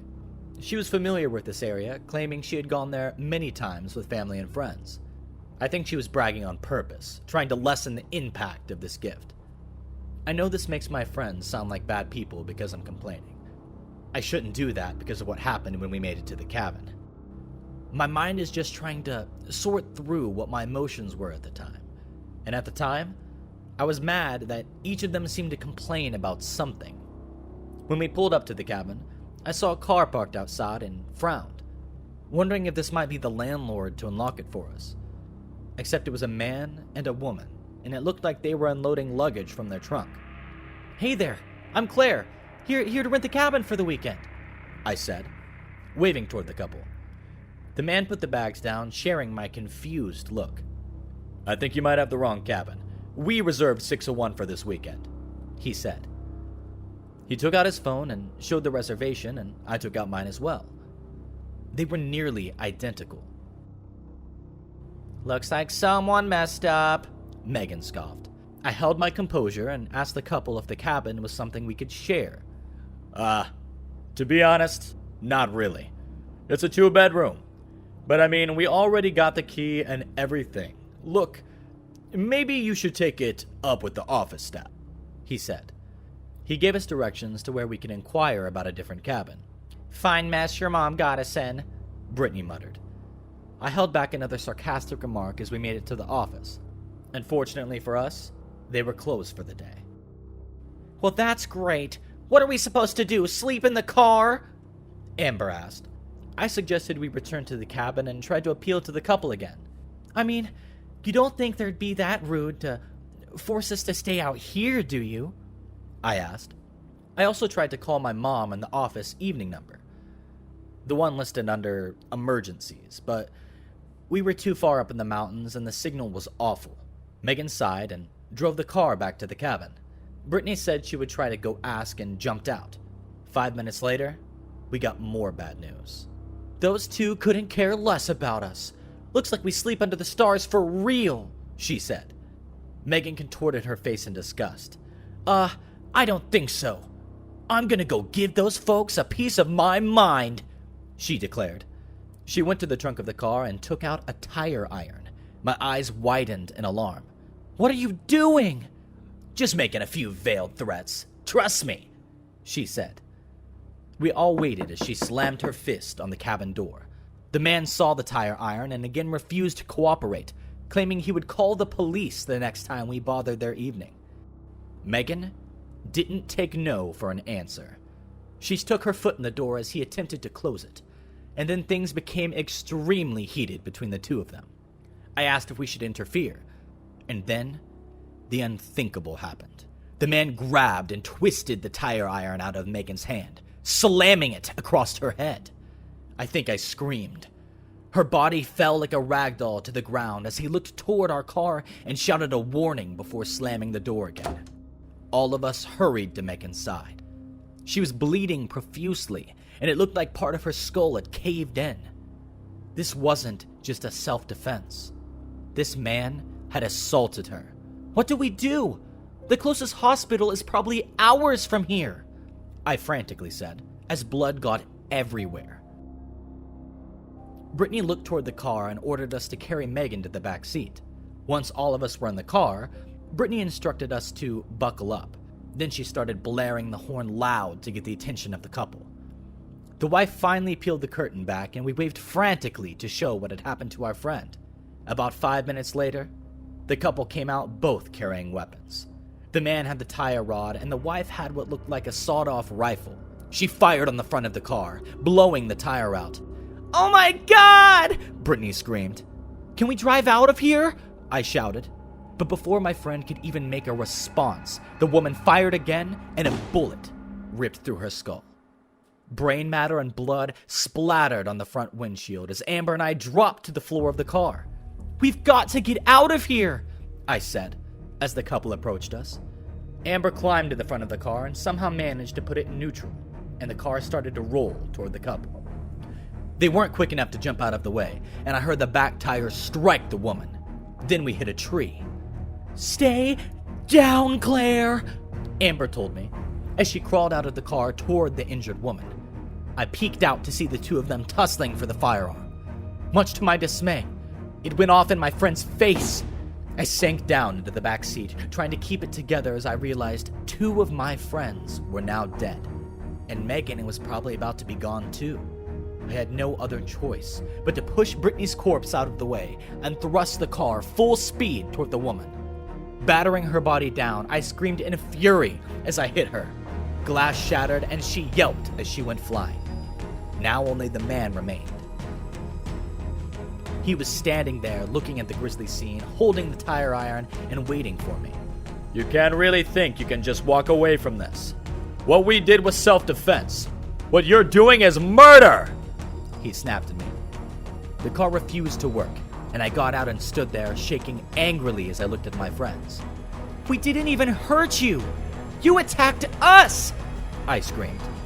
"It was our cabin," the man argued. Then he rushed toward me. Somehow I anticipated it and managed to swipe and push him toward a nearby hill. He tumbled and fell. I heard his bones break as he rolled. Then at last, he hit something that speared him straight through. Immediately, I went into the cabin and used the landline to call emergency services. Megan is still in a coma, and I'm devastated by what happened. Perhaps most frightening of all is that as the investigation began, they said there was no record of my mom purchasing the reservation for us. The lead detective speculated we were deliberately sent to the cabin. It was a trap. She paid for the other two people, not us. I get sick thinking my mom tried to kill me, and I don't know why. But I don't think I want to know either. My whole family got lost in the woods one time, all because my husband decided to stop and take pictures of some bird. We pulled over in the middle of the Shasta Trinity Forest practically, and he grabbed his camera and ran into the woods. At first, I didn't bother to ask where he was going, and told the kids to entertain themselves as he was busy taking pictures of the landscape. I was just glad he was enjoying himself, really. Normally when I make these trips, it's by myself, and it's strictly business. This time, though, I had an extra week available, and he insisted on coming and arranged for the whole time off to coordinate with me. It was summer, too, so of course the kids were going to enjoy it. Matt and Brandon have always enjoyed the great outdoors. Anyway, I waited for about 20 minutes before deciding that he was taking too long and tried to call him. We had started our trip late, so of course it was getting dark quickly, and I didn't want it difficult for him to find the car. I even honked the horn much, but got no response. The only thing I got was the occasional sound of a wild animal. and I have to admit, sitting there in the car hearing a wolf or coyote howl was a bit unnerving because the sun was nearly gone from the sky. Finally, I decided enough was enough and got out to go look. I knew I couldn't leave the kids in the car though, so I got them both out and started in the general direction where he had run off about a half hour earlier, shouting his name, hoping for some kind of response.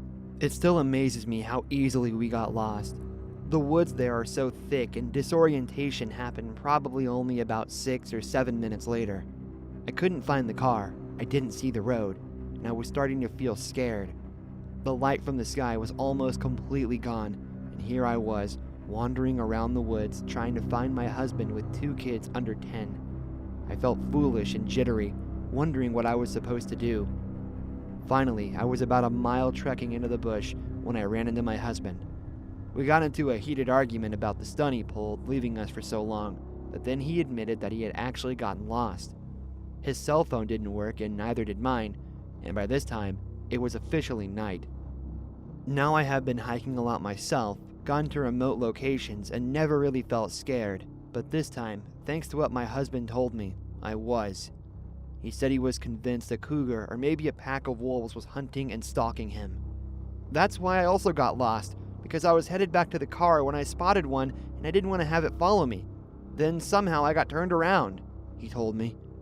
As we started walking, hoping to get back to the road, I told myself that he was just being paranoid. But then we heard this loud screaming noise on a ridge somewhere above us. It made my skin crawl.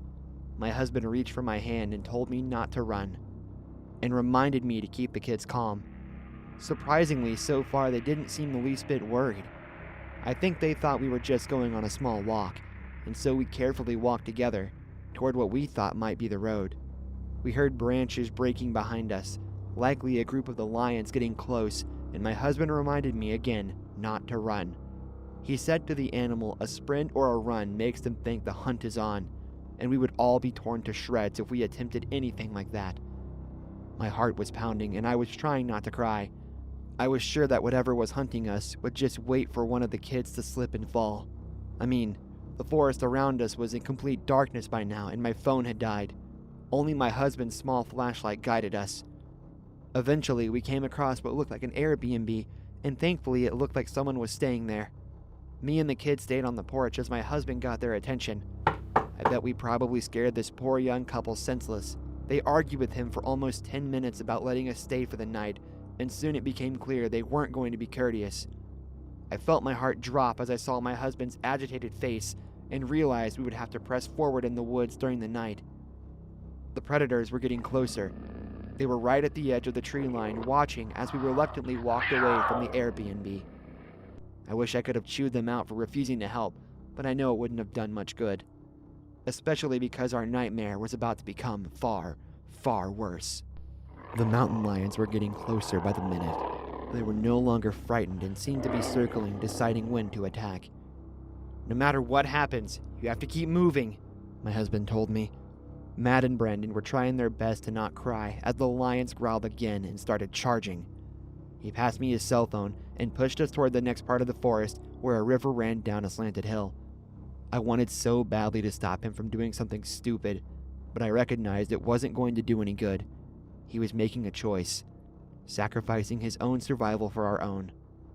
I know logically what he did was the only way we were going to get out of these woods without getting attacked as well, but that doesn't make it any less horrific what I witnessed.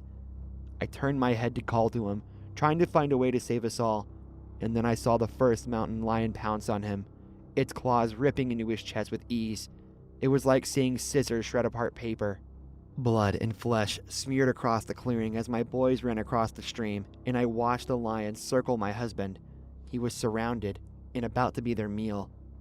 He shouted for me to run, and I did as I heard his own screams of death echo through the night. No matter how far we ran, I swear to you, I heard the screams, and the crunching of his bones, and the howling of the predators. My broken mind kept replaying the moment of his death. They tore and broke his arms apart, ripping into his chest cavity with so much ease that it was terrifying to consider they had let us live for so long. But I couldn't stop so I could cry or mourn his passing. I had to push my boys to keep going, and I was certain the moment we stopped, those lions would find us, Pure adrenaline pushed us out of the woods into the highway at last. It wasn't safety yet, but it was reassuring to be out of the woods. Exhausted, we collapsed on the side of the road, covered in dirt and mud, and probably looking like a bunch of dead people. Inside, I was sure I didn't feel anything except pain. I managed to stay awake until we flagged a patrolling ranger. As it turned out, they had found our car stranded and had already begun a rescue effort. They ultimately found my husband's body, what was left of it. When I looked through his phone for pictures to use at the funeral, I found myself reliving the terror with a simple photo of a bird. The stupid thing that had started it all, I realized. I don't believe I will ever fully recover, and neither will my boys. I moved into my new apartment a few months ago, right towards the end of summer. This apartment is very typical: 1 bedroom, 1 bathroom, a kitchen which leads into a living room as well. This would be the first time living on my own, but I was confident. I knew when my rent was due, my budget for food, and all that stuff. I was sitting on my bed looking for jobs when I first heard it. I heard my door creak open and then close abruptly. As you could imagine, I was very confused, but a couple of searches throughout my apartment let me calm down. A few minutes later, it happened again, a slow creak and then a sudden slam as the door was shut. This time, I was more annoyed than scared. I went through my apartment one more time and found nothing. After a little thought, this was the explanation I came up with. The door to my bedroom has this broken latch, which is stuck as if someone was constantly holding it open, which means that my doorknob is useless, and I can push and pull my door open. As I tend to shut my door often, this means that my bedroom can get pretty hot and the air becomes pretty stale. This means that I have my window open almost 24/7. This means that my door opening and closing is a result of the draft that comes through the window. The wind will push the door then get cut off, letting the weight of the door push it close. This began to happen so often that I didn't even bat an eye to it. A little while after I started my courses, I was up late studying for some of my first exams. It was particularly cold that night, so I went and closed my window. From my position on the bed, I didn't have an immediate sight line on the door, and I would have to lean in forward to get a good view on it. As I was reviewing the material that my professor had posted, I heard that all too familiar slow open and abrupt close. The hairs on the back of my neck stood up, and immediately I felt the sensation that I was being watched. I took a weary step towards the door and opened it, staring into the dark void that was my bathroom. I went through my entire apartment and no window was open. In other words, there was no way, no reason for that door to open like it normally did. There was no logical explanation. Unless... No, stuff like that isn't real. I went back to my bed and tried to get back on track with my work, but I couldn't think straight. All I could think of was somebody hiding somewhere in my apartment just watching me. I thought to myself that there was no way I was sleeping in my apartment tonight, so I called up a bunch of people from school or anybody in the area to see if anybody had any room for me to sleep. But alas, they had no room for me, as most of them already had 3 college students in a 2-bedroom apartment. Totally pissed off, I looked towards the direction of my room and shuddered. I ended up sleeping on the couch. Nothing happened for a few weeks, and I had almost forgotten about it if it weren't for the door almost constantly drifting open and then slamming over and over. One night at about 2 a.m., I shot awake suddenly. I had no nightmares, no bad dreams, nothing. I didn't even feel tired. I was dead awake. I had closed the window before I went to sleep because my apartment is right next to a train station and the noise was unbearable. I had sat there just listening in dead silence. The only noise was the blood pumping through my ears. When I finally lay down, I heard the door creak open. It didn't close. I leaned forwards to get a better view of the door and I screamed. Looking back were 2 eyes equally bloodshot as if this thing was just crying. Its pupils were as black as the darkness that had surrounded it. I sat there, paralyzed. I saw a hand, which looked like it was manifested from the darkness, resting on the door. The skin was wrinkled and hung loose from the bone. Its fingers were long and thin, and its nails were like daggers attached to the end of its fingers. It rhythmically tapped its fingers on the wood, still staring. Its eyes were upturned as if it were smiling at me, yet I did not see any mouth. I was beyond horrified. All I could do was watch as it waded into the room, moving awkwardly as if it had just grown these limbs and was just testing them out. He came to a stop at the foot of my bed. It looked as if this figure had been built from wire, elongated beyond proportion. I could see his ribs poking through his skin, begging to be freed from his ribcage. He was almost as tall as my room, easily being over 10 feet tall. He raised his impossibly thin arm and pointed at me. I heard one thing. Leave. I didn't have to be told twice. I bolted out of bed and ran past him towards my front door. It felt as though I ran for 100 meters. It felt like an eternity, that it was impossible to escape and I wasn't moving. But I reached the front door. I swiftly grabbed my keys and sprinted out. Before I left, I took one look back, and the figure seemed to be smiling, staring at me. Run away. I quickly moved out after that, only returning during the day to pack my shit and leave. I found another apartment that was a bit more expensive, but I was happy to pay whatever to get out of that place. A few months after, whilst I was working on an English essay, the news station that was on in the background caught my attention.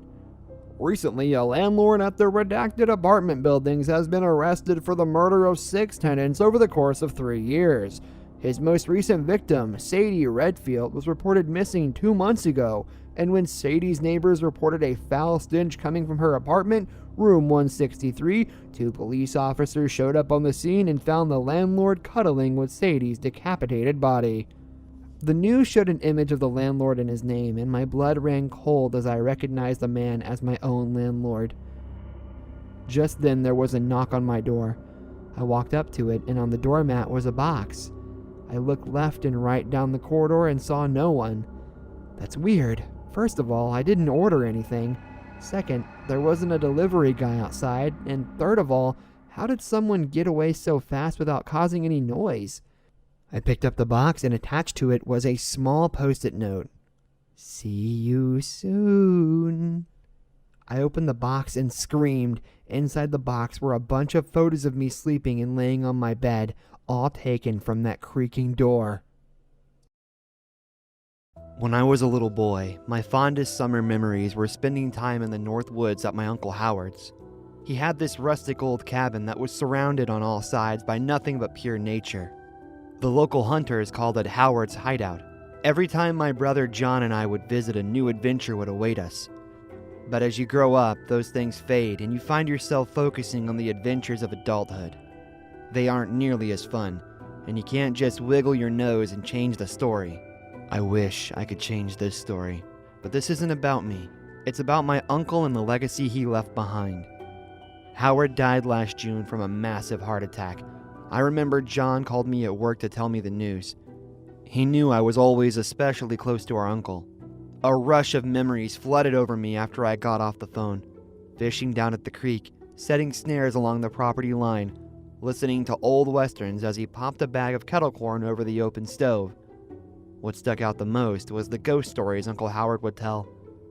That evening, John and I went out for drinks, and I asked him what his favorite campfire story Howard told us was. Gee, bro, I don't know. He told us a lot of crazy things, he said with a laugh. I prodded him for a moment longer, and finally he gave in and said, that one about the bear. I sat there and drank my own whiskey, remembering the story quite well. Uncle Howard had a way of making the monsters extra vivid in his stories, and none of them were more frightening than the entity that John recalled. According to our uncle, the creature was about as large as a 7-foot-tall man with massive claws that could tear a person into 12 pieces all at once. Papa Bear is what he called it. Apparently, despite being so fearsomely large, Papa Bear was actually not all that dangerous, or so Howard reassured us. He's a protector of these woods, keeps the good in and the bad out. That's why you boys are safe here. Papa Bear is watching out for us, he said. Apparently, Papa Bear decided who was and wasn't welcome in the woods and eliminated any threats to keep the forest secure and magical. Though I knew that somehow John and I were spared, I recalled every detail of what happened to its victims. Those who trespassed were not simply killed. He made sure to tell us that the victims became slaves to the abomination, tasked to clean the forest that they had defiled. I knew even as a young boy, Uncle Howard was trying to make sure we kept nature clean, but still, it scared the shit out of me, especially at night when the wind would whistle through the old cabin and it would make everything sound so loud, like a groaning noise or a wailing. I remember vividly hiding under the covers one night when the sounds went on for hours. I didn't even get up to go to the bathroom and instead peed on myself just to stay safe. "Who do you think will get the cabin?" John asked me, bringing my mind back to the present. I had to admit I really didn't know, considering that my uncle and aunt had divorced quite some time ago. "It seems a shame to just let it sit out there," I said. Later that same week, I spoke with his second ex-wife, Denise, on the phone. Our aunt, Rena, died around the time when I went to college. Denise admitted she didn't really have any idea about the last will and testament or if it even included anything about the cabin, but promised she would look into it. That Saturday, my dad and I went to hear the reading of the will. A few of our other relatives I hadn't seen in a while were there. I even saw Howard's estranged son, Walker, show up. "Wasn't he in prison?" my dad whispered to me when he walked in. "You're the cop, not me," I said back as Walker sat down a few rows ahead of us. "You know what? I think I remember now. It was just a misdemeanor on illegal possession, but they always thought he might have been involved in the Cooper case," my dad whispered back. If you have lived around this area long enough, then you know what my dad was talking about. For those of you who don't, about 6 years back, a family went missing on the north stretch of the interstate near the state line. The investigation into their disappearance revealed that they had been planning a fishing trip for the family into the woods, husband and wife and 2 girls. Shannon, the oldest girl, was the only body they ever found around a year later. Apparently, she had somehow survived that long out in the woods and was trying desperately to reach civilization, but ended up running into a meth lab. The same meth lab that Walker had been busted a few months after her body was found there. I had never read the full report, but it struck me as odd that the timing of the 2 events were so close together. A few moments after my dad made this comment, the cabin was mentioned in the will, and to my shock and dismay, it was Walker that managed to get the property. I followed him outside after the reading was finished and found him leaned against the building smoking. He gave me a lopsided smile. "Brian, it's been a while," he said as he offered me a smoke. "I'm clean now, Walker." "Pretty crazy about your dad, huh?" I told him. He nodded, not saying much. I knew that he had always been jealous of John and I. Uncle Howard had always been much more of a father to us than him, and I was positive that had always rubbed him the wrong way. "So, what you need, Brian? I know you didn't come out here just to chew chud with me," he said. "You going to the funeral tomorrow?" I asked. "Gotta pay respects to the old man," Walker answered. "I know it's probably an odd request, but I was hoping maybe I could handle the distribution of his remains," I said. "His ashes?" he asked with a nervous laugh. "I was just thinking about his cabin out there and how much he loved it," I explained as I tried not to tear up. I knew Walker wouldn't understand, but I was surprised when he agreed to let me have the canister. "You can fling them all up and down the country for all I care," he said as he tossed his burnt cig down. I talked with John about my intentions to head to the cabin that next weekend, and my brother suggested we make a camping trip out of it, a final way to say goodbye to Uncle Howard. We drove up that Saturday morning in the late June heat. We took John's pickup truck, and I remember having to keep myself cool by using a wet rag and some ice because he didn't have any AC. By the time we had arrived, I was sweating so bad, I decided to head down to the creek for a swim. "You ain't getting out of helping me get this shit inside," my brother told me. Even though we both felt like we were going to have a heat stroke, I helped him carry our luggage inside and set it down on the couch. "It still looks like it's still in good condition," John said. I had to admit, I was impressed with the cleanliness of the cabin, and I wondered immediately how long it had been since Howard had been here. He really loved this place, I realized. We looked around at some of the hunting trophies that he had hanging on the wall, and I remembered Howard teaching me how to skin small birds to prepare them for the stuffing process. "Remember that all things on this earth are created to serve men, boy. You don't want to hurt God's creation, and you want to respect life," Howard told me.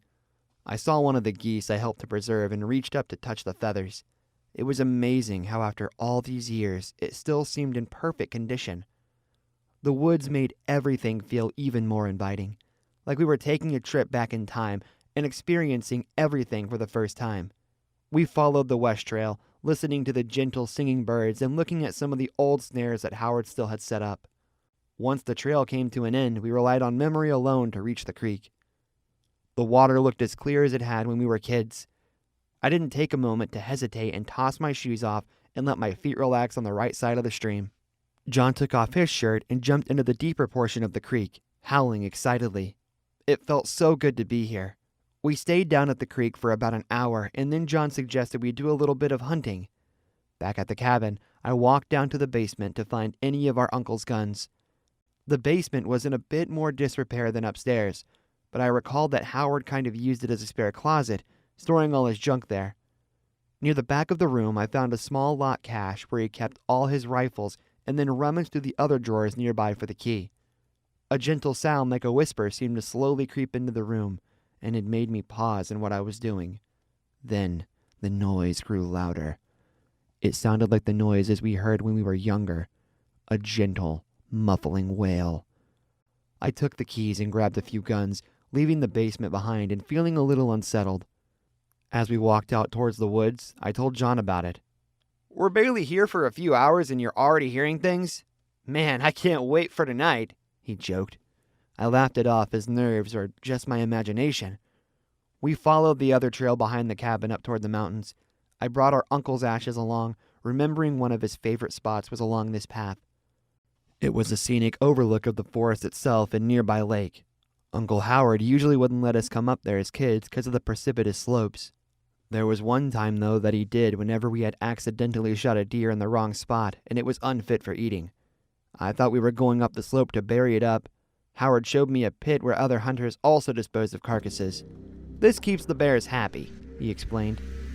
I found the pit after a little trial and error and decided this would be a perfect spot to release Howard's ashes. I held a handkerchief over my mouth and opened the canister, watching as the wind carried them away. Then my attention was drawn toward the pit itself, and I noticed something out of the ordinary. It took me a minute to realize what it was. "Holy shit!" I shouted out as I took a few steps back from the ledge. John was there in a second, and I wordlessly pointed down the slope to where the littered remains of a few bones were at, along with a human skull. "Jesus," John said. He decided to climb down and examine the bones. A few minutes later, he was back up on the slope with me looking concerned. "We should probably call Dad. I can't tell for sure if that was an accident or something much worse," John explained. Neither of us said anything as we returned to the cabin. I almost felt like we were being watched. But once we got there, I decided I wasn't going to let it ruin the weekend. I searched through Howard's freezer and found some thawed deer meat at the top to cook. John was walking around the cabin trying to get reception on his phone, and then finally admitted, "This is what I get for switching to T-Mobile." I checked mine and noted I had a few bars, so I passed it to him and he walked outside to make the call. I walked to the back of the cabin where the propane stove was at and turned on the gas to get everything heated, and paused as I listened to the soft whistle of the ignition light coming on. Beneath that noise, I was certain I was hearing the same wails I heard earlier, and a repetitive, thudding noise. It made me feel very uncomfortable as I cooked and tried to ignore the sound. When John came back in, he told me Dad would be there first thing in the morning to examine the body. The noises had stopped for the moment, but I was becoming more convinced than ever that the cabin was actually haunted. That evening, as the sun went down, John searched through the second-story closets for blankets, and we both agreed to sleep in the living room. "If this place really is haunted, we'll know tonight, won't we?" he said. I stayed awake until almost 1 in the morning, listening for anything. Then, at last, the noises returned. It sounded like gentle footsteps. Then there were voices. I couldn't make out what they were saying, but I instantly woke up John. He switched on the lights in the living room and listened as well. The noises were growing louder. "What the hell?" John said as he felt something under him, but neither of us could see anything on the floor. Then I felt it too, like a low vibration. Nervously, we moved to the second floor. The noises became more subdued, and somehow we found a way to get sleep. In the morning, Dad got there and we guided him to the ridge. "Should we tell him about the other thing?" I asked John as we trekked up the mountainside. "Tell me what?" Dad asked. He always had excellent hearing. "This is probably going to sound crazy, but Uncle Howard's place, it's got ghosts," John answered. Dad looked at us both skeptically, but we insisted he come back to the cabin and see for himself. We all headed inside, and John and I tried our best to explain what we heard. It felt like something was moving around under our feet, John said. Dad was trying to not roll his eyes. Then the noises returned, soft and subdued like before. He pulled out his firearm and looked about, muttering, "What sort of prank is this?" "It's for real, Dad," I said as we walked around the cabin, listening to the strange moaning noises. Dad made his way toward the stairs, walking carefully to the basement. The thudding got louder as we looked around the basement, and then Dad gestured for all of us to be quiet and still. I was too scared to move a muscle. Then he walked toward Howard's old tool cabinet and started to push it aside. I watched silently as he revealed a large wooden door hidden behind it with a metal lock. The noises were coming from the other side. Dad pointed his weapon at the lock and shot it off without hesitation, and all of us stood there in fear as the door creaked open. A thin, skeletal woman collapsed onto the floor in front of us. Dad rushed over to help her, quickly glancing at the bruises on her legs and arms like she had been chained. "Don't just stand there! Call 911!" Dad shouted to us. John took out his phone immediately as I took a few steps toward the door. There was a dark tunnel beyond that curved into the solid earth, and I found myself stepping forward to see what the darkness hid. As it curved around, I found myself standing directly under the living room in a wide-open den, where more chains were latched to the ground as though meant for animals. The place reeked of the smell of urine and feces.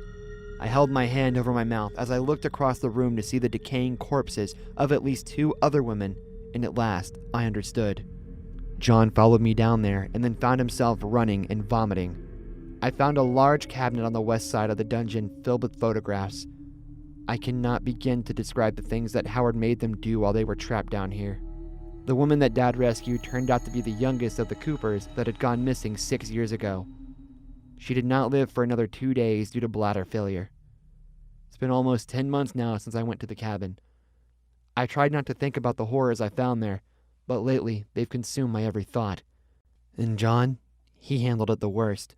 Once he realized the true depth of our uncle's depravity, all those times we spent summer there, giggling when we listened to the low wails that whispered their way through his cabin, the guilt made him take his life. I've returned to the cabin now with one singular mission.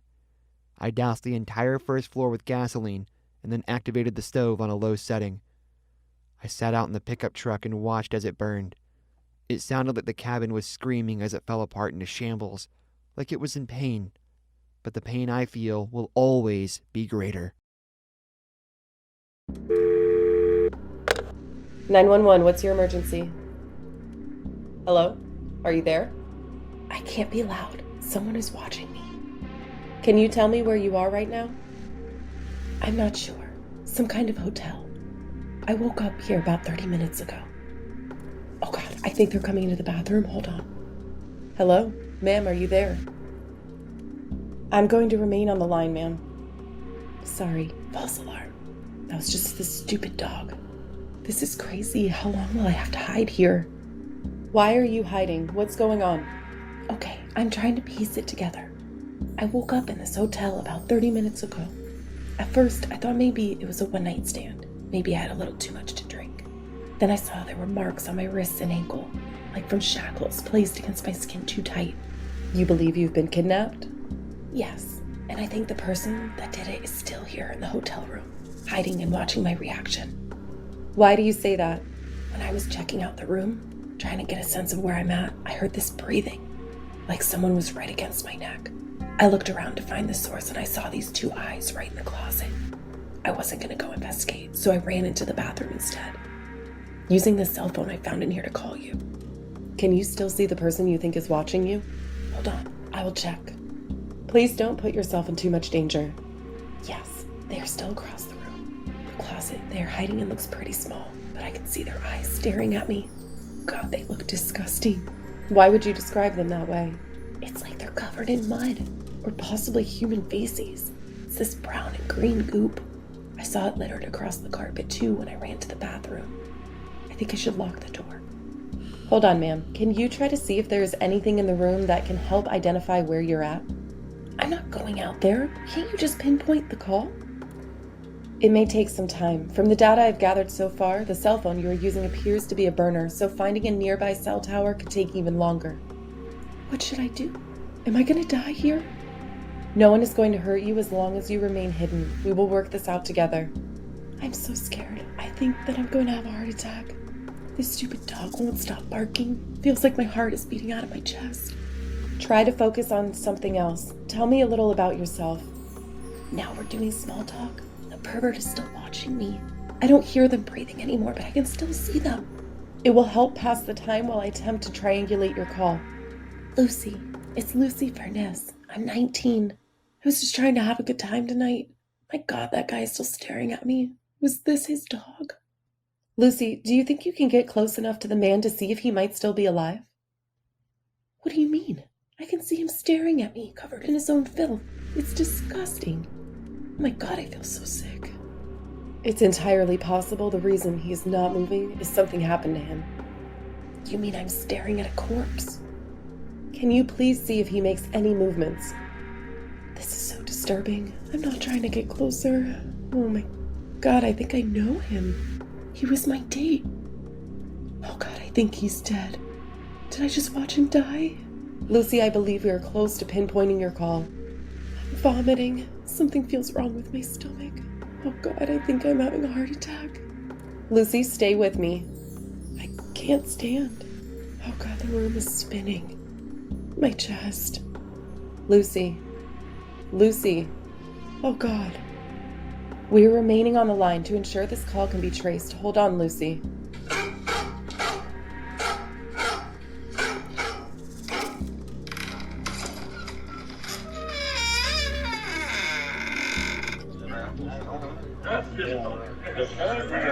Oh man, the girl is dead now too. We gave too much. Jesus, the dog is licking up the vomit. This is disgusting. We need to clean this up. How are we going to do that? This looks bad. This is your fault. She called 911. She's been on the phone this whole time. I would recommend you remain where you are. Police are already on their way. We'll be long gone. The call came from a downtown hotel in Boston, Massachusetts. The caller, Lucy Furness, was 19 and taken by two Latino men who were involved in human trafficking on the night of July 15, 2023. An autopsy revealed that they gave her heavy drugs to sedate and capture her 3 hours before she woke up in the hotel. Investigators believe that the two men were planning to use Lucy as a drug mule alongside the second victim, an unidentified male that was accompanying her. This male had an unexpected reaction to the drugs that they gave him, resulting in him attacking the two men and defecating on himself and the hotel room. The drugs passed through his body at such a speed that it eventually resulted in his death. The two men stuffed his body in a closet as he struggled to breathe and left to find supplies to clean up, not realizing Lucy would wake up. Lucy used the male victim's phone to call 911. The emergency dispatcher eventually found the two bodies thanks to keeping the phone on during Lucy's own violent reaction. At the time, Lucy believed that the man in her closet was her attacker, and as a result, her date for the night died suffocating on the filth that covered his body. Lucy would later seek therapy for the ordeal she witnessed that night. The two men managed to escape before authorities arrived. Fibers in the room reveal that a Boston Terrier was also in the room. Authorities are hoping to use this to track down the two men. The class was supposed to begin at 3:30, but it didn't, and it was already 13 minutes after that. A group text told us the issue was Miss Solomon had a flat tire and would likely be sending a sub so we wouldn't have to miss a whole day's worth of credits. The topic for discussion was CPR and first aid, and she had already spent the previous evening getting the dolls out and placing them on the tablets in front of us. So after another 19 minutes of waiting for the substitute, we did what any bored students do and started to mess around with the gear. These things look so lifelike, my roommate Lisa said as she picked up one of the dolls and checked the mouth where we were supposed to breathe into the fake lungs. She even tried to blow into it. If successful, we would see the lungs inflate with air, and I joked, "You're just looking for an excuse to get a kiss." "Ew, are you kidding? Do you know how many people probably use this thing?" she stuttered as she dropped it back on the table. "I don't see the big deal. If it was a real person needing aid, you would do it in a heartbeat," another student remarked. A few of the others nearby started to practice, and Lisa sighed and said, "Sure, I guess so. But why does it have to have such a creepy face?" "It's actually based on an infamous French woman that drowned near the rivers in Paris." one of the guys commented. Oh wow, that's kinda creepy, I admitted. I think I heard something like that. Wasn't she unidentifiable? Another student remarked. Yes, and the maker of the doll said that he didn't think a man would try to kiss another man, the first guy said. Why would they make a CPR doll based on something so creepy? I don't want to think about a dead chick from years ago, Lisa said, trying to hide her disgust. I shrugged and placed the protective cloth over the doll's mouth, pushing fresh air in as I tested my own reflexes. Then finally, it was Lisa's turn, and she crossed her arms uncontrollably. Can't I use a doll that no one else has put their slobber on? Don't be such a sissy, one guy muttered. I glanced toward the supply cabinet and saw that there was one more of the dolls up top and gestured for Lisa to grab it. Looks like nobody wanted that one, I teased as I looked at the old doll. My roommate grabbed a small stepladder and reached up to grab the doll, a bit surprised by its bizarre appearance. Unlike the other resuscitation dolls, this one has no face at all, just a place where someone could put their mouth against. It looked like it hadn't been used in forever. There's a note attached to the back, I observed. Lisa took it off and passed it to me, dusting off the mouthpiece and grabbing some sanitizer. This is the Breathless Bonnie, a medical assistance doll designed to simulate the experience of being out of breath. Let her help you take your breath away, I read, as Lisa placed her lips on the old doll. She placed her hand against the doll's chest and took a deep breath, pushing in, but getting nowhere. The doll didn't budge. It looked like she was struggling. Must be full of holes, a guy muttered. Lisa tried again. Suddenly, something was very wrong. All of us watched as Lisa's eyes widened in shock, and she stumbled away from the doll, clutching her throat. She fell back and hit her head against one of the other tables, gasping for breath as she continued to convulse. She continued to writhe and gasp for breath as she muttered something that sounded like it was in an ancient tongue and then became deathly still. All of us were too stunned for words, looking back at the breathless Bonnie doll as though it were cursed. The doll's body was wriggling and something was pushing its way out of the hole of the faceless mask. It was a long, spindly, dark spider crawling its way out of the mouth of the doll. It moved along the body, its hind legs flared and its fangs gleaming, clearly agitated that Lisa had pushed so much air into its warm home. One of the guys squashed it with a chemistry book, an ooze of poison and blood smearing the table. We thought that was the resolution to the story, with a somber ending for my roommate who had unwittingly been poisoned by the venomous arachnid.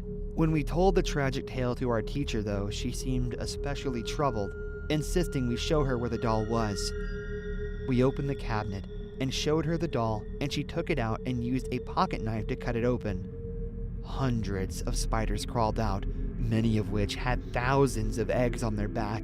They skittered in every direction as all of us screamed in terror.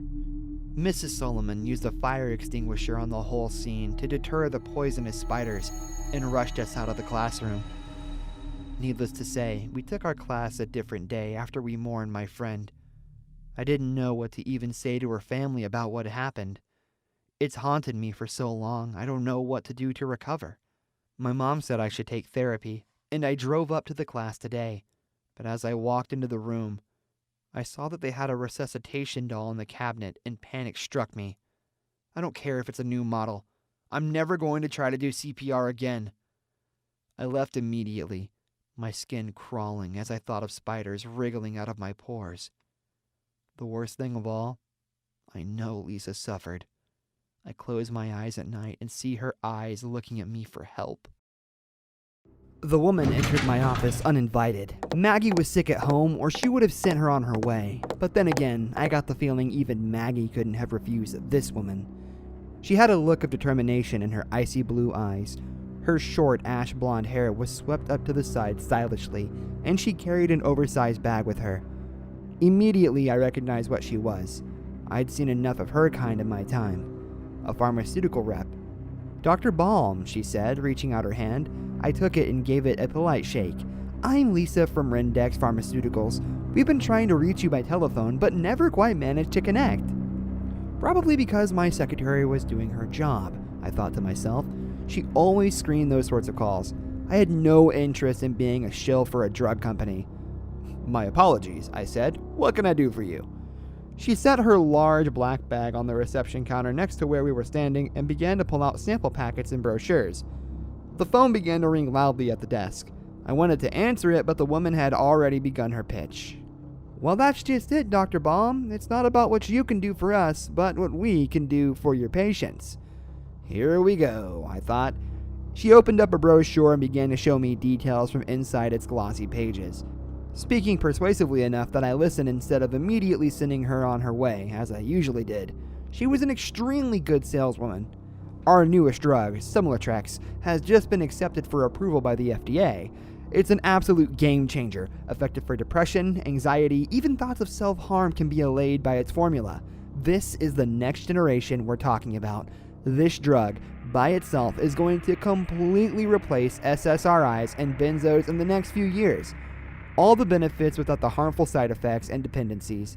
Not only that, but instead of taking months to begin working, as is the case with most SSRIs, Similatrex begins its effects almost immediately. Those are some very bold claims. So you can see why we've been trying so hard to reach you, to talk to you about it, she said with an undeterred smile. I picked up one of the sample boxes and examined it. The packaging looked like any other drug, a pale purple color with yellow butterflies all over it, the company's brand name stamped upon it in bold letters. Rendex Pharmaceuticals? How come I've never heard of you guys? We're a German company, new to North America, but we're going to make a big splash in the Western markets. I'd tell you to start investing now, but I'm sure you don't play the stock market. No, I don't. And I don't usually speak to pharmaceutical reps either, if I'm being entirely honest. But if even half your claims are true, they're all true, she replied, her teeth fixed firmly in the unstoppable grin. Leave the sample packets. I'll do some research and think about it. How's that? She stuck out her hand for another shake and I took it reluctantly. That's all I can ask for, Doctor. I won't take up any more of your time. I'm sure you're very busy. Packing up her bag, she thanked me and left, the broad smile still plastered on her face. It was disarming, and I couldn't help but smile back at her as she walked out, saying goodbye. I vowed to do some research on my own before giving out the sample packages to anyone, so that night I took a box home with a brochure and decided I would do a few hours of reading, trying to find out what exactly the benefits and side effects of Similatrex would be. Don't ask what got into my head, why I ended up taking the pills, especially when I didn't even know the first thing about the company or the product. I wouldn't say I'm depressed, per se, but I've slipped into a bit of a rut since my father died a couple years back. Every day feels the same. The old pleasures of life don't bring the same enjoyment. People who know me very well say I don't laugh or joke around as much as I used to. I wasn't pining for happiness, I was just curious. Still, I should have known better than to try an untested drug given to me by some stranger. Websites can be faked. They can be easily thrown up and plastered with images and information that is utterly false and misleading. It takes time for those sorts of websites to get taken down, and all it took was a visit to 3 or 4 of those fake websites provided by the pharmaceutical rep, conjured up to look real, and I was impressed. On the Similatrex company website was a promotional video. I remember that much. But I don't remember what happened in it or why I felt so persuaded after watching it, but suddenly I wanted to try the drug for myself, to feel its amazing benefits. For some reason I'll never understand, I took out the sample packet right after watching the video on the Similatrex company website. I examined the little round pill and saw there was a symbol etched on it that looked druidic and evil. Swallowing the pill dry, I couldn't help but wonder why I had done that. My phone began to ring and I picked it up to hear Maggie, my secretary, on the other end. I blinked my eyes and saw it was morning outside, and yet I had no memory of falling asleep or of anything after taking the pill. Hello, Dr. Baum. Oh, hi, Maggie, I said, smiling wide at the sound of her voice. How are you feeling? I hope you're doing a bit better. I'm feeling much better, actually. I'll be back in today. That's great news. This place isn't the same without you. She paused. Are you okay, Dr. Baum? You sound different. I'm great, Maggie. Actually, I feel better than ever. I had the best night's sleep of my life last night. I don't remember a thing. Oh, okay. I guess that's good.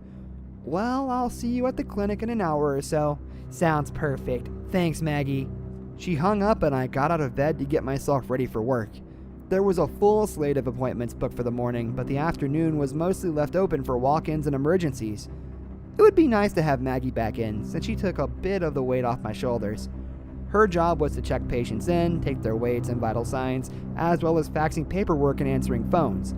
It was hard to do it all by myself, especially since our fax machine was about a decade old and malfunctioned regularly. Maggie knew how to tame the ancient beast, though. As I brushed my teeth, I couldn't help but think how long it had been since I had felt so good.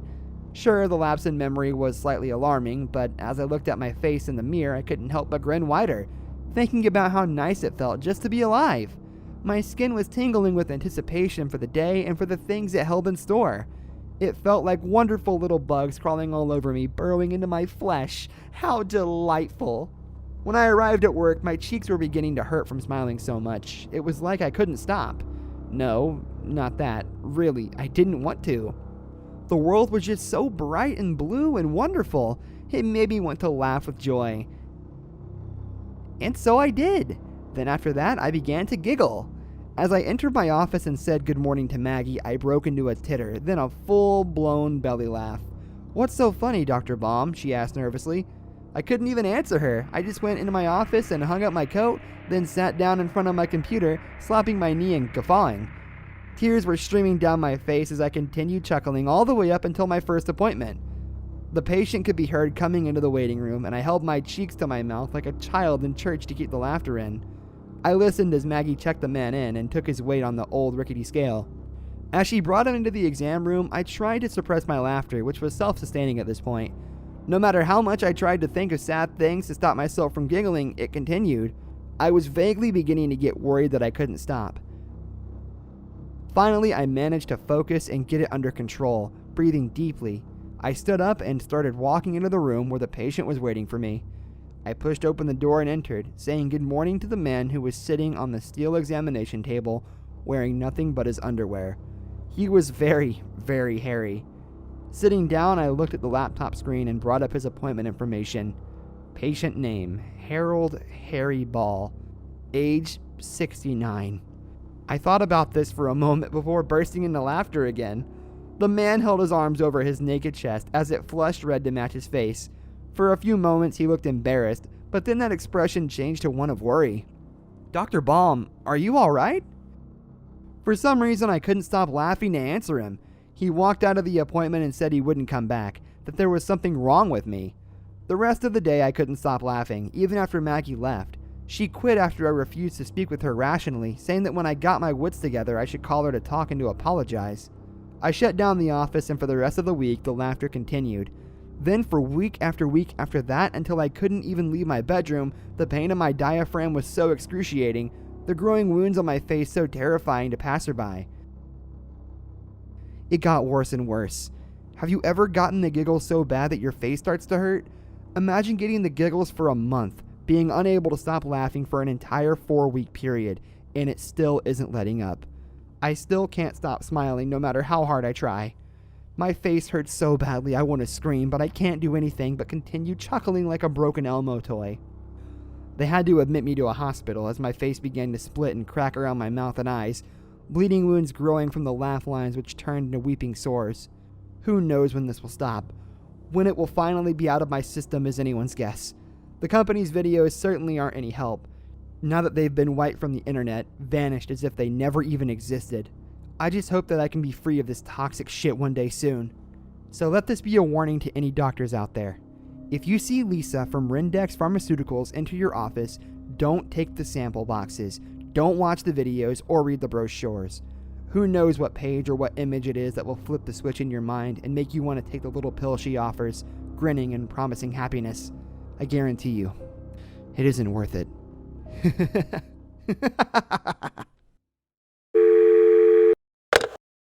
911, what's your emergency? I need help. I think someone's in my car.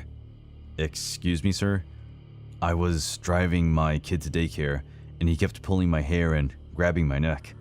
But when I stopped to check, he wasn't there. I'm on the highway, and I don't know what's going on. Sir, stay calm. Are you saying your child is missing? Yes, but it's more than that. I felt someone touching me, but when I looked back, he wasn't there. I'm terrified. Where are you now? I've pulled over on the shoulder of the highway. I don't see anyone in the backseat, but something's wrong. I can feel it. I understand. Can you please step out of the car and check again? Okay, hold on.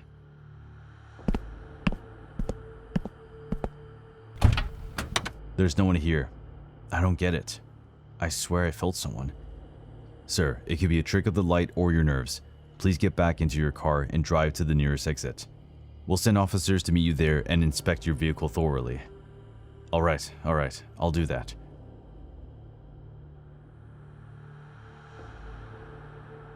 How old is your son? He's 4. Oh God, I feel it again. Someone's in the car with me.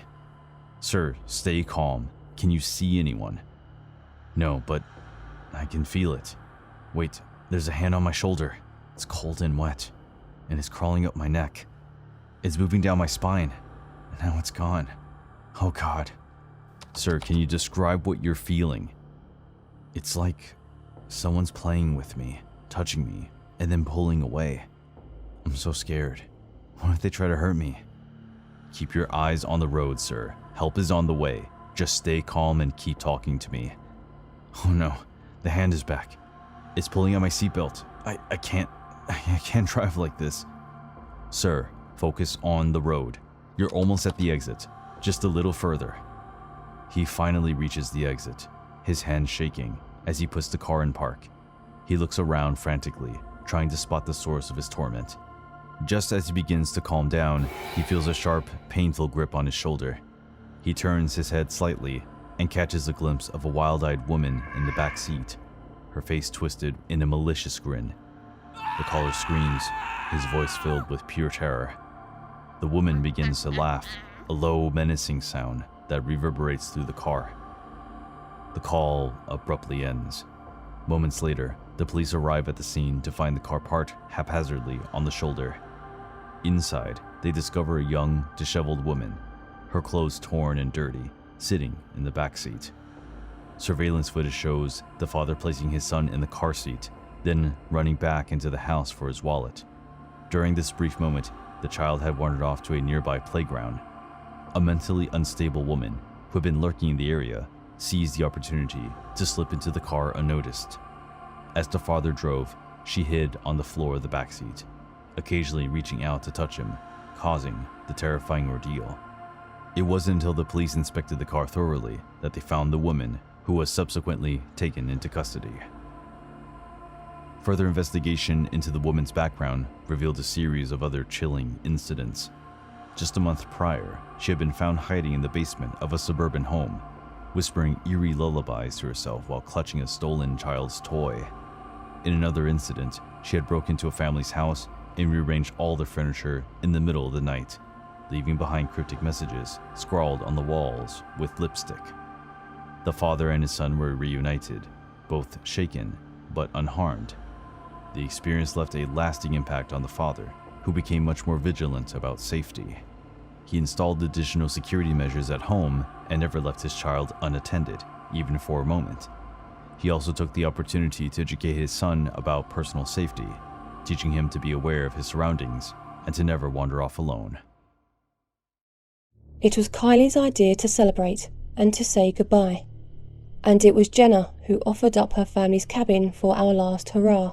So the 5 of us packed up Jenna's old Winnebago with enough food for an army and probably twice as much beer. Unfortunately for us, the Friday that we left, a brewing storm let loose, and rain mercilessly pounded the vehicle. Then, around mile marker 330, one of the RV's tyres blew out. "Is everybody okay?" Jenna asked, her hands gripping the wheel. We barely avoided hitting any trees. Everyone was understandably shaken, but we checked for injuries, and other than a few bruises, everyone seemed fine. Kylie got out her iPhone and muttered, "I think I've got a signal."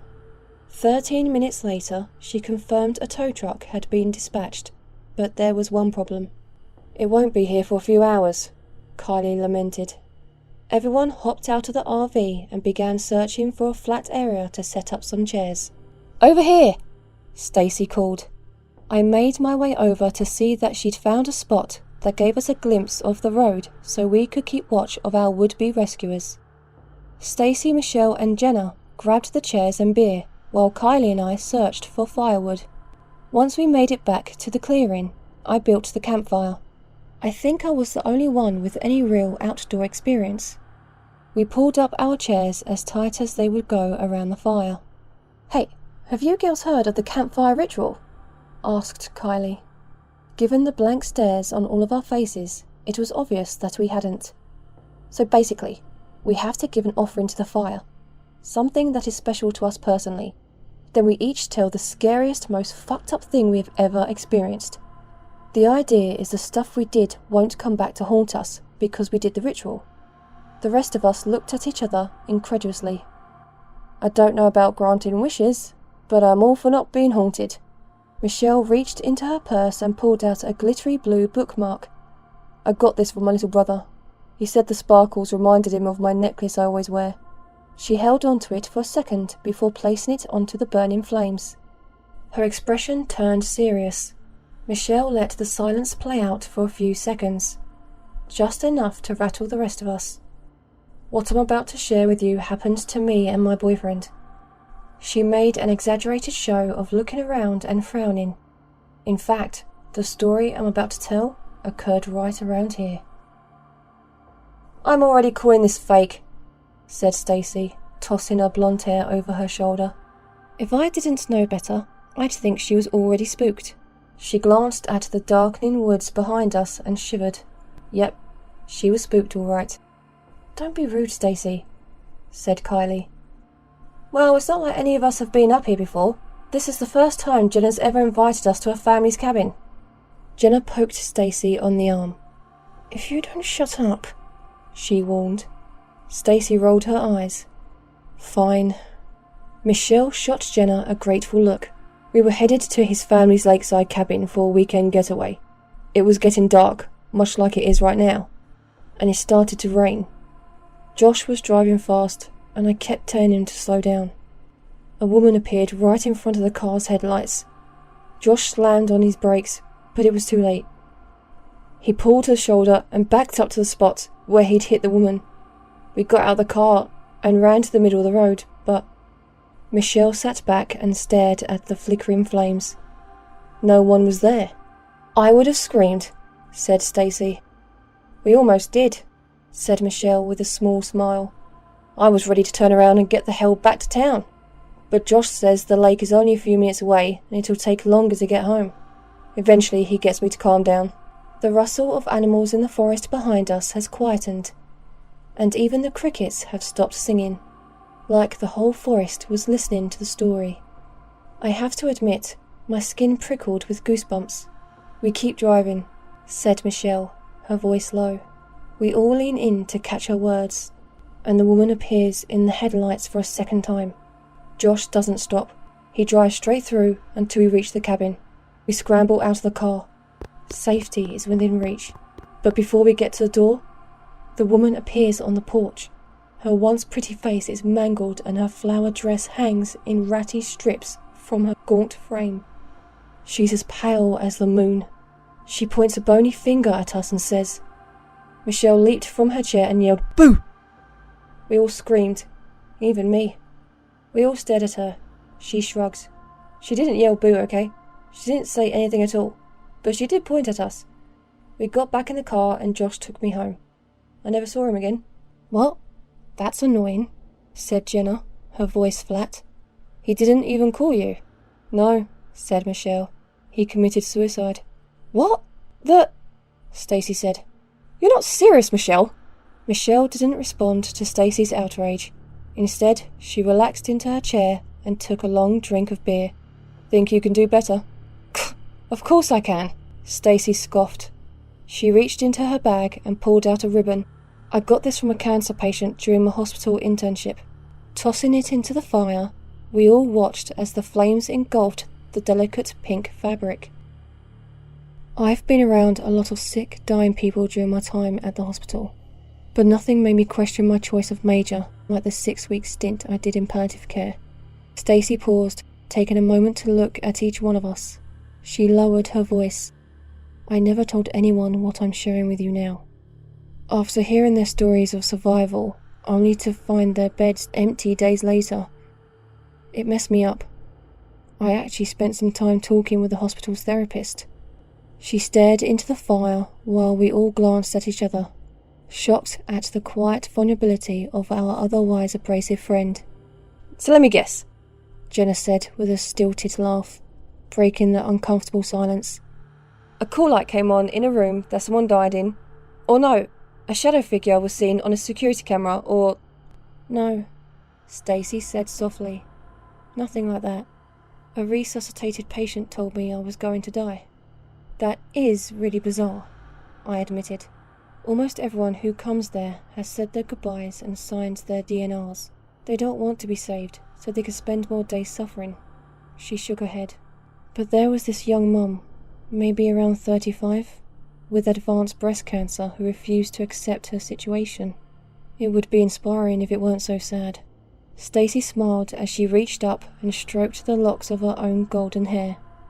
She was beautiful once, before she became the bald, grey, titless, dried-up thing that I knew, hoping against the inevitable. Her family made their peace, but she said she wanted every moment possible with her kids. She inhaled deeply. I think it was selfish of her, making her kids see her like that. She knew she was going to die. It's almost like she was torturing her family. I saw her gaze land on the curl of ash that had once been the pink ribbon. Anyway, she coded one night, 3 times in a row, and I was there for the 3rd.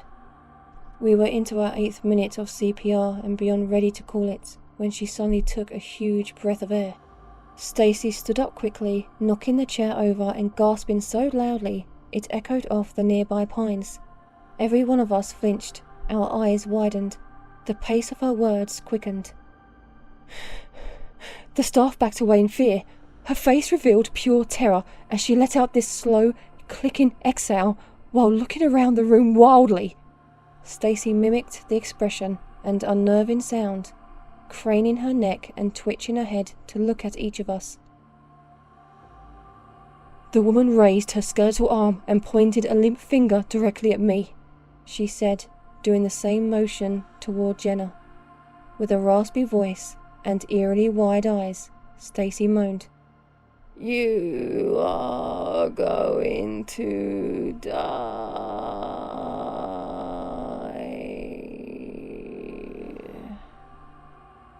She held the last syllable until her lungs were completely empty of breath.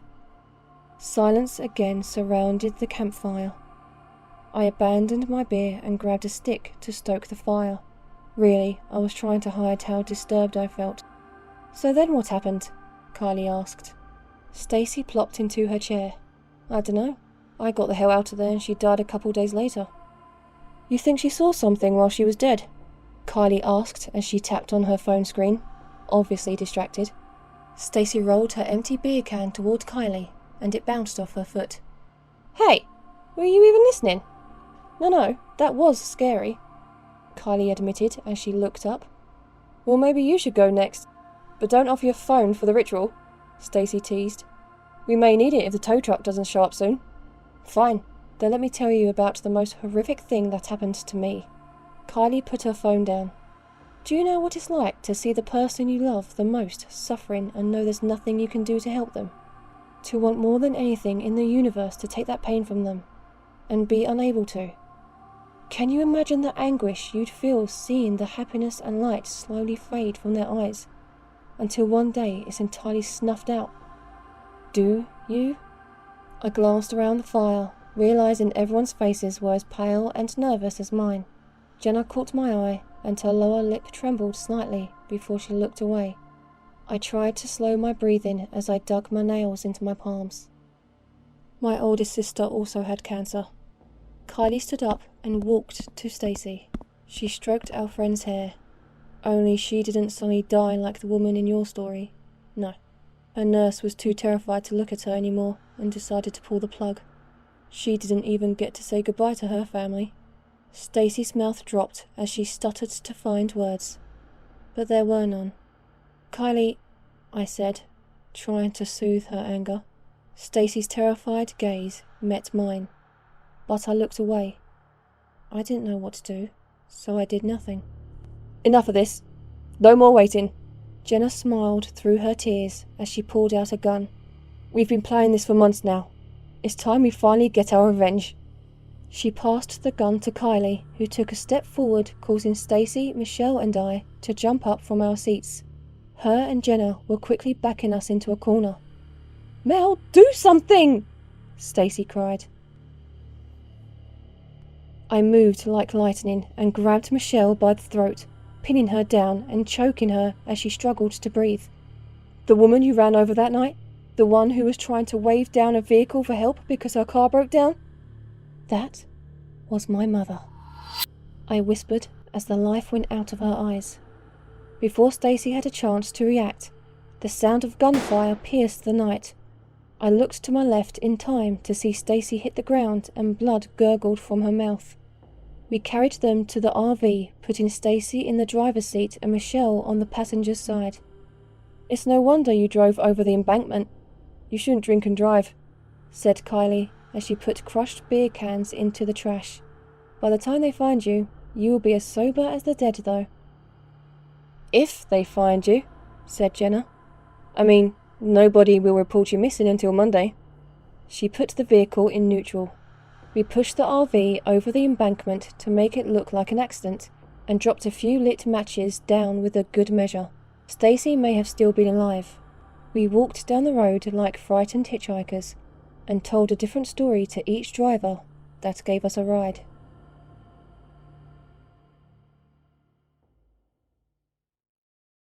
When I was 14, I would spend the summer holidays away from school at home. I lived in a small village. This meant I mostly spent the days on my own while my parents worked. I watched TV and played The Sims. My parents were generally out of the house from 8 a.m. until 5 p.m. I was raised to never answer the door to strangers. However, where I liked to sit in my living room meant my chair was right next to the window, so I could see the people on the street and they could see me too, I guess. One day I was sitting watching daytime TV when I noticed a man walking down our street. Our street is a dead end, and I normally recognize everyone who walks down it, but I had certainly never seen him before. He was tall, thin, and unshaven.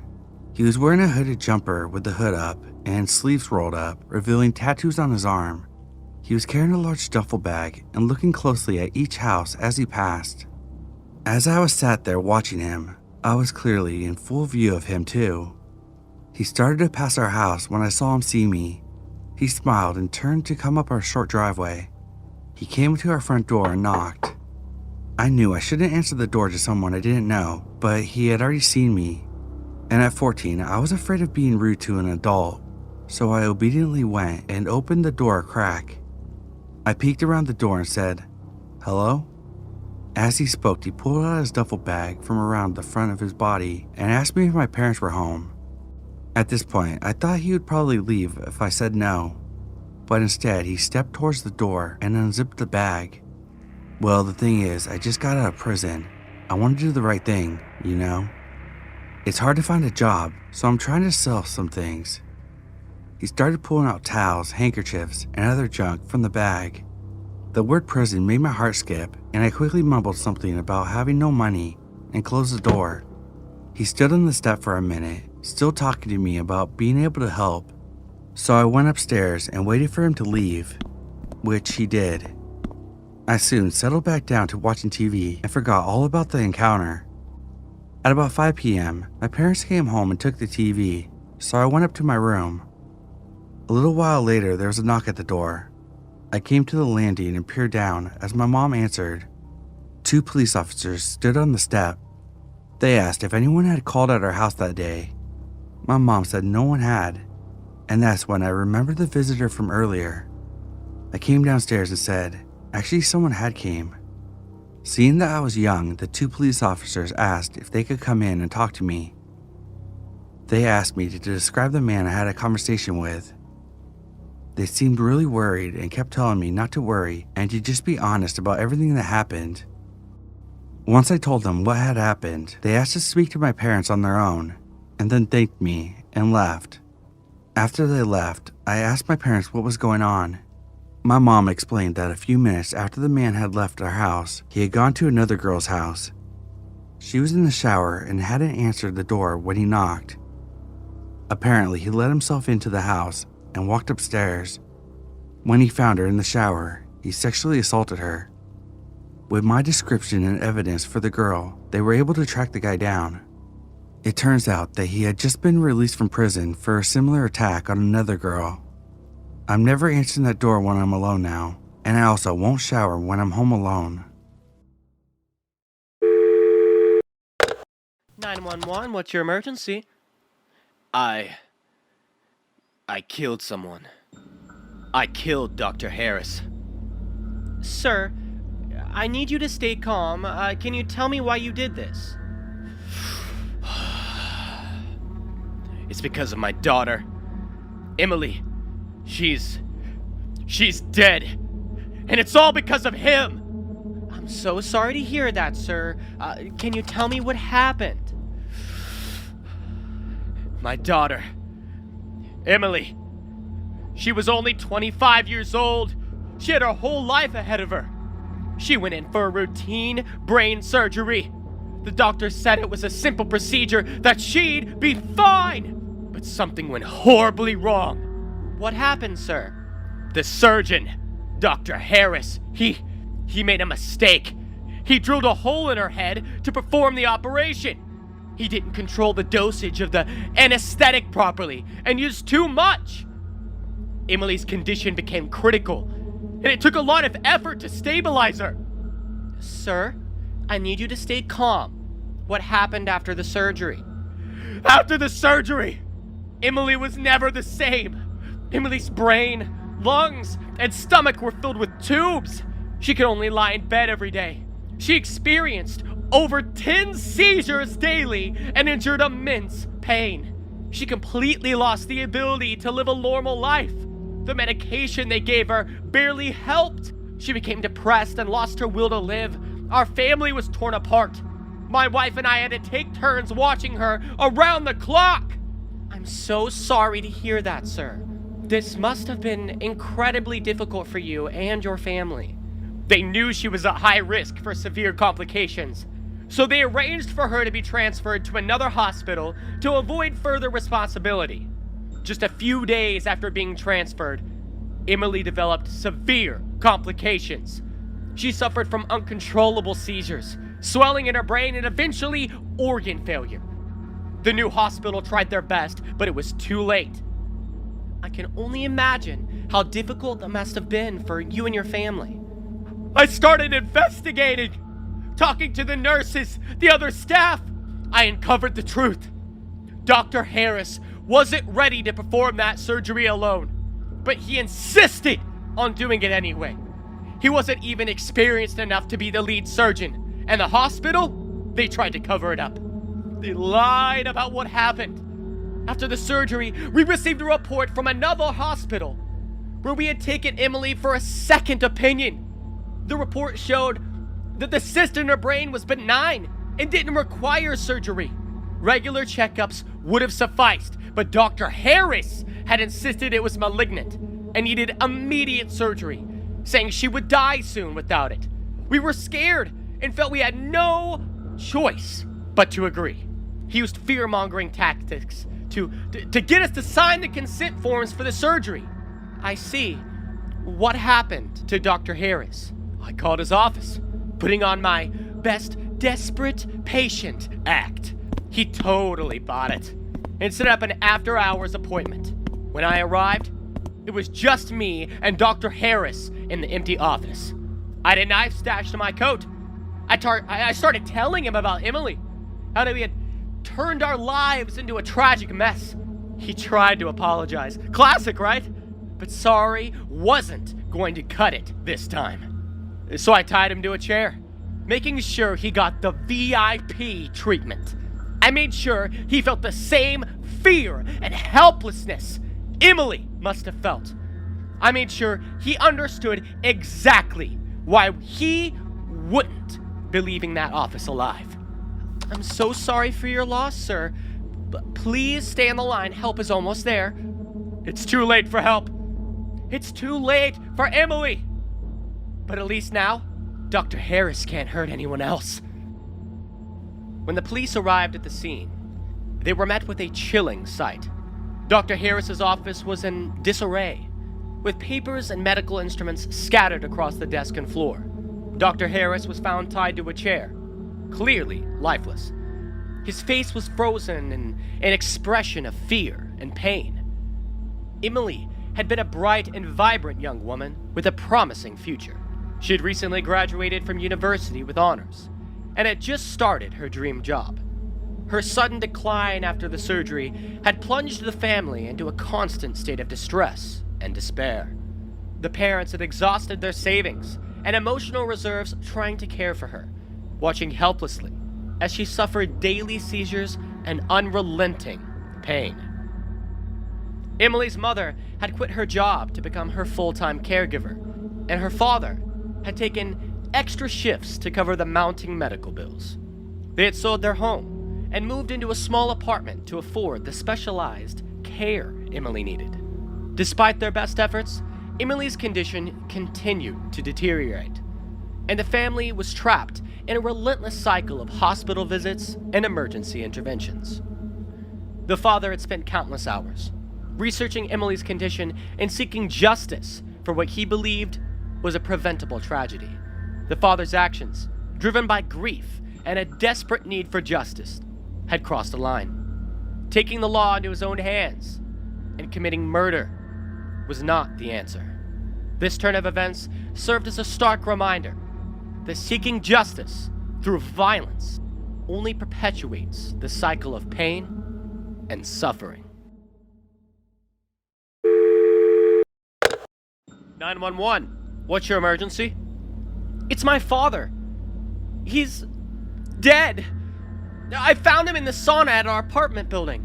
He's been steamed to death. The scene is horrific, with his mouth agape as if he was screaming, his body twisted in a desperate attempt to escape, his hands clawing at the door. Sir, please try to stay calm. What's your name and address? John Smith, 123 Oak Street, apartment 5B. Okay, John. I'm dispatching emergency services right away. Can you tell me more about what happened? My father told me he was going to the sauna last night. This morning, I saw him through the glass door. It's unbearable. Was it locked? Yes. It's one of those electronic locks, and it was dead. I tried to open the door, but it wouldn't budge. The sauna was blazing hot. The temperature gauge was way off. When was the last time you spoke to your father? Last night, around 8 p.m. He was heading to the sauna. He used it all the time. It looked like an oven in there. Did your father mention any issues with the sauna equipment recently? No. He loved that sauna. Never had any problems. Help is on the way, John. Please, stay on the scene. John called 911 to report that his father had been found dead in the sauna at their apartment building, having been steamed to death. The police quickly arrived at the scene and began their investigation. The electronic lock on the sauna was dead. The temperature gauge showed that the sauna was extremely hot.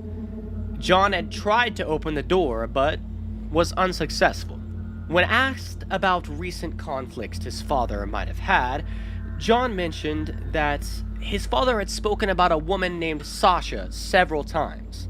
John elaborated that his father was not just interested in Sasha, but had harassed her, making inappropriate comments about her appearance, cornering her in the elevator or hallway with disgusting propositions. The initial investigation pointed towards Sasha's boyfriend, Mark, as a prime suspect. Mark was the apartment building's maintenance manager, including responsibility for the sauna equipment. He had a strong motive, as he was known to be jealous. Witnesses reported seeing him near the sauna area on the night of the incident, and he had no solid alibi for the time of the murder. As the investigation unfolded, more details about Mark came to light. He had a history of violent behavior, and had been in trouble with the law before. Neighbors had overheard heated arguments between Mark and John's father, where Mark accused him of trying to steal Sasha away. Upon reviewing security footage, the detectives initially believed they had caught Mark tampering with the electrical panel near the sauna. The footage showed a figure dressed similarly to Mark, wearing a hat, which Mark often wore while working. However, upon closer inspection, the detectives noticed a peculiar detail. They observed that the figure, while dressed similarly, had a different gait and mannerisms compared to Mark. Further investigation revealed that John and Mark were of similar height and build. John had cleverly disguised himself to look like Mark, wearing similar clothes and a hat to mislead the investigation. The detectives discovered that the circuit breaker for the sauna's lock and emergency release had been tampered with and flipped off. This crucial piece of evidence, combined with financial records showing large, unexplained withdrawals from his father's accounts, and text messages revealing John's growing frustration and resentment, painted a clear picture of premeditation. John had a strained relationship with his father. Witnesses described frequent arguments between them, often about money and control over family matters. John's father, a wealthy but domineering man, had recently threatened to cut John out of his will due to John's irresponsible behavior and mounting debts. Desperate, and seeing his inheritance slipping away, John meticulously planned the incident. He knew his father's routine and took advantage of it. The security footage showed John entering the sauna area under the guise of checking on maintenance issues. To divert suspicion from himself, John carefully planted evidence to frame Mark. He knew about the tension between Mark and his father and used it to his advantage, leaving traces that would point towards Mark, such as fingerprints on the electrical panel and subtle clues in the vicinity of the sauna. Now fully aware of the gravity of his actions, John awaited the judgment of the legal system. 911, what's your emergency? I think I've killed someone. He broke into my house.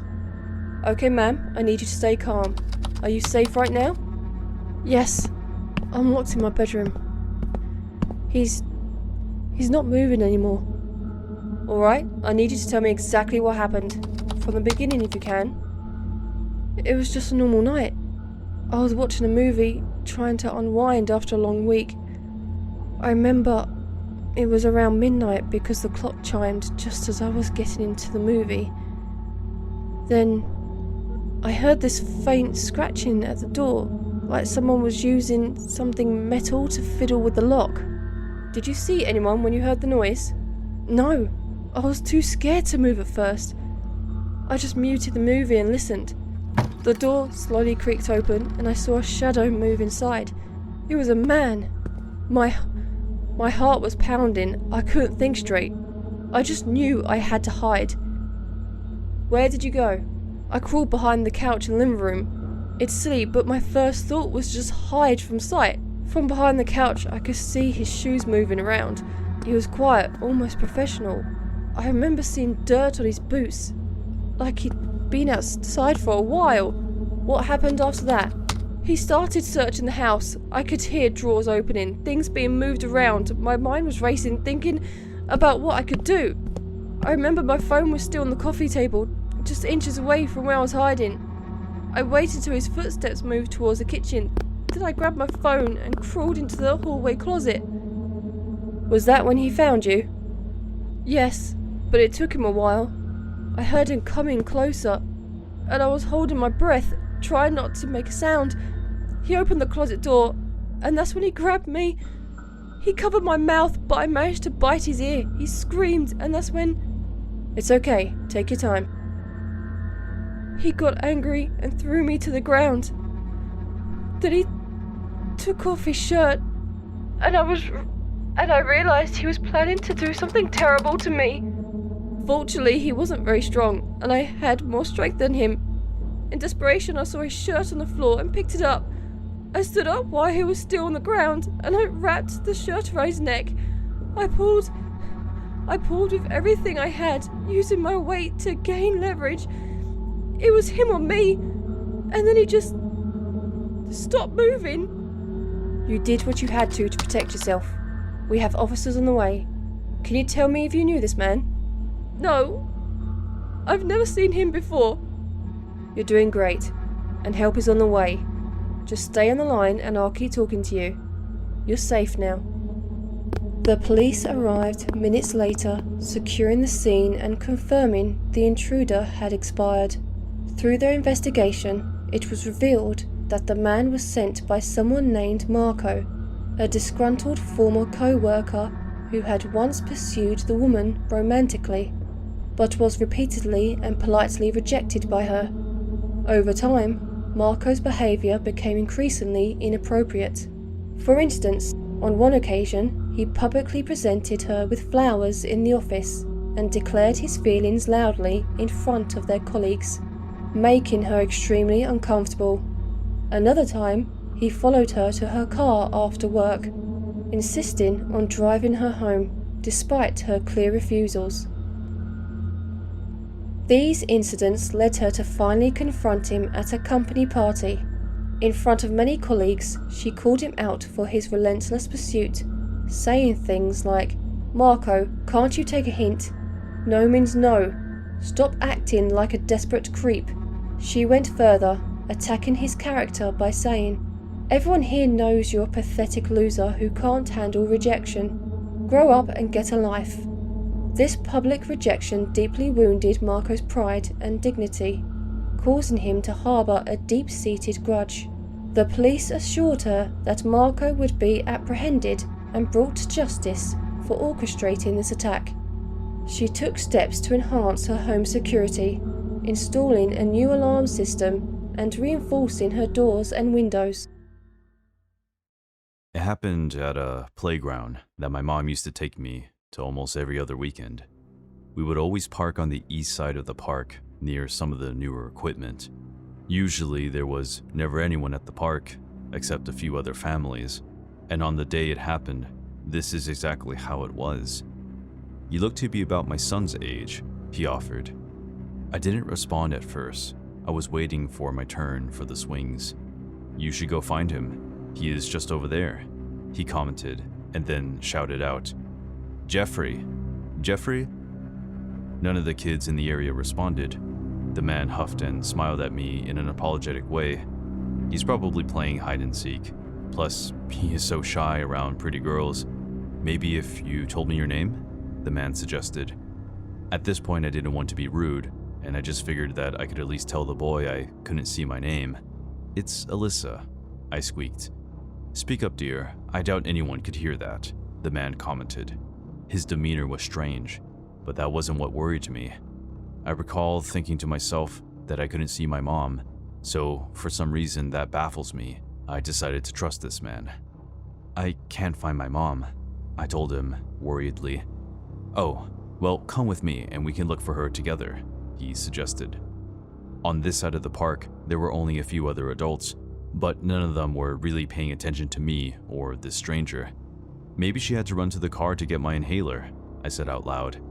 Each second I couldn't see her, I was becoming more and more anxious. The man seemed calm and guided me toward the sidewalk that went to the west side of the park. "Asthma? Do you have that as well, Alyssa?" He sounded concerned, but I had no idea why. I didn't realize what dark scheme he had in mind. "No, I can run circles around my mom," I said. "Good, that's very good."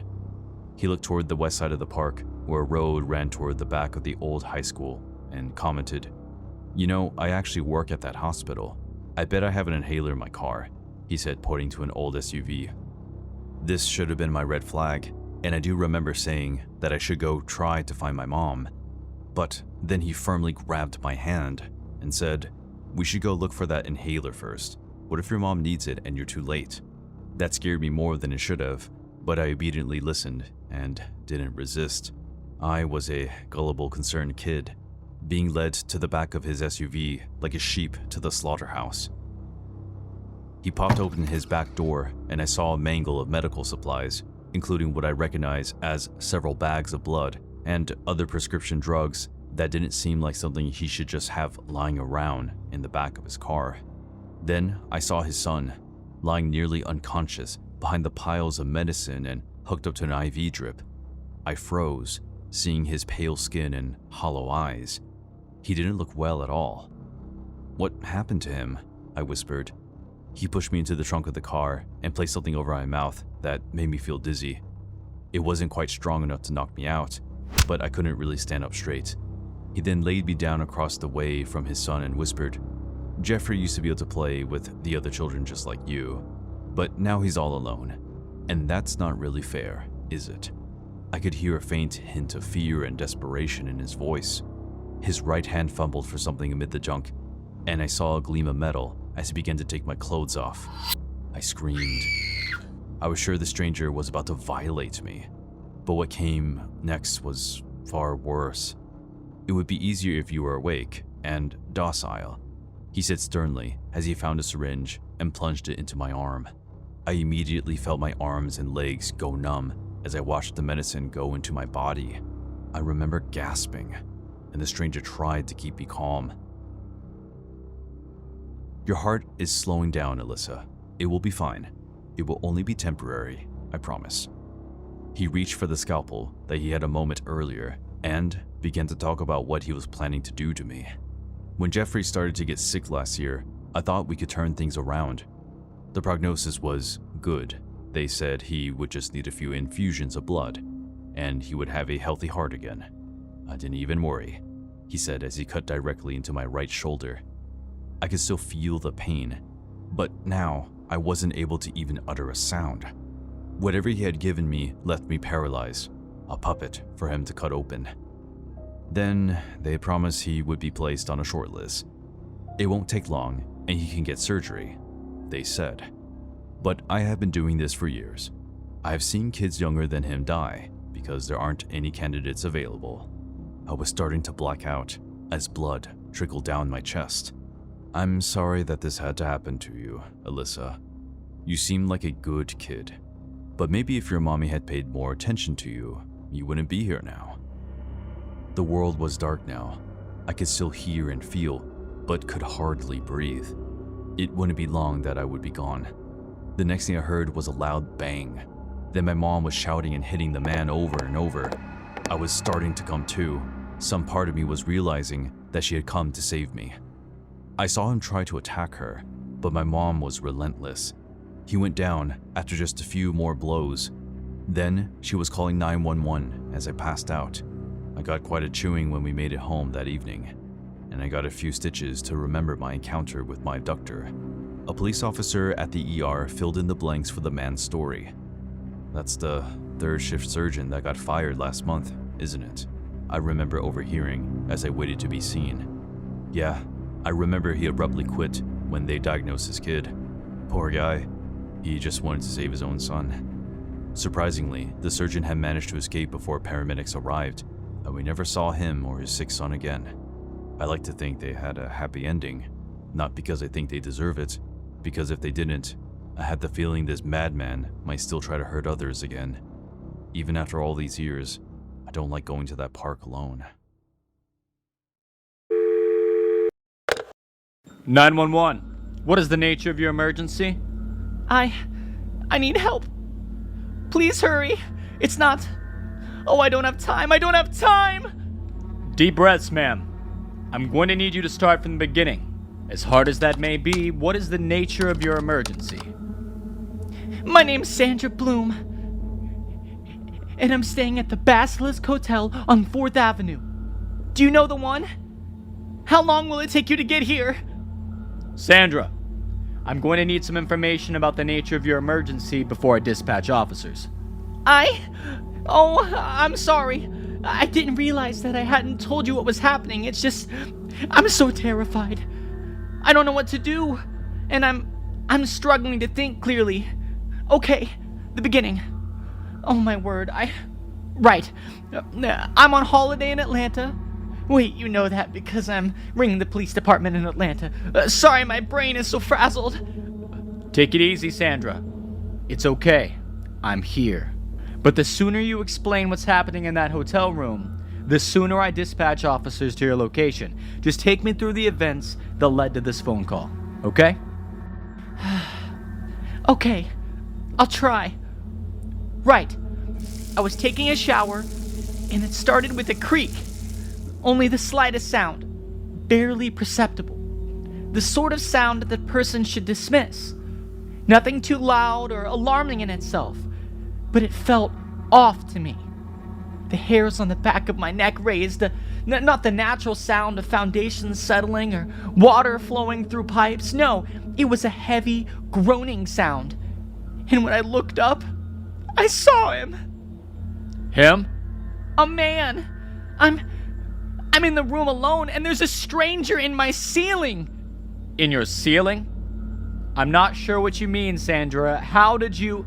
There was a slight crack in the tile above me. It had been loosened from its fitting, and I saw the tile wiggle. It was a reflection in the metalwork of the shower head, and when my eyes shot to the mirrored image, I saw eyes peering at me from the gap between two tiles. The light of the bathroom caught a few facial features. Brown eyes, a dreadful, creepy smile. Okay, Sandra. I've dispatched officers to your location. Are you still in the hotel room? Yes, I didn't want to let the man know that I'd seen him. I was afraid that he'd do something if he were aware that he'd been detected. I'm just shaking in the bedroom, eyeing the bathroom door. The darkened room beyond, I can hear creaks from the ceiling. What if he climbs down? I'm so scared. Sandra, I want you to leave the room right now and go to the main reception. Tell them what you just told me and wait there for responders to arrive. Do you understand?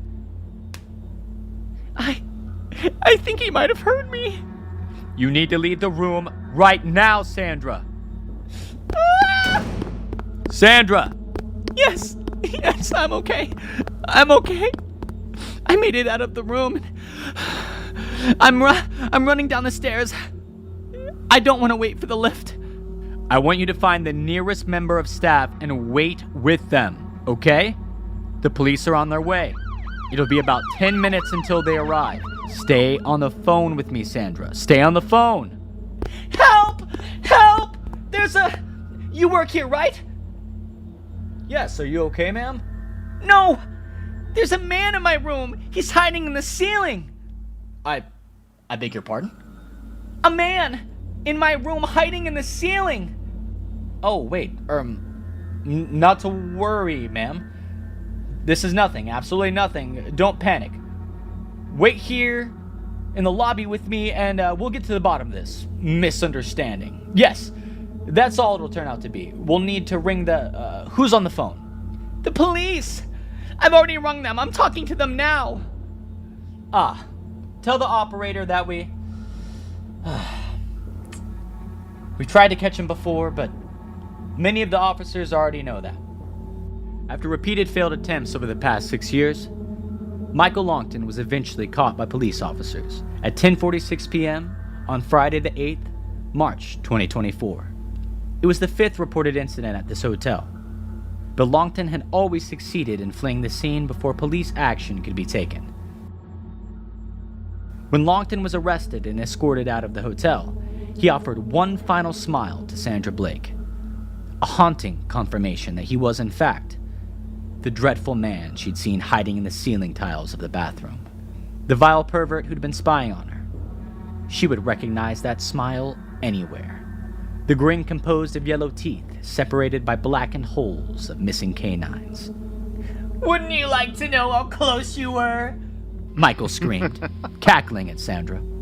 The suspect has declined to answer comments about that statement to the victim in question, but the investigation revealed the lurker to be a cleaner who had worked at the hotel for 10 years, and given that only 5 incidents were ever reported, it is believed that he likely spied on numerous other guests during his time at the hotel. He just wasn't noticed. The cleaner was, of course, incredibly familiar with the hotel's layout. That is what allowed him to flee the scene on other occasions, resulting in little to no conclusive evidence. The police discovered by investigating his mobile phone that he had been spying on other women, nearing 300 different victims. His mobile phone contained a large number of illegal photos and videos. He will face legal action. 911, what is your emergency? I think my husband wants to kill me. I need you to take some deep breaths with me and stay calm. What's your name? Clarissa? Okay. Hello, Clarissa. Do you think you'd be able to tell me what's happening? He's in the basement again, working on something for me, and I'm in the living room. Your husband? Yes. Okay. Has he hurt you? Yes. Many times. I've called before. You sent someone, but he didn't like that. And I regretted it, but I'm calling again. I don't know what else to do. Well, I'm glad you did, Carissa. And you might not like this, but I'm going to have to send someone again. What's your address? 36 Oak Drive. Thank you. I've dispatched 2 officers, and they'll be with you within the next 15 minutes. I'm going to stay on the phone with you and... No, that's too long. It's okay, Clarissa. Remember what I said about staying calm? Yes, I'm taking deep breaths. Does your husband know that you're calling us? Are you safe right now? No, he doesn't know, but I don't think I've ever been safe in this house. I think that's impossible. Has he said or done anything this evening that threatened your life? Are you in immediate danger? Or did he go down to the basement to leave you alone? No, he won't be down there for long. He said he's finally reached his limit with me, and it's time to put me in the ground with the last one. I asked what he meant, and he just said, Ella. That's his ex-wife who, well, she went missing years ago. Everyone thought she ran away, but I think he means he killed her. Gerald doesn't joke around, and he certainly doesn't lie. He said to sit tight and he'd be back with something to shut me up for good. And when was that? That was a few minutes ago, just before I made this call. And did this conversation take place in the living room? Yes. And now he's in the basement. He hurts me down there. Sometimes. He has all of his tools down there. Right. Okay. Clarissa, I want you to stay calm. But I think it might be a good idea for you to leave the house. Do you have any neighbors to... I can't! I know it's scary, but you can, Clarissa. I just need you to... No, I physically can't. After we argued last night, Gerald spent all morning boarding up the doors. And he spent the rest of the day hurting me. I messaged my brother, you see. I wasn't supposed to do that without permission. Okay, Clarissa. I think we need to devise a new plan then. Is there anywhere in the house that you'd be safe for the next 14 minutes? Perhaps less time than that. It all depends on how quickly our officers can get to you. He knows all of my usual hiding places. Is there anywhere that you've never chosen before? There's the wardrobe in the spare room. I thought about hiding there once, but it's stuffed full of clothes. And I guess it's perfect for that reason. I mean, neither of us ever uses that room. Gerald's a hoarder, and it's full of his old junk. Okay. Well, I think you should hide there. You know, he's been quiet for the past minute or so. I don't know whether... Clarissa, I need you to go upstairs and hide in the wardrobe, okay? Okay, I'm going. I think we need to talk quietly in case he hears us.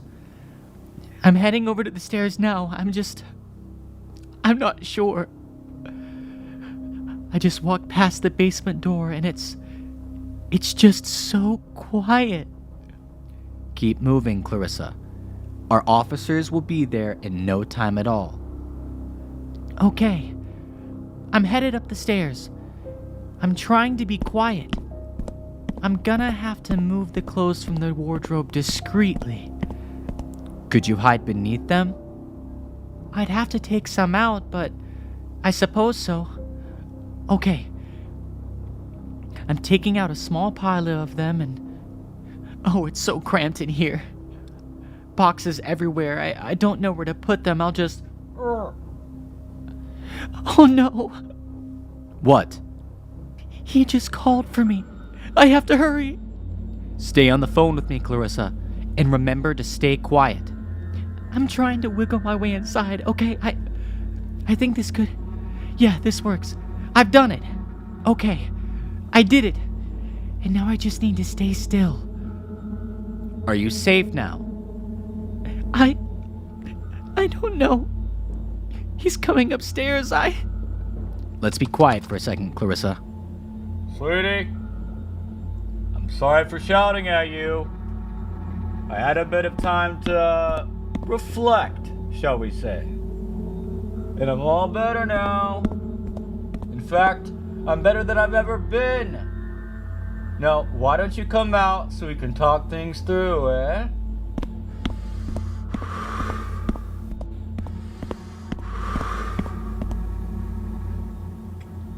It's so silly that you hide from me when we have our little tiffs. I mean, what did you think? I'd really hurt you? Come on now. Where are you, honey? I'm getting a little bit bored now. Are you in the bathroom? No. Not in there. Are you? Oh, sweetie. If you were gonna hide, you should have... Oh dear, that's just silly. No. Clarissa? Somebody got her dress caught in the doors. Dead giveaway. Clarissa, are you okay? False alarm. Responding officers found Gerald Lane sitting amidst the boxes of the spare room. He had stuffed Clarissa Lane's dismembered carcass into a box labeled Nostalgia. Gerald Lane was a severely unwell narcissist. Clarissa Lane had reported his abusive tendencies for months, but officers never made any arrests. The first time I saw the animatronic Santa Claus, it was early November. My wife and I had gone to the big box hardware store to pick up some gardening soil and new knobs for our kitchen cabinets. I hate being an adult sometimes. It didn't surprise me to find Christmas decorations already displayed prominently near the entrance. The robotic Santa Claus was sitting there on a throne, greeting us as we came in. Its eyes moved back and forth without any discernible pattern, and it waved at us rigidly in greeting, turning its head to look at us as we approached, eyes focusing on ours for just a second, then moving away. "What a creepy looking Santa," I said to my wife. "Who would ever buy that? It looks like something out of a nightmare." The Santa Claus got more frightening as we got closer to it. It was a little too realistic for my liking. The way the eyes were moving around, randomly, almost sporadically, looked a bit like a mental patient's gaze as they looked around with paranoia. His pale skin was almost human, but not quite, and I once again wondered who would ever purchase such a thing. I assumed it was for sale, but saw no price tag. I mostly just wanted to get away from it. We got what we needed and walked back towards the cash registers, once again passing by the Christmas displays and the creepy animatronic Santa Claus. Jeez, I'm glad I don't have to work in this place. That thing really creeps me out. Oh, sweet irony, how I hate you. It was early December and I was standing in front of the animatronic Santa Claus once more. Only this time I was wearing a bright red vest with a name tag stuck to the front. I couldn't help but look at the Santa bitterly as it moved its head back and forth, stopping with its eyes meeting mine, staring at me for a second, then turning away again, disinterested. "Hey Jordan, move your ass! Those Christmas bulbs aren't gonna stock themselves!" I sighed and trudged back over to my dolly stacked high with boxes of Christmas lights. Working in the hardware store wasn't so bad, I told myself. It wasn't ideal that I had been fired from my dream job, which I had only started 2 years earlier, and was now laid off for the foreseeable future. That's 2020 for you. At least I wasn't unemployed, I told myself. Some people had it worse. I pulled boxes off the dolly and put them up on the shelf, ensuring that they were neatly stacked in perfectly straight rows, which would then immediately be torn to shreds by customers once the doors opened at 9 a.m. Back in the break room, my boss Brandon came over to me. He clapped me on the shoulder like he was an old friend, ignoring the social distancing policies for employees. The guy, who was probably 10 years younger than me, was my supervisor, and a real prick, I have to say. He had a businessman's haircut and a dimpled smile with big teeth that he liked to flash at you whenever he wanted you to do something. He was currently smiling at me in just that sort of way, like he wanted me to do something. Hey, Jordan, listen, bud, I know you were saying you needed this Sunday off, but we're actually going to need to keep you on the schedule that night. And I'm going to need you to stay a little bit, okay? His toothy smile was bursting at the seams, his eyebrows high with anticipation. I could practically see him salivating at the possibility of a confrontation. He really enjoyed those. He didn't have to admit that for us to see it. How late is a little late? Like 2-3 a.m. tops. You won't get overtime because you're still under the hours for this week, but hey, money's money, am I right, buddy? Yeah, money is money, I thought to myself. And I could use the money. Even if it was barely above minimum wage, it wasn't like I had a choice after all. I always loved being voluntold to do things. Sure, no problem. I tried not to grit my teeth. So I stayed late on Sunday night. I wish I hadn't. There was only one person left with me in the store that night when Brandon called me into the back room. It was just me and Andy, a nerdy-looking guy who, like me, was underemployed at the hardware store. His degree in robotics engineering from MIT had amounted to nothing after massive layoffs at his company. He was now forced into late-night labor stocking shelves at the hardware store for pennies on the dollar compared to his previous job. I had discovered the animatronic Santa was actually his own invention. He had allowed the store to use it for display. Andy clearly had some real talent in the robotics department. The longer I worked at the store, the more I realized how sophisticated the technology in the animatronic Santa was. It could actually stand up and walk around. But that was way too creepy, so they told Andy to get it to sit still on the throne and just wave in a friendly manner so as not to frighten the children. Jordan, come to the back office, please. The voice was loud over the walkie-talkie. I wished I could have said I hadn't have heard it. Andy would have vouched for me, but Brandon was a vengeful sort of boss, and I didn't want to make him mad. I had seen others make that mistake, and he always found creative ways to punish them. Less hours, worse assignments, bathroom cleaning duty, being forced to work weekends and holidays. He had a whole arsenal of tricks up his sleeve for retribution without it ever looking like retribution. So I went back to his office.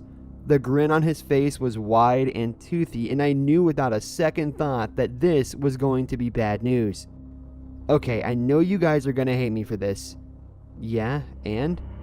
But I'm gonna need you to stay a little bit later after all. We got a shipment in of those inflatable Christmas lawn decorations, and I need you guys to get them on the shelves before we open in the morning. I had to get up in the morning at 8 a.m. to go to my other job. I was already scheduled to work until 3 a.m., and now he wanted me to stay even later? Sure, I said, defeated. I knew it was pointless to argue. Whatever I said would only result in something worse happening to me in the end. I just knew it. He was that kind of boss. A vengeful sort, as I've said. I just need to be out of here by 7 a.m. at the latest so I can go home and change for my other job. I need to be there by 8. You got it, bud. You're the boss. I'll put you down on the schedule until 7 a.m. No later than that. Alright, I'll catch you later. I'm out of here for the night. He was up and had his coat on already, heading out the door. Oh, and don't forget to tell Andy he's got to stay too, okay? I didn't have time to break the bad news to him. Alright, you guys have a good night. He went into the employee bathroom, closing the door quickly shut behind him before I could say a word. He always liked to change before leaving the store. God forbid anyone saw him in his uniform outside of there. I went out and told Andy the news. His face was a mask of anger. He wasn't happy about being told to stay, and the chicken shit way our supervisor had made me break the news. I told him Brandon was in the back getting changed if he wanted to catch him before he left. Let that prick supervisor talk to him for himself, I thought. It wasn't my job to break the bad news to employees that they had to stay late. That was not part of my job description. Andy marched back to the staff room to confront Brandon, and I was left alone with the Christmas decorations, now with a lot more work lying ahead of me than before. The weird thing was, Andy never came back. I finished the shift alone, feeling like something bad had just happened, but what it was I couldn't figure out. That morning after work, I went home and quickly showered, dressed in a different uniform for a different minimum wage job, and trudged off to that place half asleep. My other job was running the cash register at a burger place, since our hardware store usually didn't have enough hours for me, and even when they did, I still found myself short on cash. Hence the 80-hour work weeks. The next shift I had at the hardware store was a couple nights later. When I went inside, everyone was acting weird. The police were waiting for me when I walked in and said they wanted to ask me a few questions, since I was one of the last people to see Brandon. I told them about Andy in the best light possible, but said that he had been upset and I assumed they had gotten into a bit of a confrontation and that I hadn't seen either of them after that. The police told me Andy was also missing. The rest of the questioning was uneventful. I explained everything I knew, which wasn't much. It sounded like Andy was a person of interest in the investigation, since they were asking a lot of questions about him and his background. I said I knew he was into robotics and that he had recently been fired from some high-paying job in that field, but other than that, I didn't know anything. The police were dissatisfied but left after that. Once again, I ended up staying late to stock the never-ending supply of Christmas decorations, and this time it was a different manager announcing it to me with an infuriating smile. "Fine," I said, gritting my teeth despite my best efforts not to. 3 a.m. rolled around and everyone else had gone home. I was once again left by myself to work extended overtime. The large store was well lit, but creepy nonetheless, since I was the only one in it at that late hour. I finished with the boxes I had and was taking the dolly into the back to get more, when I walked past the animatronic Santa on his throne. The thing was moving around still, but I could have sworn I had unplugged it. I walked around to the extension cord hidden beneath some white felt that was meant to look like snow. The extension cord wasn't plugged in, and yet the Santa was moving around as if it was. "Weird," I said out loud. I figured it probably just had a battery, but unplugging it had always turned it off before. Climbing up to the platform to where the thing was seated, I got close to the robotic Santa and began to feel under the red suit for an off switch. It was moving back and forth jerkily. The face suddenly turned and the eyes met mine as I was reaching to try and turn it off. Usually the animatronic Santa would do this and then look away. This time, though, he locked eyes with me and stared at me, his head cocked slightly as if he was thinking, studying me. "Ho, ho, ho," he suddenly bellowed, sending me reeling backwards, terrified. I screamed in surprise and fell off the platform, landing hard on the floor. My tailbone screamed out in sudden pain like a lightning bolt. "Screw it!" I got up, rubbing my backside, and walked away, leaving the thing on. It was way too creepy to mess with when I was all alone in the store at 3 o'clock in the morning. I figured I'd just let the battery die. I stacked the dolly high with boxes, and after a few minutes in the back room, I went back out into the store. I pushed the dolly back towards the seasonal display area. The sight of the empty Santa throne stopped me in my tracks. The animatronic Santa had been there not 5 minutes before, now it was gone. "Ho, ho, ho," I heard from down one of the aisles near the back of the store. In the silence of the store, I heard footsteps walking in the distance, boots moving quickly on the tile floor. I was supposed to be alone. Hello? Is someone there? There was another night stalker who sometimes came in at odd hours, but why he would take the robot Santa? Maybe they were moving things around. It was the only explanation I could think of. The store was quiet once again. Maybe it's not Teddy. Maybe it's someone else. Part of my mind began to race with questions to which I had no answers.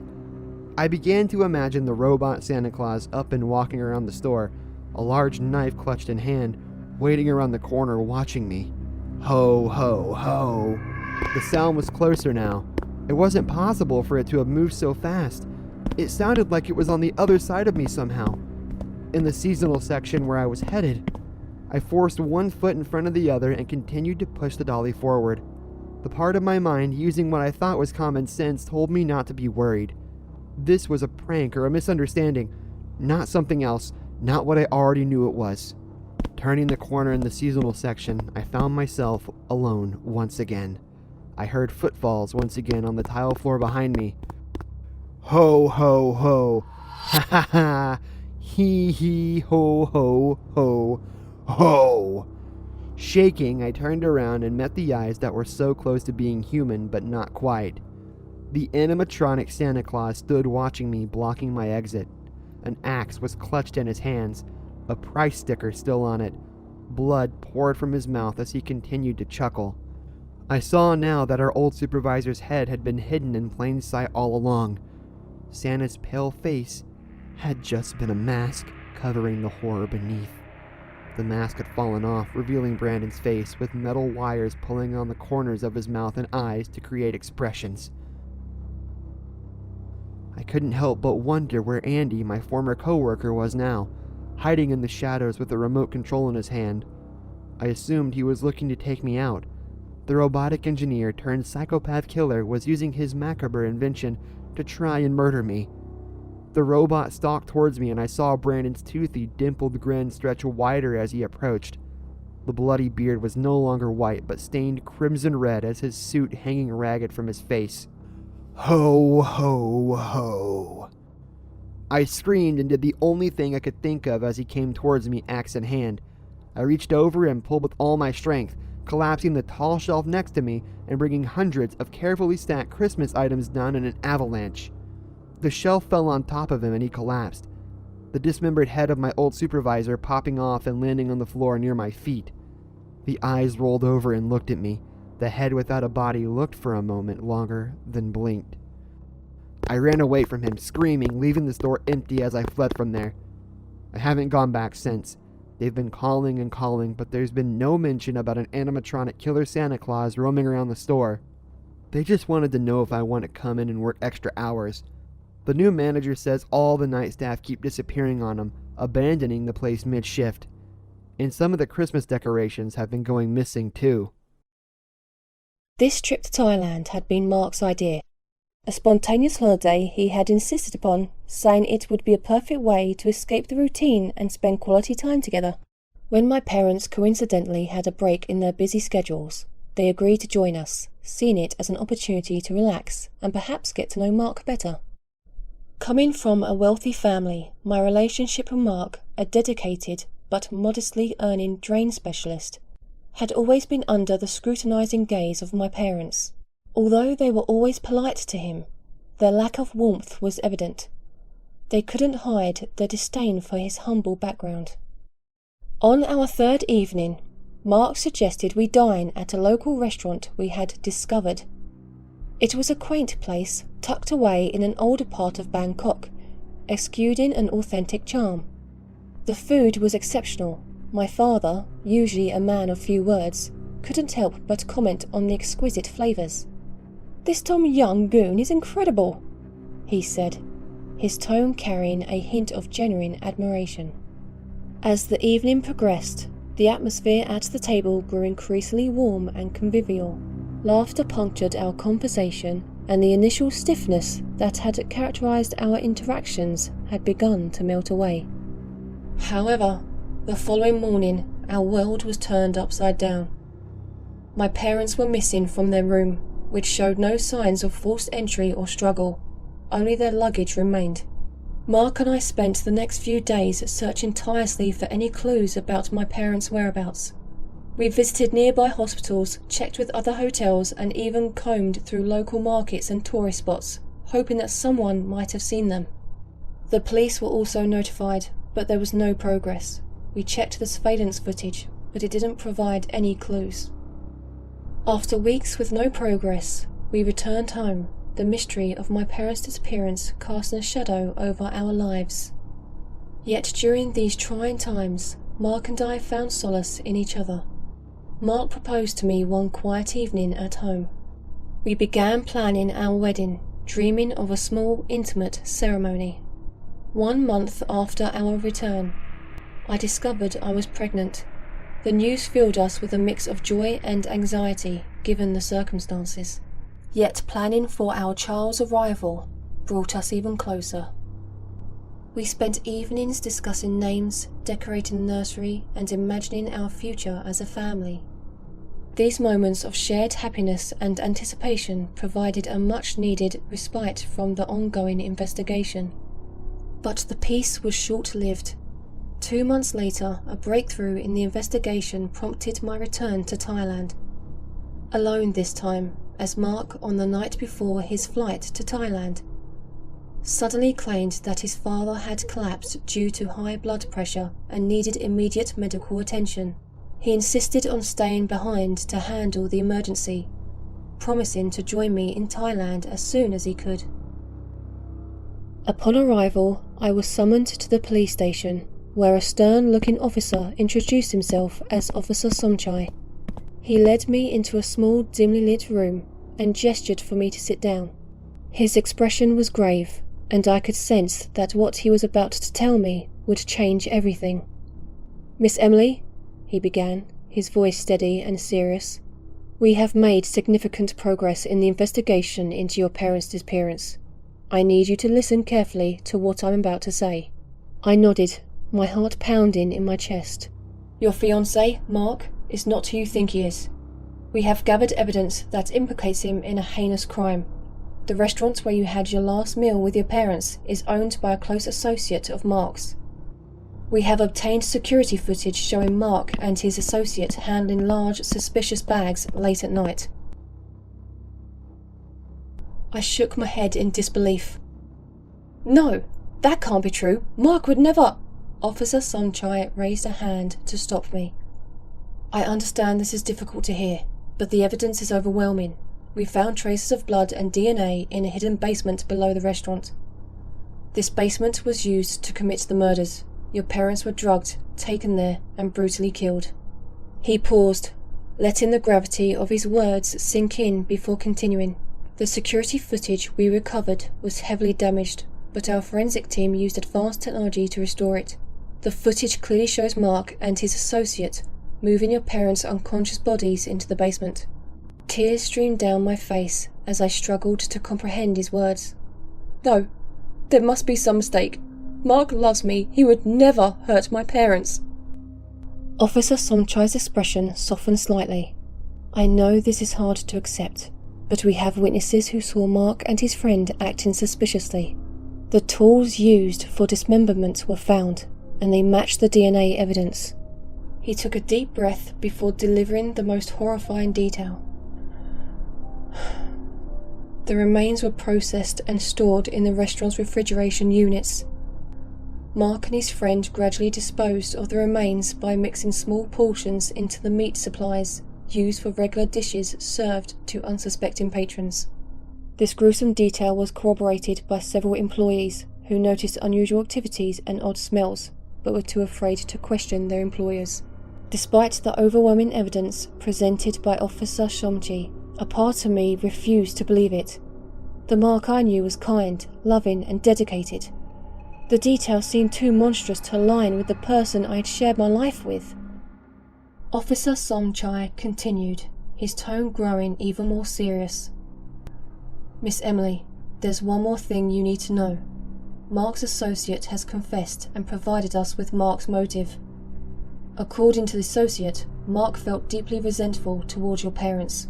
They looked down on him because of his humble background and demanded a substantial dowry of 200,000 yuan as a condition for approving your marriage. Mark saw this as an insurmountable obstacle and a profound insult. It fueled his anger and ultimately led him to plot this heinous act." He hesitated before adding another chilling detail. "After the murders, Mark and his associate went a step further. They cooked the meat from your parents' bodies and served it as breakfast the next morning. The staff and patrons, including yourself, unknowingly consumed it. This barbaric act was meant to ensure that the evidence would be disposed of quickly and to further humiliate your parents even in death." My mind was a whirlwind of emotions. I was determined to confront Mark and hear his side of the story. I couldn't believe what the police were saying about him being involved in such a heinous crime, and I needed to know the truth from his own lips. Now, as I sat on the plane back home, I clutched my growing belly, feeling the gentle movements of our unborn child. My heart was heavy with doubt and fear, but also with a desperate hope that there was some explanation, some misunderstanding that could clear his name. The plane began its descent, and I steeled myself for the confrontation that awaited. The truth, whatever it may be, was just hours away. My best friend Sarah and I had finally saved enough to embark on our much-anticipated adventure to Thailand. That night, we were enjoying the vibrant nightlife of Bangkok. Sarah and I were sipping cocktails at a trendy bar in the heart of the city, soaking in the atmosphere. A stunning girl with a figure that turned heads approached us with an infectious smile and introduced herself. "Hi, I'm Ava." "Hello, Ava," I responded. "Are you local?" "Yes, I am." Ava nodded. "I work part-time as a tour guide, showing tourists hidden gems of the city." "That sounds interesting," Sarah said with enthusiasm. "Can you tell us about some secret spots in Bangkok?" "Of course." Ava smiled. "I know a few places that you would definitely love." She talked about the secret spots in Bangkok with such enthusiasm that Sarah and I were instantly drawn in. Over the next few days, Ava showed us around, each site more breathtaking than the last.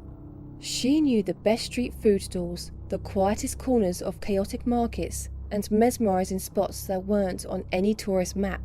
The more time we spent with her, the more we trusted her. Ava was not just a guide, she became our friend. One evening, Ava suggested a visit to a luxurious massage parlour. "It's not known to many tourists," she said with a wink, "but I take all my friends there." Trusting her completely, Sarah and I agreed without hesitation. The massage parlour was tucked away in a quieter part of the city. Inside, the atmosphere was calming, with soft music and dim lighting. We were led into a beautifully decorated room with 2 massage tables. The masseuses greeted us warmly, and soon we were both drifting into relaxation under the skilled hands of our therapists. However, as the massage progressed, I began to feel unusually drowsy. I tried to shake off the sleepiness, attributing it to jet lag and the relaxing environment. Glancing over at Sarah, I noticed she seemed equally lethargic, her movements sluggish. "Sarah, are you feeling okay?" I whispered, my voice slurring slightly. She looked at me with half-closed eyes, struggling to keep them open. "I don't know. I feel so tired," she mumbled. When I woke up, I found myself in Sarah in a stark, dimly lit room. The walls were made of rough, cold concrete, and the floor was covered in grime. The air was thick with the smell of damp and mould, and our wrists were bound tightly with rough rope. My clothes felt dishevelled, as if they had been disturbed, adding to my growing sense of unease. "Sarah, wake up!" I hissed, shaking her gently. "We need to get out of here." Sarah groaned and slowly opened her eyes, confusion and fear spreading across her face. "Where are we? What happened?" "I don't know, but we need to move fast," I replied, my voice trembling. We knew we had to act fast before they moved us to a location from which escape would be impossible. "Sarah, look at these ropes," I whispered, examining the bindings on my wrists. "They're not as tight as they seem. We might be able to get out of them."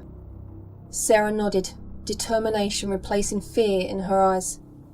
"Let's do it." Using the sharp edge of a broken tile we found on the floor, we managed to fray the ropes enough to slip our hands free. Our hearts pounded as we worked, terrified that someone would come in and catch us at any moment. Once our hands were free, we quietly made our way to the door. It was locked, but we could hear voices outside. We waited until the voices faded, then used a piece of metal we found to pick the lock. It was a skill I had learned from my brother, who always joked it might come in handy someday. I never thought he'd be right. The door finally creaked open, and we slipped out into the dimly lit hallway. We moved as silently as possible, our senses on high alert. "Do you think we're going the right way?" Sarah whispered, her voice shaking. I don't know, but we have to keep moving. I replied, glancing around nervously. Finally, we found a window that led to a small alleyway. It was a tight squeeze, only big enough for one person to pass through at a time, and it would take some effort to get through. Sarah, you go first, I urged, trying to hide the panic in my voice. Sarah nodded and began to climb through the window, but as she struggled to fit through the small opening, a wave of fear and self-preservation washed over me. If she went first, I might not have enough time to escape. The realization hit me hard, and a selfish, desperate instinct took over. Sarah, hurry! I urged, my voice trembling with urgency. Just as Sarah was halfway through the window, we heard the unmistakable sound of footsteps approaching rapidly from the corridor. Panic surged through me. If they caught us now, we'd have no chance. Sarah, faster! I hissed, trying to push her through. But the footsteps were getting closer, and I knew we were running out of time. In a split-second decision, driven by sheer survival instinct, I grabbed her legs and yanked her back into the room, the force of my pull causing her to fall heavily to the ground. She looked up at me in shock and betrayal, but I couldn't afford to hesitate. I'm sorry, I whispered, my voice breaking, as I scrambled through the window myself. I managed to slip through and hit the ground outside just as the door behind us burst open. Ava and two men stormed in, their faces twisted with rage. Run! I screamed, knowing it was too late for Sarah, but hoping to save myself. I ran as fast as I could, not daring to look back. My heart pounded in my chest, and my breath came in ragged gasps. The alleyway seemed endless, but I forced myself to keep going. I didn't stop until I reached a busy street, where I flagged down a taxi and begged the driver to take me to the nearest police station. I told the police everything, and they promised to launch an investigation. However, days turned into weeks, with no significant progress. Determined to find Sarah, I stayed in Thailand for 2 weeks, tirelessly gathering information. I joined forces with Sarah's family, who had flown in immediately after hearing the news. Together we combed through the neighbourhoods, spoke with locals, and approached shady establishments, hoping to uncover any clues. During this time, I grew close to Sarah's family. Her mother, a strong yet heartbroken woman, often shared stories of Sarah's childhood, trying to keep her spirit alive amidst the despair. I felt their anguish deeply, but couldn't confess that in my desperate bid to survive, I had left Sarah behind the night she was taken. Despite our relentless efforts, the trail remained cold. The traffickers seemed to have vanished without a trace, leaving us feeling increasingly helpless. Eventually, reality caught up with me. My job back home was at risk, and my family needed me. With a heavy heart, I realized I couldn't continue my search indefinitely. Reluctantly, I booked a flight back to my country, promising myself that this was not the end of my quest for justice. Sarah's family decided to stay in Thailand, driven by hope. As I boarded the plane, I felt a deep sense of sorrow, as if I was abandoning Sarah all over again. Back home, I resumed my life, but the memories of Thailand and Sarah's unresolved fate haunted me. I stayed in touch with Sarah's family and the organisations we had worked with, hoping for any breakthrough in the case. 911, what's your emergency? I think somebody's trying to break into my home. It sounds like they are coming through the car garage. All right, sir. Can you tell me your name and address? Yeah, it's Hank Lassiter, and I live on Lupine Road off of 553. I'm alone right now. My son's at a sleepover. Okay, we have that information. It may take a bit of time for units to arrive, but I can stay on the line until then. Jesus Christ, how long? What if this person breaks in and kills me? Do you have somewhere that you can hide in your home? I have an old attic by the washroom, but I might get stuck up there. You'll need to find a safe location until officers arrive. Where else? Is there a closet or a bathroom you can barricade yourself in? Hold on. I'm going to try to get into the attic. I might lose my signal. Hank, try to keep the call from being disconnected. Hank, I think I lost you. All units, be advised we have a possible home invasion. Address is on Lupine Road. Did not get exact house number yet. We will keep lines open so that the homeowner can attempt to call back in. 911, what's your emergency? Yeah, I'm stepping into my house right now and I'm pretty sure that someone has gotten inside already. I think it's a break-in. Alright, sir. Can you give me your name and address? My address is Lupine Road. Hold on just a second. See if anything has been stolen. Lupine Road. Is this Hank? That's right. How do you know my name? You called less than 10 minutes ago. Do you not remember? No, I think I'd remember that. Hold on. Are you saying someone else called from inside my house? This is highly unusual. Can you hold while I attempt to speak to my supervisor? Hold on. I need to know if my house has a burglar inside it. I think I'm entitled to protect myself. I can protect my family. My son's upstairs, I think. You aren't sure where your son's at? Like I said, I just stepped in the house. Can you tell me what's going on? Sir, my recommendation is you wait outside your home. We already have 2 officers on their way, and they will be there soon. This is rich. The invader called you? Wow. Guess that's smart. Sir, please be cautious. If there is a threat, you shouldn't enter your home. I'm not gonna crawl up in a hole and hide. I'm an American veteran. And no coward is gonna break into my home and get away with it. All units be advised we have a discrepancy with a secondary caller. At this moment, it is unclear who is the homeowner. Stand by for further information. 911, what's your emergency? This is Hank. I called earlier. That burglar is somewhere downstairs. I think they found my gun. Sir, if it's all the same to you, can I ask you a few questions about your home? What? What kind of game is this? We don't have time for 20 questions. Are there units on the way? How long have you lived at the residence? Are you really doing this? Look, I don't have time for games. I want this handled before my son gets home. I don't want him walking in and getting hurt. I'll go down there and defend myself if I have to. I won't die in this hidey hole because y'all are busy trying to find out my life story. We're doing our best to assist you, Hank. But there's been a bit of a kink in the plans, so to speak. The person inside your house is also claiming to be you. What does that even mean?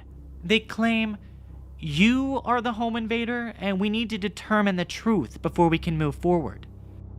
You serious? Okay, sure, I can answer. While I try my best to keep my dang cell phone from cutting out and some psycho doesn't kill me. Hank, if you can focus, I can verify a lot of this information online with what we have on file for your residence. I think... Don't get... Your signal's full of static. Please try to not move. Hank, are you there? Unit 334, I haven't been able to verify anything about the homeowner. This puts us in a bit of a bind, Eddie. Dang it. Whoever's doing this is a smart cookie. I think we should attempt to phone the landline. Maybe contact the second man who claims to be the homeowner. We're almost at the residence. I say we just go in there and arrest them both. We can sort this out at the station. Be advised, the second caller found a firearm. I would consider them hostile. The first caller is hiding in the attic. If I were to toss a coin, I would consider them to be the homeowner. Try and make that call, Eddie. You got 5 minutes before we bust the door down. Hello? Who is this? This is emergency dispatch, Mr. Lassiter. I called your landline. Have you located the burglar? I think they're in the attic. I fired a few random shots, but they haven't come down. Sir, you need to listen to what I'm telling you right now.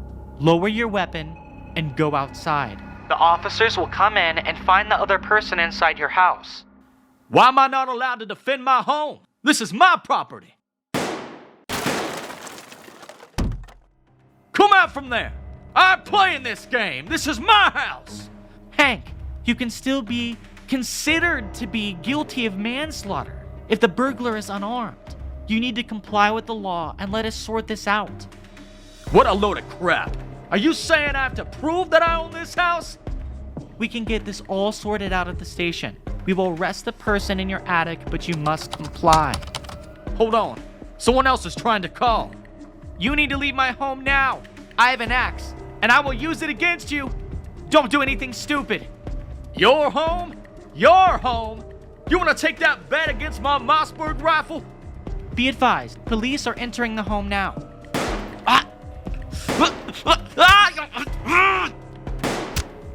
Both men have been apprehended. We've got some major blood loss here. Call an ambulance. The two callers, both claiming to be Hank Lassiter, were taken to the local Bethlehem Medical Center, where tests were run to determine their true identity.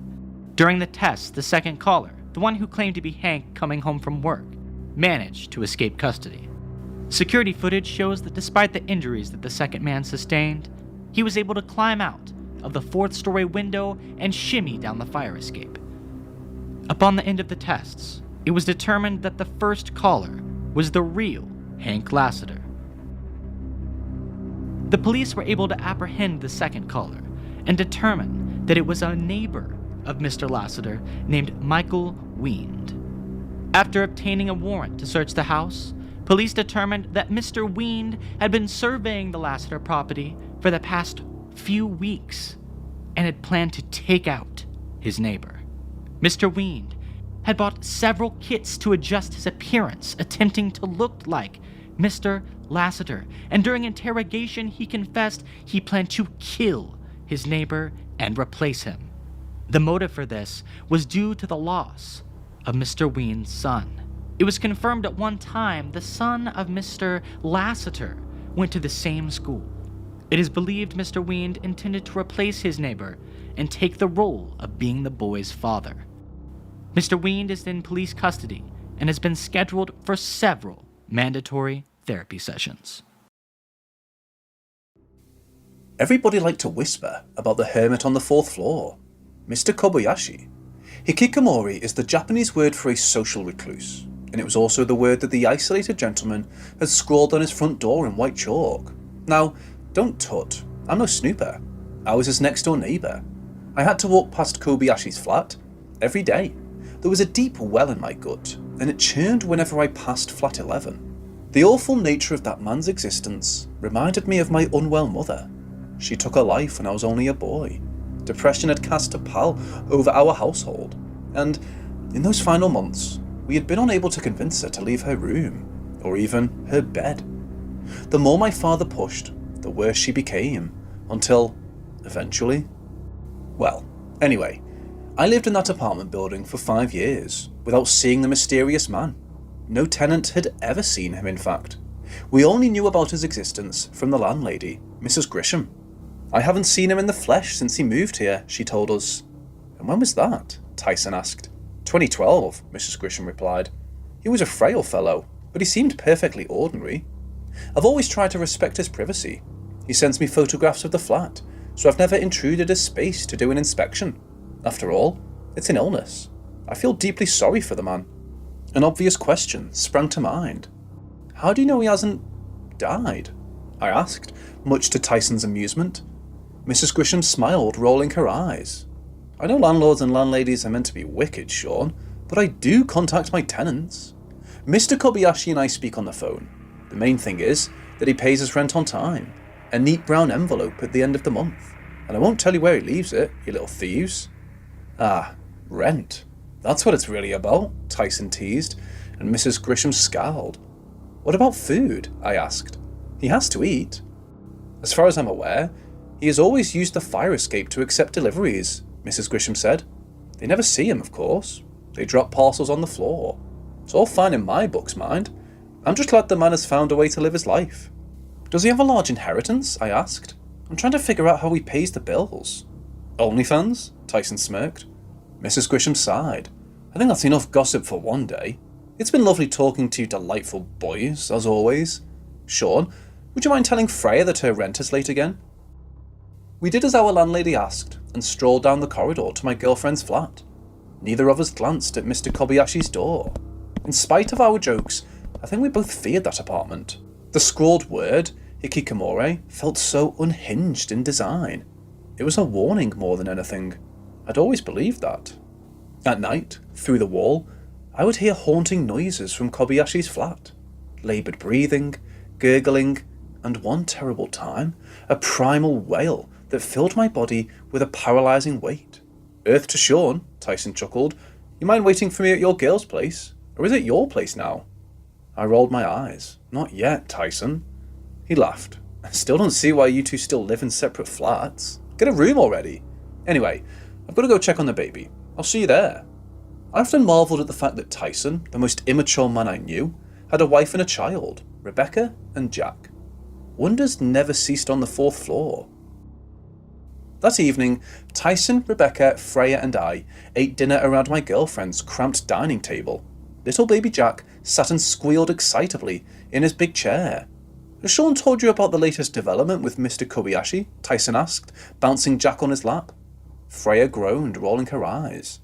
Have you two been pestering Mrs. Grisham again? We finally got somewhere, I grinned. Mr. Kobayashi does, in fact, interact with the world. He's not dead. Great, Rebecca said, rolling her eyes. Mystery solved. Will you two drop it now? Red, Jack cried, gleefully pointing at the window.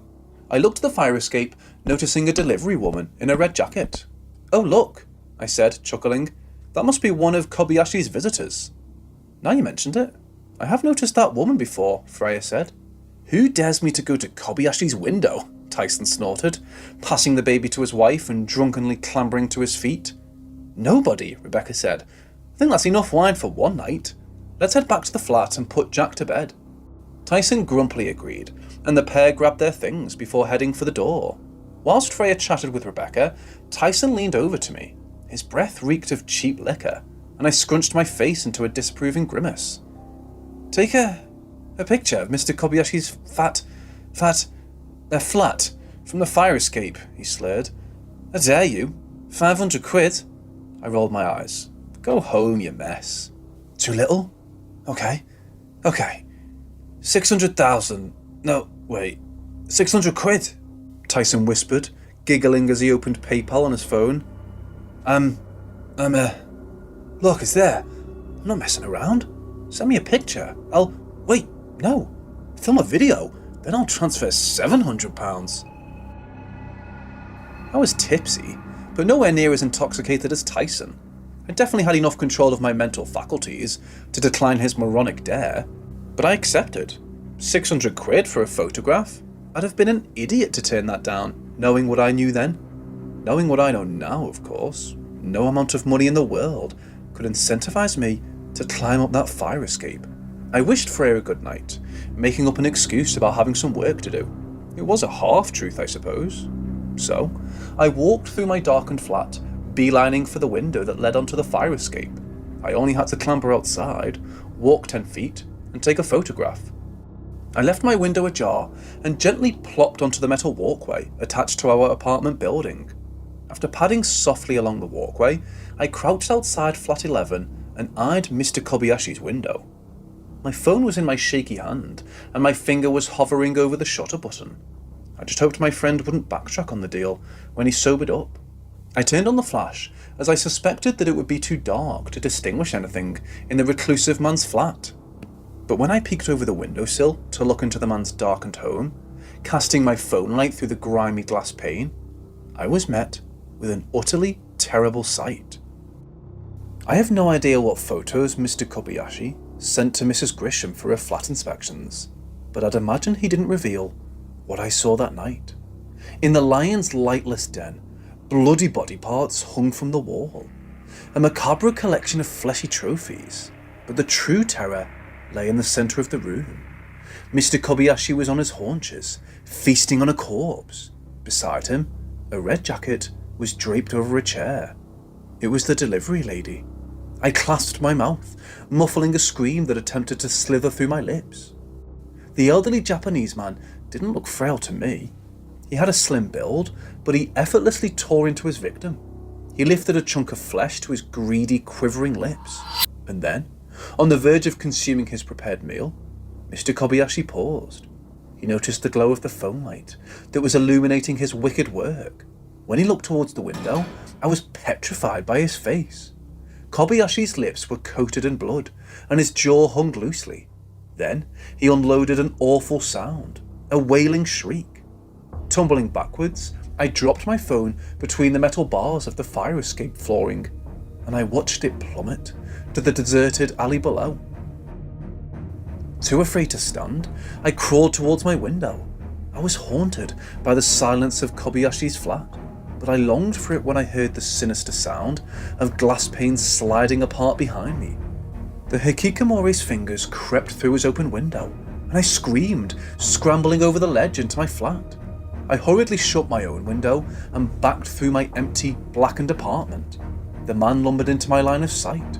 With nothing but a thin sheet of glass between us, he surveyed me from the fire escape, surveying me with horrible eyes.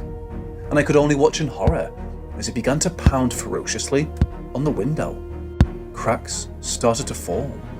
After frantically fumbling with the handle behind my back, too afraid to take my eyes off the abomination, I felt the front door open, and I finally made it into the corridor. Locking my flat behind me, I expected to hear smashing glass, but there was only dreadful silence. I pounded on Freya's door, and she let me inside. One look at the ghastly expression on my face was sufficient for her to realise that this was no practical joke. She immediately dialed 999. It wasn't the first time they'd been called. Cases of missing women had been tied to the old man before, but no evidence had ever been found. And on that night, when the police broke into flat 11, Mr. Kobayashi had already fled. Though in truth, Mr. Kobayashi had been gone for a long time, hadn't he? After all, whatever lived in that darkened hole, it was barely a man. The year was 1982, and I was enjoying a late afternoon bike ride at the height of the summer. I loved cruising around my neighbourhood during the golden hour of the day, admiring a settling sun and basking in the quiet of a dying day. It was peaceful. Once. It's hard to remember now, because all I see is those two boys, blocking the road ahead. Daisuke charged towards me before I reacted. I didn't swerve in time. His foot connected with my bike, and I was sent flying to the gravel. "Daisuke, what are you doing?" Akihiko cried in terror. Daisuke smirked and walked away, whilst Akihiko rushed over to help me to my feet. "I'm so sorry. My friend is an idiot," he said, lifting me to my feet whilst I sobbed. "You're Akane, right?" I nodded, sniffling. "That's a beautiful name, Akane. Sounds so lovely in my mouth," he said, smiling. I didn't understand the feeling in my gut at the time, a churning sensation, and it accompanied the feeling of my neck hairs rising to attention. Something about Akihiko's words set me on edge, and his smile seemed false to my eyes. "I'm fine," I whispered. "You're not," he sighed, rubbing my shoulders. "I'll help you home, Akane. Sweet Akane." I didn't really have the opportunity to contest. Well, that's a lie, I did. I had plenty of opportunities, but I froze in fear. And I walked home with the older boy along my side.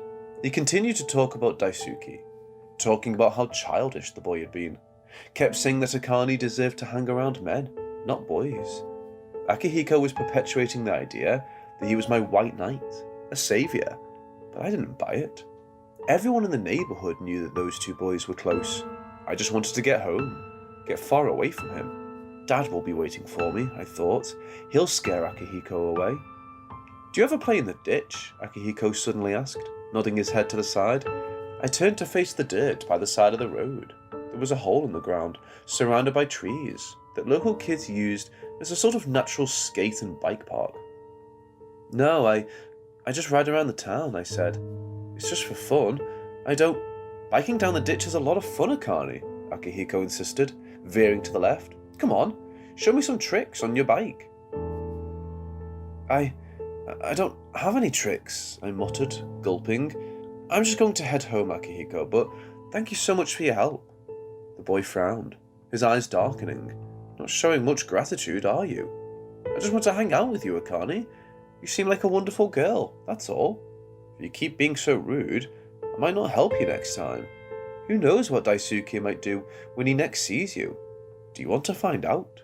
Tears staining my cheeks, I viciously shook my head and led my bike over to the boy. We walked into the trees, heading away from the main road, and then we stopped at the top of the steep ditch. I knew you were a smart girl, Akane. He smiled horribly. A sweet, smart girl. Why didn't you put that bike down for a second? Shivering in fear, I did as the boy said, and then he walked over me and started wiping the tears away. You don't need to cry anymore, he whispered, leaning closer. You're safe now. I'll always keep you safe, Akane. This is my neighborhood, you see? And then the boy started kissing me. It happened so quickly. He was far bigger and stronger than me. I cried in horror as he forced himself upon me. Something deep in my brain. I unfroze and chose fight rather than flight. I chewed his lip, biting down forcefully. The boy reeled backwards, screaming in agony and nursing his bloody lip. Trash! He roared, lunging forwards. Before I managed to defend myself, the boy pushed me, and I was sent tumbling down the ditch. I landed on my ankle at the bottom and twisted it painfully. Screaming in agony, I tried to get to my feet, but the pain was too severe. My left foot wasn't strong enough to fully support my weight. Wait there, Akane, he growled, pulling out his phone. I have a call to make. I began shuffling through the ditch on hands and knees, wincing from the pain of my ankle and struggling to see through the never-ending stream of tears running down my face. Daisuke, he shouted into the phone. Yeah, I have her. She bit me. Yeah. Oh, don't worry. She isn't going anywhere. She's crawling through the ditch like a wounded animal. Yeah, that's right. Oh, we'll tame her. Don't you worry. She can be trained. She'll learn to appreciate her master. Tell the others. They know which ditch I mean, right? That's the one, just off the main street. I'll see you in 10. The boy hung up the phone, and I had managed to crawl to the other side of the expansive ditch. I heard Akihiko sliding down at the other side. Where are you going, Akane? He asked, sighing. Oh, sweet Akane. Oh, not so sweet Akane. I haven't decided. My friends will be here soon, and they'll teach you how a girl should respect a boy. Why are you running? I'm not going to hurt you. I'm going to teach you. Mold you. You'll learn that submitting is far less painful than fighting. I passed out, perhaps from fear rather than pain, and when I woke, I was in a faceless warehouse, surrounded by boys. Boys who used me in ways far more dreadful than Akihiko's unwarranted kiss at the ditch. Ways that I would rather not put into words.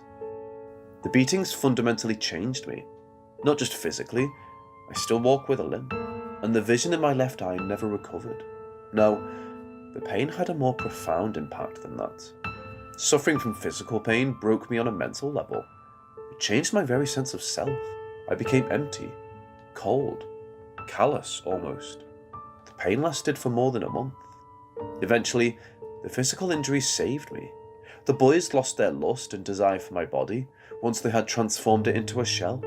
A revolting, near-rotting shell. I was malnourished and bruised.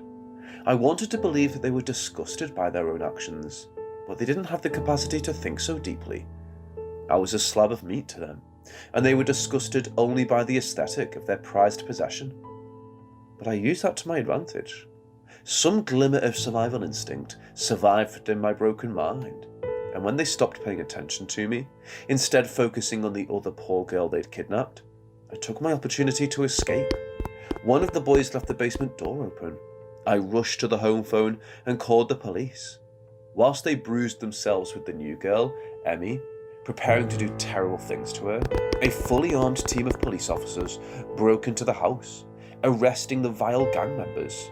The girl suffered, but not as severely as me, and I'm grateful for that. She went on to lead some form of life, mentally scarred, but not physically. I'm still rotting in that room. I never really left, not spiritually. Still, I did not save myself, but I saved Emmy, and that's something. Some days, I wonder why I carry on living at all. My name is Hamari, and I spent 10 years of my life in a basement after being kidnapped by a man named Kato, a man who was no man at all. Kato numbed me to life itself. In order to help you understand that, I shall start from the beginning. The year was 1999. That was the last year of my life. My real life. I remember the day so vividly. December 2nd, 1999. I was walking home from school, and it all happened so quickly. A van appeared, and I knew the risks. I knew about stranger danger, but all of my knowledge meant nothing. I was a tiny girl, and he was a burly man who had bundled me into the back of his van before I even managed to scream. He knocked me unconscious with chloroform, and I woke with a throbbing head in a bright pink room, a room blindingly colourful, horridly colourful. But when I looked closer, the true horror of the place revealed itself. The peeling, rotten wallpaper, the cockroaches scurrying across the floor, the mosquitoes that would drain my blood whilst I slept, and I would wake to searing pricks of pain across my flesh. He was not really a man at all. No matter how many times I say that, you will not fully understand what I mean. You would have to stare into his cold, calculated eyes to fully understand. "You are loved," he would tell me. He told me that every morning and every evening. Those 3 words were the only words he ever said to me, and I quickly learned that my only cries of agony meant nothing to him. He would coldly and methodically torture me. He broke my limbs to keep me immobile, broke them so many times that they no longer work properly. I would screech and plead for help, but he would only smile, that dreadful, inhuman smile. Then he would utter those awful words, "You are loved." And I quickly learned to accept my fate. On one terrible day, I made the mistake of trying to escape, but Kato was so calm, so awfully calm. He simply came into the basement the next day with a photo in hand. It was a picture of my parents in the living room of our own home, a warning that Kato knew where I lived. And then he produced a small penknife before proceeding to jab viciously at the photograph, tearing holes in my parents' eyes, manically ripping the photo until their faces were gone. My mind broke, processing the sheer horror of the situation. Then he nodded and said those words, "You are loved."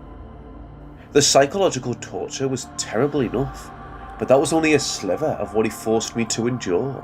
The starvation was the worst. You don't know how it feels to be hungry, truly hungry, pushed beyond the limits of humanity. My body was eating itself. That's what happens when you haven't eaten for days or weeks at a time. And when I was malnourished, I barely noticed the other things he did. He took my fingers, grew tired of me scratching at the door and pleading for help. It was a pain unimaginably painful, but the agony was dulled by the even greater ache in my shriveled stomach. The mental torment is what broke me. As I stared at the stumps on my hands and screamed, I remember only this terrible thought: if only he'd let me eat the fingers.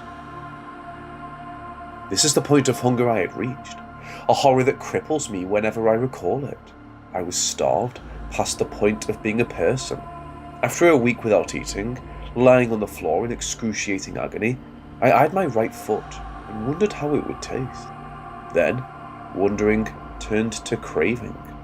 At my breaking point, he would always bring a scrap of food, something to keep me alive. Barely. And he never touched me inappropriately, despite what many assume. But did he really need to do such things? He was inappropriate in his own deranged way, a way that transcended human desires.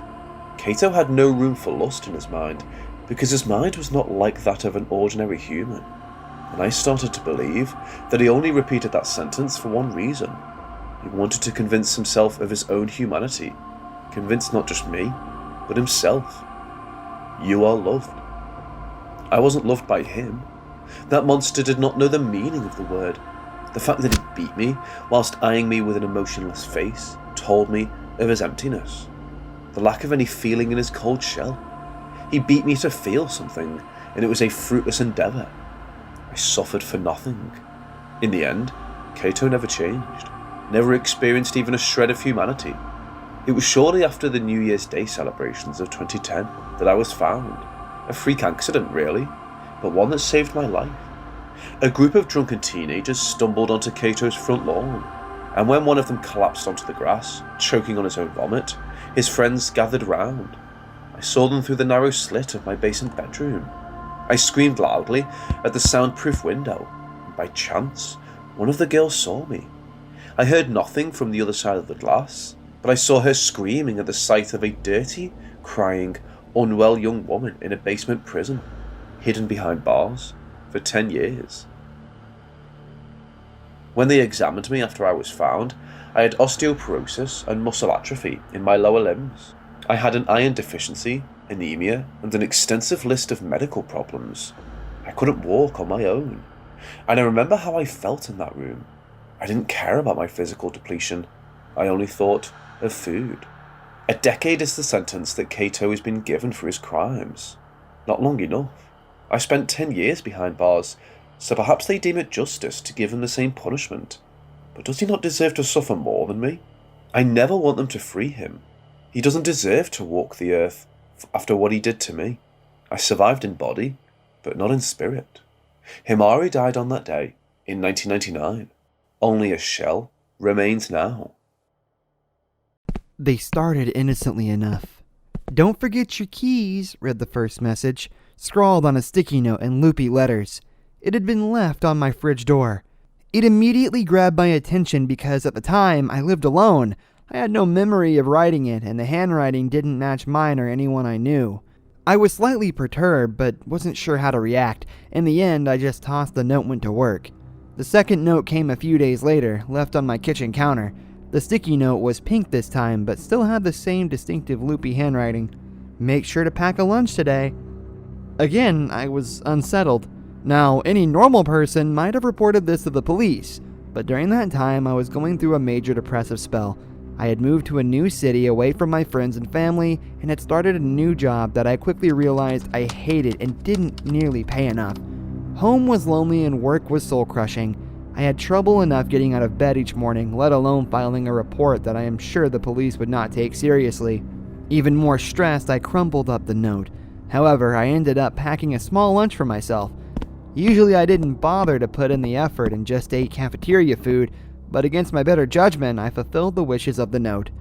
That day, the cafeteria was closed. The main cafeteria fridge had broken overnight, and many of the frozen lunches inside had gone bad.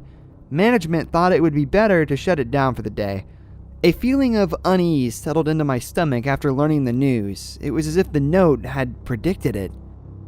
The notes continued throughout the following weeks. They would typically show up on random days, no more than 3 notes to a day. They were all left in obvious places in my apartment, all on sticky notes, and in that unfamiliar loopy handwriting. They began to grow more prophetic. "Take I-80 today. There will be a bad accident on your way home. Janet is going to offer you some cookies at the office.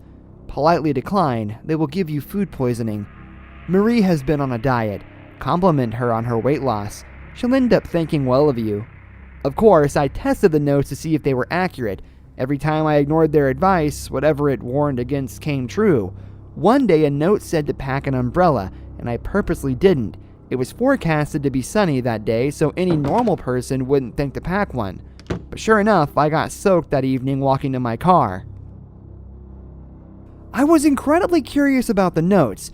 There were so many questions I had about them, and those unanswered questions kept festering in my head. I tried writing notes back in return and leaving them out, but never got a response. I'd speak out loud and ask questions as if, or in case, the note writer could somehow hear me, but this only made me feel foolish. I'd occasionally make a surprise visit home at odd hours, just to see if I could catch the note writer leaving their notes. Of course, I never caught them. I tried installing cameras in my apartment, even making sure all the cameras were completely hidden, but the next day I found every single one of the camera's insides completely torn out and placed on the kitchen table with a single note next to them reading, "Never do that again." The notes stopped coming after that, which made me deeply regretful. I had grown accustomed to the notes. I had begun to rely on them even. They had significantly improved my way of life over the last few months, both mentally, financially, and socially. I had actually started making friends at the office thanks to their advice, and for the first time in my life I was even a bit popular. My managers, who before the notes didn't pay much interest in me, now valued my presence and would ask for my opinion on projects. It was no secret I was on my way to a promotion. Could I still do that without the notes? I also value the notes as a friend, as weird as that sounds, or more like a guardian angel. Wherever they were from, they were always protecting me. Without them, the future was suddenly unknown, dangerous. Every time some mild annoyance popped up from that point, from bad traffic to stressful work situations and even a minor paper cut, I thought about how this all probably could have been avoided if I still had the notes. The next week, a bright green sticky note appeared on my bathroom mirror. "Don't forget to call Mom today. It is her birthday." I nearly cried. I decided to sack my investigation and just accept things as they were. Slowly, the fog of my depressive spell began to lift, and I could feel myself returning to how I used to be. My confidence rose, and for the first time in a while, I felt an equilibrium with my life. I went out, cracked jokes, and even managed to clean up my apartment. I also managed to get a girlfriend somehow. Her name was Amanda. I met her at a pub when I was out with my buddies. The best part of all this is that for some reason, she seemed to actually be into me. She was gorgeous, way out of my league really, with long auburn hair that reached down to her back with soft brown eyes. Her laugh was lovely, and the lemon-scented perfume she liked to wear was intoxicating. She was the type of girl you could chat with for hours and never run out of things to talk about. The relationship was still new, so I was trying not to plan our whole future together in my head, but she was so lovable it was hard not to. At some point, I briefly thought about telling her about the notes. I've always wanted to tell someone about it, but never really had anyone to tell up until now. I decided not to, however, afraid she might think I was crazy. There was no point so early in the relationship making her think I was a loon. Plus, I was afraid the notes might stop again.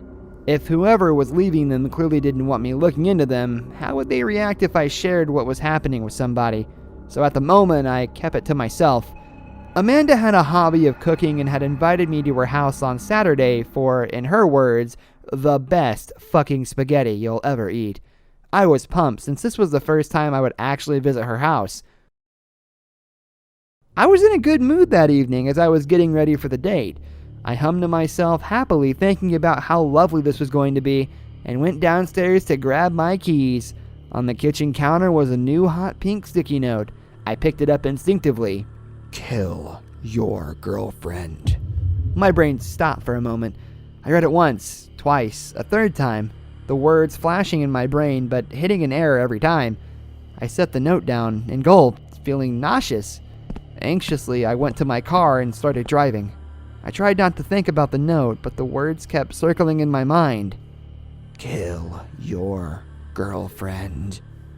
The notes have never failed me before, and they were always in my best interest as far as I knew, which was admittedly not much.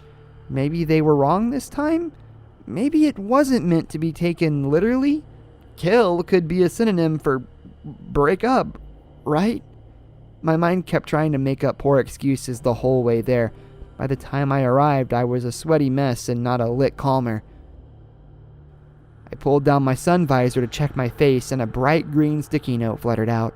I went cold. The notes had never appeared outside my house before. Hand shaking, I picked up the note and read it. "Kill Amanda. Take the gun from your glove box and shoot her." I looked at my glove box wide-eyed. I did indeed keep a handgun in my glove box for safety purposes. I wanted to puke, to believe this wasn't happening. Again, I ignored the note and walked up to Amanda's house, trying to shake the message from my mind. She answered the door almost immediately after I rang the doorbell. "Hey, what's up?" she said with a bright smile, but when she saw my face, the smile dropped. "You okay, Gary? What's wrong?" she said in concern. Nothing, I lied, trying to force a smile. "Well, actually, I think I have a bit of a stomachache." Come in, she said, ushering me in. The inside of her house was cute and homely, and she fretted over me worriedly as she led me over to her kitchen table. She then took my hand and rubbed it comfortingly. "If you're not feeling up to spaghetti, we can always have it another time. Don't worry about it. Do you want any antacids or something?" I smiled. The way she was so concerned for me over a simple stomachache made me fall in love with her all over again. My heart panged with both love and guilt. The aroma of cooked spaghetti was also extremely strong, and even though she said it was fine, I knew it would probably be a bummer for her to pack away all that spaghetti after just making it. "I'm fine, sweetie. I probably have a stomachache because I haven't eaten much today. I was looking forward so much for your spaghetti." Her smile returned again. I always loved how fast she smiled at things. Well then, Mr. Hungry, let me grab you a bowl. She left for the kitchen. I reclined back inside, sticking my hands in my pockets. I felt a crinkle of paper. Shit. I pulled the paper out of my right pocket. Take your chair and bash her head in. I had a hard time controlling my breathing as I stuffed the note back in my right pocket. I also felt paper in my left pocket, and against my mind screaming for me not to, I pulled it out, realizing it was actually 2 notes crinkled together. Shakily, I unwrinkled the first note. Do not eat the spaghetti. Drugged. What's that, Gary? Asked Amanda behind me. I nearly jumped out of my skin. I stuffed the notes back in my left pocket. Oh, just some note from work I forgot was in my pocket is all, I said in a weird voice. She frowned, looked like she wanted to say something, but then thought better of it. Here, babe, she said gently, handing me a bowl of spaghetti. It looked heavenly. I wanted to puke. She sat next to me with her own bowl. She rested her head in her hands and looked at me excitedly, expectantly. I stared at her blankly. Well, take a bite, silly, she said, gesturing towards my bowl. I'm so sorry. I really need to use your bathroom. I jumped up and started looking for her bathroom. She jumped up after me, looking confused. Gary, what's wrong? You've been acting weird. When I found the right door, I went in and locked the door behind me. She kept knocking and knocking. Gary, seriously, what's wrong with you? Is the stomachache that bad? Talk to me, Gary, please. I backed up against the bathroom wall, then sank down to the floor. I pulled out the 2 notes from my left pocket again, this time reading the second note. My heart sank. She is not Amanda.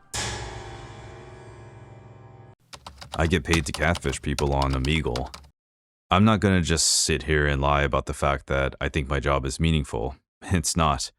Omegle is a website that pairs random visitors through video and text chat, and it has spiked in popularity over the past 4 months. So, of course, con artists are gonna roll in and take advantage. Visitors can submit keywords to filter for people with shared interests, all of which I use to my advantage to find my next big fish to fry.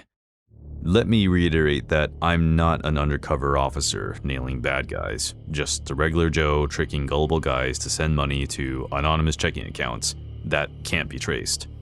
The company I work for gives me a new identity every week, a new model I use as a profile picture, and even write up a fancy description that is meant to entice unsuspecting clientele.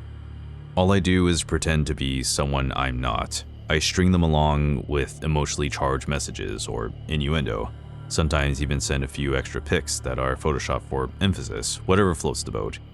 And once they are finally in too deep, I snag their credit card information and voila. Suddenly, the sexy, sultry woman they were talking to disappears entirely. Another sucker born. This works both ways too, not just on men, but I will admit they are usually the ones who get lured in the most. I suppose that I never considered it dangerous or the harm I might be doing to the families out there. After all, if they were loyal to their mates, they wouldn't be searching in the first place, right? And I never forced anyone to do anything. It was simply the art of persuasion. That's what I told myself anyway. But after what happened last week, I'm seriously considering getting a different line of work.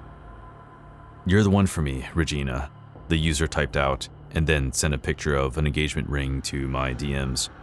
The guy was a high-paying user. The bosses had designed a foolproof diva for him, named Regina, that checked off all the boxes he was looking for. He was going to be a big fish that fried when we were done with him.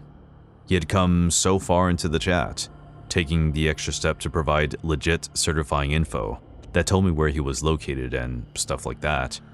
He wanted to commit to a person, me, that he had never seen before. Naturally, I declined the ring, but instead asked for credit card information, like I have always been instructed. Maybe we could meet up and have a real fling, I suggested. You don't understand. You are my whole life. I devote everything to you. I worship you. It didn't make sense to me for anyone to have this sort of obsession over someone that they had never met before. But this guy was serious and apparently wanted more, and didn't want to hear me say no. That was definitely an unorthodox response, but I didn't let it deter me to be persistent and get what I needed. Honey, I would love to spend more time with you, but you know that I can't unless I can get out of the situation I'm in, I cooed him. No, I'm going to be with you. I don't care if we have never met, you are the one for me. I can prove it, he responded. Then a snapshot appeared on screen and I froze. It looked like an exact replica of the model I was pretending to be. This dude had literally carved out a wooden sculpture in my image. That's so sweet, I typed back. Honestly, at this point, I was just trying to find a way out of the chat. To be honest, this creeped the hell out of me. I have just dealt with stalkers before, but this was next level.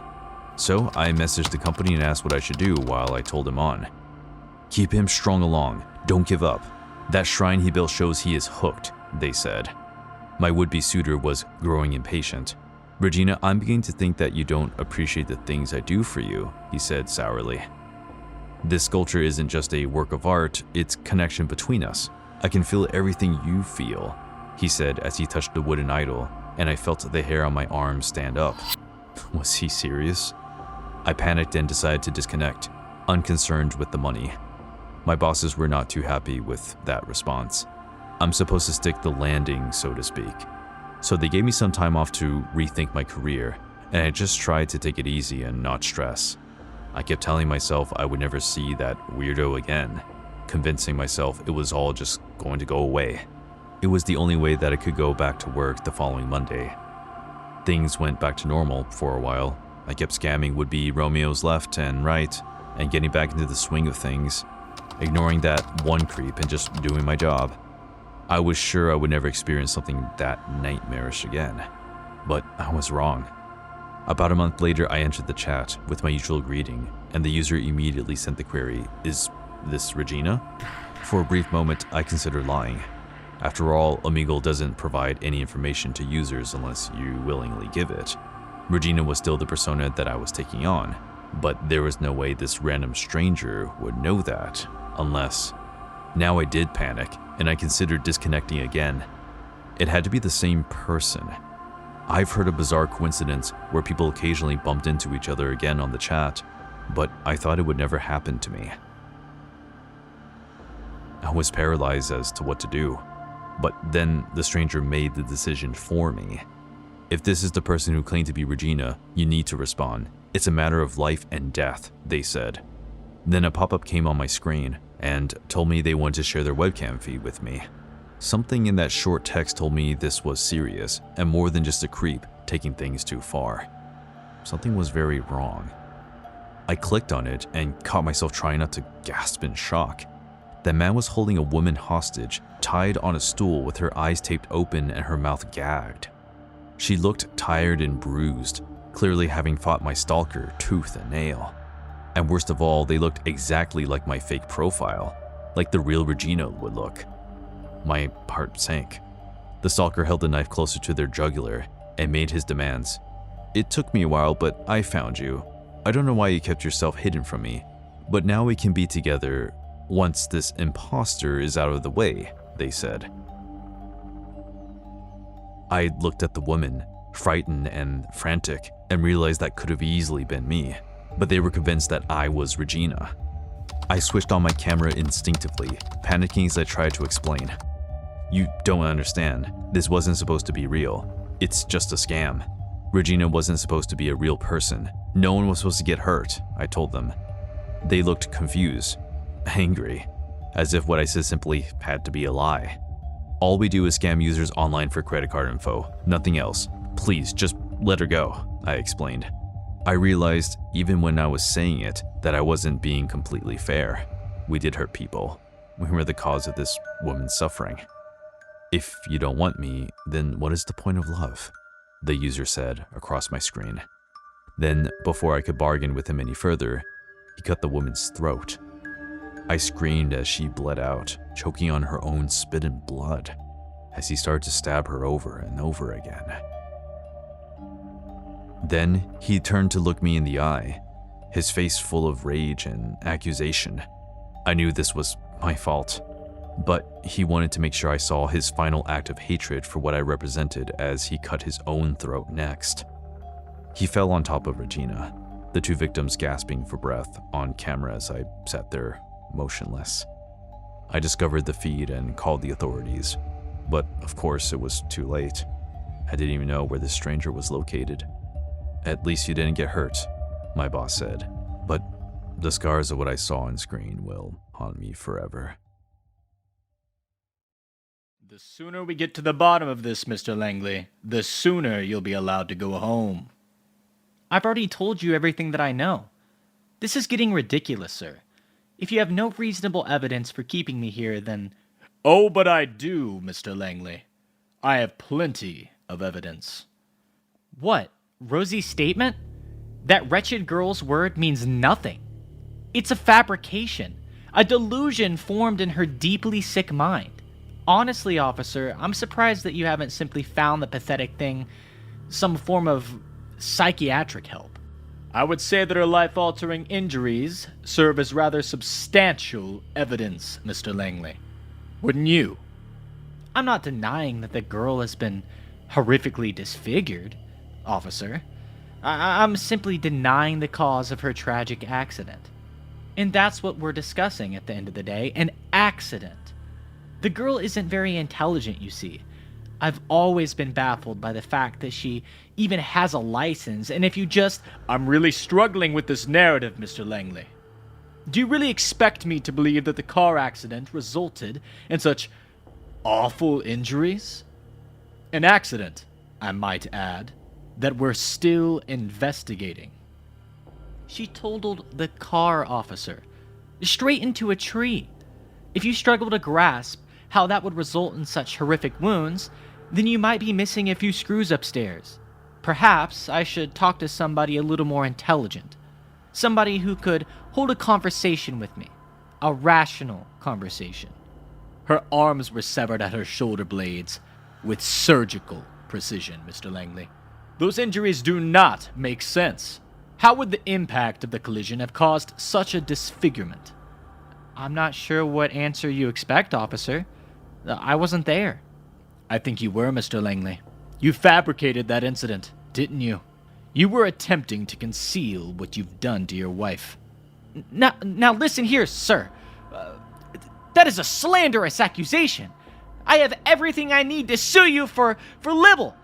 Good luck with that. I'm just hypothesizing, Mr. Langley. I'm not besmirching your good name. Nothing has been published yet. The ironic thing is that my words mean nothing. It's your words which give everything away. What the devil do you mean? Spit it out.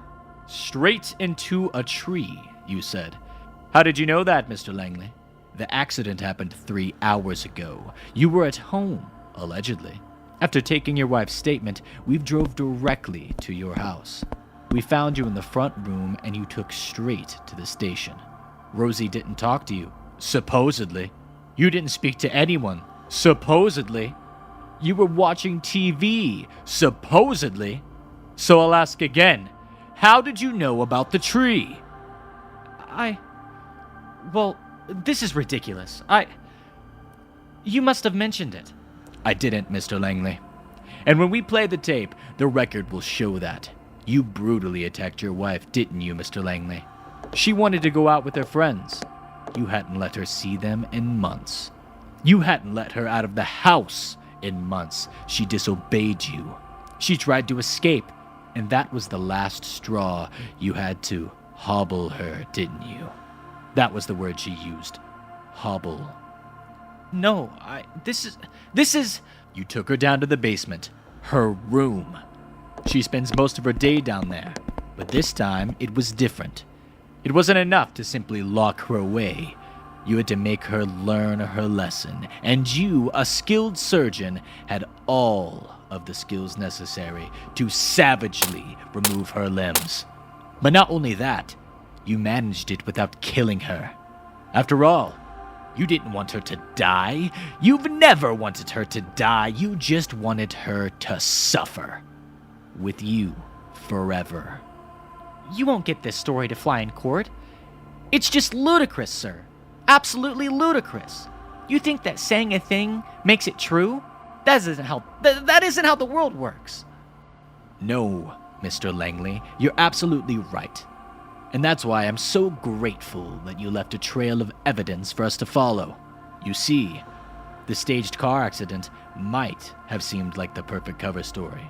The perfect excuse for your wife's injuries, but it was a messy job, Mr. Langley. A very messy job. There were little things you overlooked. I didn't... there was nothing to overlook because I wasn't there, officer. I was at home. How would I even have had time to... Well, I'm glad you asked. Around 8 p.m. this evening, you loaded your terrified wife, Rosie Langley, into the car. She kicked and screamed, but an armless passenger hardly puts up much of a fight. And then you placed a brick on the accelerator pedal before watching the vehicle hurtle into a tree on the outskirts of town. Then, you walked home. That's the most nonsensical tale I've ever heard. This is your evidence? This story of a deranged woman? She's been unwell for months, officer. Months. This was her last-ditch effort at gaining some attention. Where is this mystery brick, eh? Obviously, you removed it from the scene of the crime, Mr. Langley. Unfortunately for you, it left its mark. Fragments of clay were found in the wreckage by the accelerator pedal, and the brick itself was found freshly buried in a not-so-discreet patch of grass by the roadside. You see, Rosie was still conscious, Mr. Langley. She saw everything. This is absolute. I just... It's over, Mr. Langley. It's never over for fragile little worms like Rosie, officer. Mr. Langley made a full confession in a bid for a shorter sentence, but he was imprisoned without the possibility of parole. Rosie lives with her parents, but she has been changed forever. She fears the day that Mr. Langley might be freed. As the judge brought down the gavel, Mitch Robertson looked over to his son and daughter for the last time. The years of alcohol and late-night brawls between him and his now ex-wife Rhonda had finally worn thin. She had gone to the best lawyer in town and not only gotten the divorce she had wanted, but she was also granted sole full custody of their children. Their 4-year-old son Parker and 6-year-old daughter Jade were never the victims of their father's abuse, however. Rhonda wanted to make sure that Rich would never hurt them the way he had hurt her. Aside from her testimony, the judge noted the visible scars and bruises on her arms and face, and it was a clear, cut and dry win for her. To make matters worse for Mitch, it was getting close to Christmas. He immediately turned to beer and whiskey to drown his feelings. That was the moment he looked down at the computer screen and noticed the local mall was looking for a Santa Claus for Christmas photographs. This was the opportunity Mitch needed, as he could potentially get to see his kids. After a harrowing telephonic interview, they said he had the job. Day after day, Mitch showed up and donned his Santa Claus costume, asking each kid what they would like for Christmas and posing with them for pictures. He also encountered rude and selfish parents, ungrateful for having their little ones while he could not see his own. Mitch started to feel disdain for every parent he met. He started thinking like Santa Claus, making a list of parents who were naughty and nice, and in his mind, he started envisioning how to punish those on his naughty list. An icicle through the eye for one, bludgeoning the next with a fire poker. These intrusive thoughts continued for over a week until one day he saw them in line. Parker and Jade were standing in line for their chance to meet Santa with Rhonda and a strange man. Mitch knew that had to be her new boyfriend, and clearly, she had moved on quickly from him. He knew he could not say anything in front of them and lose his job, so he listened to each child and made a mental note of what they wanted for Christmas. As they thanked him and walked away, a tear of rage slowly trailed down Mitch's cheek. Over the next few days, packages began showing up on Rhonda's doorstep addressed to the children, each one with a card addressed to her. Each package contained things that the children had said they wanted for Christmas. Parker received some toy cars, while Jade received a cute dress, a new doll. Rhonda opened each of the cards and read the messages scrawled on them in red ink. They stated that she was on the naughty list and described horrific acts of violence that the writer wanted to commit against not only her, but her new boyfriend Lance as well. Each card's message grew more threatening, and Rhonda could not help but think that her ex-husband had something to do with these mysterious packages. Without any proof, though, who would believe her? She voiced her concerns to Lance, and he assured her he would do anything to make sure they were safe. The next night was Christmas Eve. Rhonda and Lance had already tucked the children in for bed and placed their presents from Santa Claus under the tree. They finished cleaning the house up from the night's festivities and settled in to sleep for the night. While they slept, Mitch sat parked outside of his former home wearing his Santa suit. He knew all the doors would be locked, and his only way inside would be the same as old St. Nick, through the chimney. Rhonda never liked having a fireplace and refused to use it, even for the holidays. He slowly walked around the back of the house and found a ladder Lance had used to decorate the house. Mitch positioned it against the wall and easily climbed up to the roof. The commotion on the roof woke Lance from his slumber, and he proceeded to scan the house for anything that seemed off. As he made his way to the living room, a strange scratching noise came from the fireplace. Lance thought it was a mouse until suddenly, with a large thud, a person landed and stepped out towards him dressed as Santa Claus. The stranger walked towards him, chanting, "Naughty or nice." When Lance turned to grab the phone, the Santa Claus figure threw a string of Christmas lights around his neck like a garrote, pulling them tighter and tighter until Lance collapsed lifelessly to the floor. Mitch reached around and grabbed the bronze star from atop the Christmas tree and silently walked towards his former bedroom. He opened the door and saw Rhonda sleeping. She turned over in bed and reached for Lance, but found he was not there. As she sat up to look for him, Mitch began chanting, "Naughty or nice," from the corner of the room. Rhonda allowed her eyes to adjust from waking up to see the figure of Santa Claus lunging at her, wildly swinging the bronze star in an attempt to stab her. He positioned himself on top of her, still chanting, "Naughty or nice," as he brought the star down one last time. As Mitch left the house, the neighbors across the street saw him speeding away and recognized his car. They called the police to report the odd behavior, and when they arrived, they found the children nestled in their beds, still sleeping, and the bodies of Lance and Rhonda decorated in green and red ribbons and bows, large holes in their chests. The notes on their heads read, "I saw you when you were sleeping, and I know what you did while you were awake. I know that you've been bad, not good, and now it's your hearts I take. -MR." The neighbors reported that the culprit was Mitch and what car he was driving. Sadly, he was never found, but every year in a different city, a mysterious Santa Claus can be seen, watching people on the streets and making a list of who is naughty and who is nice. Strange invite from the dark web. To whom it may concern, you have been cordially invited to join the Longcoat Killers. Alongside this special invitation, a welcome package will soon arrive at your address. Failure to participate will result in termination. With freedom comes sin. I don't know what went through my mind when I first saw the strange card jammed into my P.O. box. I thought it was bizarre. Guessed it was some kind of weird initiation ceremony for something, or wrong address, or something inconsequential. But that name stood out. Longcoat Killers. What was that? I never heard anyone. Never even held a gun or a knife before. Growing up, I wasn't even allowed to play mature video games, so I threw it away. Went into my apartment and texted my girlfriend, Jenny, like it was any other night. Then there was a knock at the door. I hadn't ordered a pizza, but I thought maybe she had surprised me because she knew I was down on my luck with jobs recently. "Yeah?" I mumbled, trying to get a good look at whoever was outside my door through the peephole. It was pretty late. I could only see someone wearing a big black hoodie with a face mask on. I instinctively grabbed my own face mask and then kept talking through the peephole. "Can I help you?" No response. Okay, whatever. I ignored them and went back to my bed. Sure, it was nothing. Then another knock. This one was sharper and more urgent. "Who are you looking for?" I asked, deciding that a clear resolution would be the only way to make them go away. They raised a finger toward the door, pointing toward where they assumed I was standing. "Okay, sure. Well, my name is Akio, but I think you've got the wrong place." Then they showed a copy of the postcard that I had received, along with a picture of me. That made me straighten up and pay attention. "Yeah, I got the thing. Don't have a flipping clue what it means though, so go fuck with someone else," I shouted, as I got out my phone and added, "I'm calling the police if you don't leave my hallway in 5 seconds." I even began counting down. I made it to 2. Then all of a sudden, a large metal blade smashed its way through my door, and I jumped backward.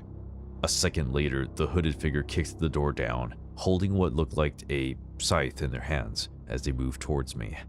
"Holy shit," I said as I dropped the phone and stumbled backward. Immediately, they were ready to use their weapon on me, and I went into defense mode. Scrambling, I ran from my kitchen and grabbed the nearest butcher knife, waving it frantically toward the intruder. "Look, I don't know who you fucking are, but this is your last warning, man," I shouted. They swung their scythe hard, and I dropped to the ground. Then I lunged toward them, pulling them to the tile floor. Their hoodie had dropped, and I saw I was staring at the face of a young woman. It gave me pause. Why was someone so young doing something so horrible? Her eyes squinted, and she gripped her weapon tight. They screamed and rushed towards me, waving their scythe over their head to slam down on me. The only protection I had was my coffee table, and I barely made it under when the weapon got lodged. I used this chance to grab their legs from under them and tackle them backward toward my couch. Using my larger body weight, I hastily pinned the woman down and kept poking my fingers into her face to get her to stop. "I don't want to hurt you." I ripped their mask off, hoping that by revealing their full features, they might second-guess this crazy assault. Somehow, I managed to find the butcher knife and place it against their neck. "What do you want with me?" I asked, as they kept kicking my shins. They spit in my face, and I instinctively put my hand up to wipe it off. Then she butted her head straight against mine, tumbling backward. It was the determination in her eyes that told me she wasn't going to stop, unless I was dead. The scythe began to dig into my shoulder as I struggled to fight back. I panicked and realized my only option was the worst possible outcome. I turned my head and bit her hand. At the same moment, I punched her in the gut, and she lost her grip on the scythe. Her eyes were now filled with relief. Suddenly, her body weight was crushing on top of me as she kept gasping for breath, and I found myself paralyzed with shock. And then, it was silent. She was dead. The world had stopped spinning as I found my footing and looked at the apartment, and at the center of it all, a dead young woman that I had never seen before. I scrambled to find my phone, trying to comprehend what had just happened. This was self-defense. She broke into my home. I didn't do anything wrong. I kept repeating this over and over as I saw her own cell phone next to her head upside down, and I reached for it. Then it began to ring. I turned it toward me. Private number. I swiped to answer the call and shakily held the phone to my ear as sweat dripped off my forehead. "Hello?" There was a soft click followed by what I can only describe as the voice of an automated text-to-speech recording. "Congratulations, Akio Musashi. You are now an official member of the Longcoat Killers. Please hold for further instructions." Instructions? A member? What were they even talking about? Another beeping noise occurred and the next message played. "You have been assigned the following targets." I couldn't even listen to it any longer and tossed the phone away, realizing what was happening. This woman had been sent here to kill me, and now was being forced to join this strange group too. I told Jenny not to come back to the apartment and tried to call the police. Then I realized the killers were tracing my phone. A new app had shown up that I couldn't delete. "Obey our instructions and you will be rewarded." I felt a sick twist in my stomach as I stepped over the dead woman. Then I ran. I texted Jenny and told her to meet me for coffee. A few blocks away, I thought maybe that would be good to keep them from following me. When she arrived, I admitted what happened and she was shocked, but she also offered an explanation. "I know that you've been cheating on me. This was my way of getting revenge, you see. Honestly, I didn't expect you to survive. Jenny, I've chatted with online girls just a few times. It was never anything serious. Except that now because you survived, you'll be coming for me. You really know how to mess things up, you know that?" she barked. Then I saw a red dot on her forehead and screamed for her to move, but it was just too late. They killed Jenny so quickly with a sniper shot that she didn't even get to take a final breath. My phone buzzed and my hands shook. No further distractions. You belong to us now. I only confirmed my compliance, realizing that any choice I made against them would result in more harm. I was now their servant, until some other poor sap gets caught in the game and kills me. You'd never catch me at McDonald's these days, but I have no qualms with fast food. No, my boycotting of the hellhole beneath the golden arches started in my youth. I scarcely escaped that wretched place with my life. The year was 2008, and the man behind the cash register looked to be 3 times my height. Perhaps I've exaggerated that in my head. And though I say man, he must have been a teenager, possibly only a few years younger or older than me. To my fearful eyes, however, he loomed as tall as a giant. "Welcome to McDonald's," the cashier said, smiling. "May I take your order?" I was standing sheepishly next to my 2 friends from school, Mickey and Tom. They were giggling and nudging me, and I was plucking up the courage to fulfill the requirements of my dare. It had seemed so much easier when we were standing outside the premises. Standing before my intended victim, however, the devious plan had lost any semblance of humor. But if I'd back out at that point, I never would have heard the end of it from my friends. And social exclusion was the worst thing on earth for a boy that age. An innocent boy, I might add. I summoned the courage to say, "Yeah, I'll take a bag of fries as greasy as your face, please." Mickey and Tom guffawed like a couple of hyenas, but I just stood there silently as the acne-ridden teenager eyed me with a cold, solemn silence. He did not laugh, neither did I. And perhaps worse, he didn't chastise me for the rudeness either. He had nothing to say of my immature, ridiculous comment. When he did respond, I was not expecting the words from his lips. "One moment," he muttered, before walking away. I turned to face my 2 friends, who had had tears welling up in their eyes. Thankfully, there was no one else in the restaurant. It was late in the evening, nearly closing time, no doubt. Nobody to witness that horrifying spectacle. The side door burst open like a resounding crash, slamming into the wall.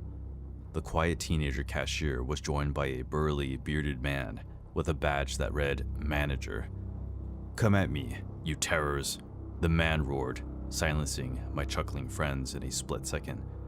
Let's get out of here," Mickey said, gulping. The 3 of us ran for the door, hot on Mickey's heels, but our friend slammed face first into the glass and crumpled onto the floor. "It's locked," Tom cried. "What do we do?" "You 3 will come with me," the manager repeated, strolling over to us. "And we'll sort this out properly." "Thanks, Dad," the teenager chirped from behind him. I realized I'd messed up, but I didn't quite grasp the severity of my crime. Not until the burly father figure had rounded up we 3 rascals and ushered us into the preparation area of the restaurant. "What's your name?" he asked me. "Graham," I said. "Do you know what happens to children such as you, Graham?" the manager asked me. "I'm so sorry," I muttered. It was a dare." Tom snorted, but he quickly muffled his mouth with his hands when the manager shot a piercing look in his direction. "Something funny, boy?" the man asked, turning his attention to Tom. "No, it wasn't me. It was Mickey's idea," Tom spluttered. "What the heck, Tom? Snitch?" Mickey huffed. "So, Mickey," the manager said, walking over to my friend, "how did such a brilliant idea pop into that big juicy brain of yours?" Mickey's sturdy demeanor was starting to falter. We just thought it'd be funny." "Just thought it'd be funny, did you?" The manager chuckled. "Yes, well, so did my boy Jamie. He found it hilarious. Rushed to tell me about it, didn't you, Jamie?" The teenager hovered in a darkened corner of the preparation area, nodded quietly. "He's always laughing about his acne," the manager continued. "Isn't it funny that my face is greasy, Dad? He's always saying that." "Okay, sir, we understand," I whispered. "I'm really sorry for saying it. It wasn't funny at all." "Don't apologize to me," the man bellowed, suddenly bending down to my eye level. "Apologize to my boy." I started to cry, turning to the ever-silent, unwavering teenager in the corner. I'm sorry, Jamie. I'm so sorry. Jamie didn't say anything. He watched me with that same cold, unfeeling look. He nodded in acceptance of my words, however, and that lifted at least some of the horror I felt. I naively believed it to be over, the terror of being dragged into the preparation area. But I was wrong. I believe you, Graham, the father said, nodding. But I keep catching little Mickey and Tom snickering away into the palms of their hands. Are you two boys truly sorry, too? Mickey rolled his eyes, and I felt my heart sink, but he nodded. Tom managed to stifle a laugh that I could sense desperately striving to escape his lips. But the manager wasn't buying any of it. I could see the deranged glint in his eyes. You're not sorry, Mickey, are you? The manager asked. And before my friend could answer, the towering father had seized him by the throat. Tom and I screamed in unison as our mischievous friend was hoisted from the floor, legs flailing wildly. Let me go, Mickey croaked. Let you go, the manager laughed, and waste that juicy brain of hilarious ideas? I'm curious, Mickey. Curious to know how such meat tastes. Before we could react, our tiny friend had been hurtled headfirst into the fryer. He screeched at an inhuman level, drowning out the screams of Tom and me. And though he writhed in the boiling liquid, scrambling for an exit, we knew that he was in a watery grave. The manager held him down, slowly frying our friend alive. I suddenly became aware of Jamie charging towards me, face still wearing a deadpan expression, but he slipped past me. I turned my head to see Tom running away, but the manager caught my other small friend before he even made it past the cash till. Bring him here, the father growled, still holding down Mickey, but seemingly meeting less resistance from my slow-dying friend. What do we make this one into? Jamie asked. The father pondered. I think Mickey would be a delicious Big Mac. Decadent meat, that brain of his, I'm sure. Little Tom here, he'd make some fine nuggets, I think. Look at him, he's only small. Realizing that I had seconds to save myself, my eyes darted to the fire exit I'd spotted when we first entered the staff area. Before the manager and his son could avert their attention to me, I ran. And I was one of the best track runners in my year, so you better believe me when I say those tiny legs could run. I'm sure I broke some form of record as I scurried to the door. Stop him, the manager yelled. But Jamie's arms were full of Tom, and I'd already pushed down the handlebar, opening the back door onto the McDonald's car park. I ran into the night, screaming for help, and a pair of dog walkers quickly stopped to check that I was okay. I explained the events of the night. The police were called, but the manager and his son had long fled the restaurant when authorities arrived. They were never caught, and to this day, I wonder whether they might still be out there, punishing children. That's why I'll never eat at McDonald's again.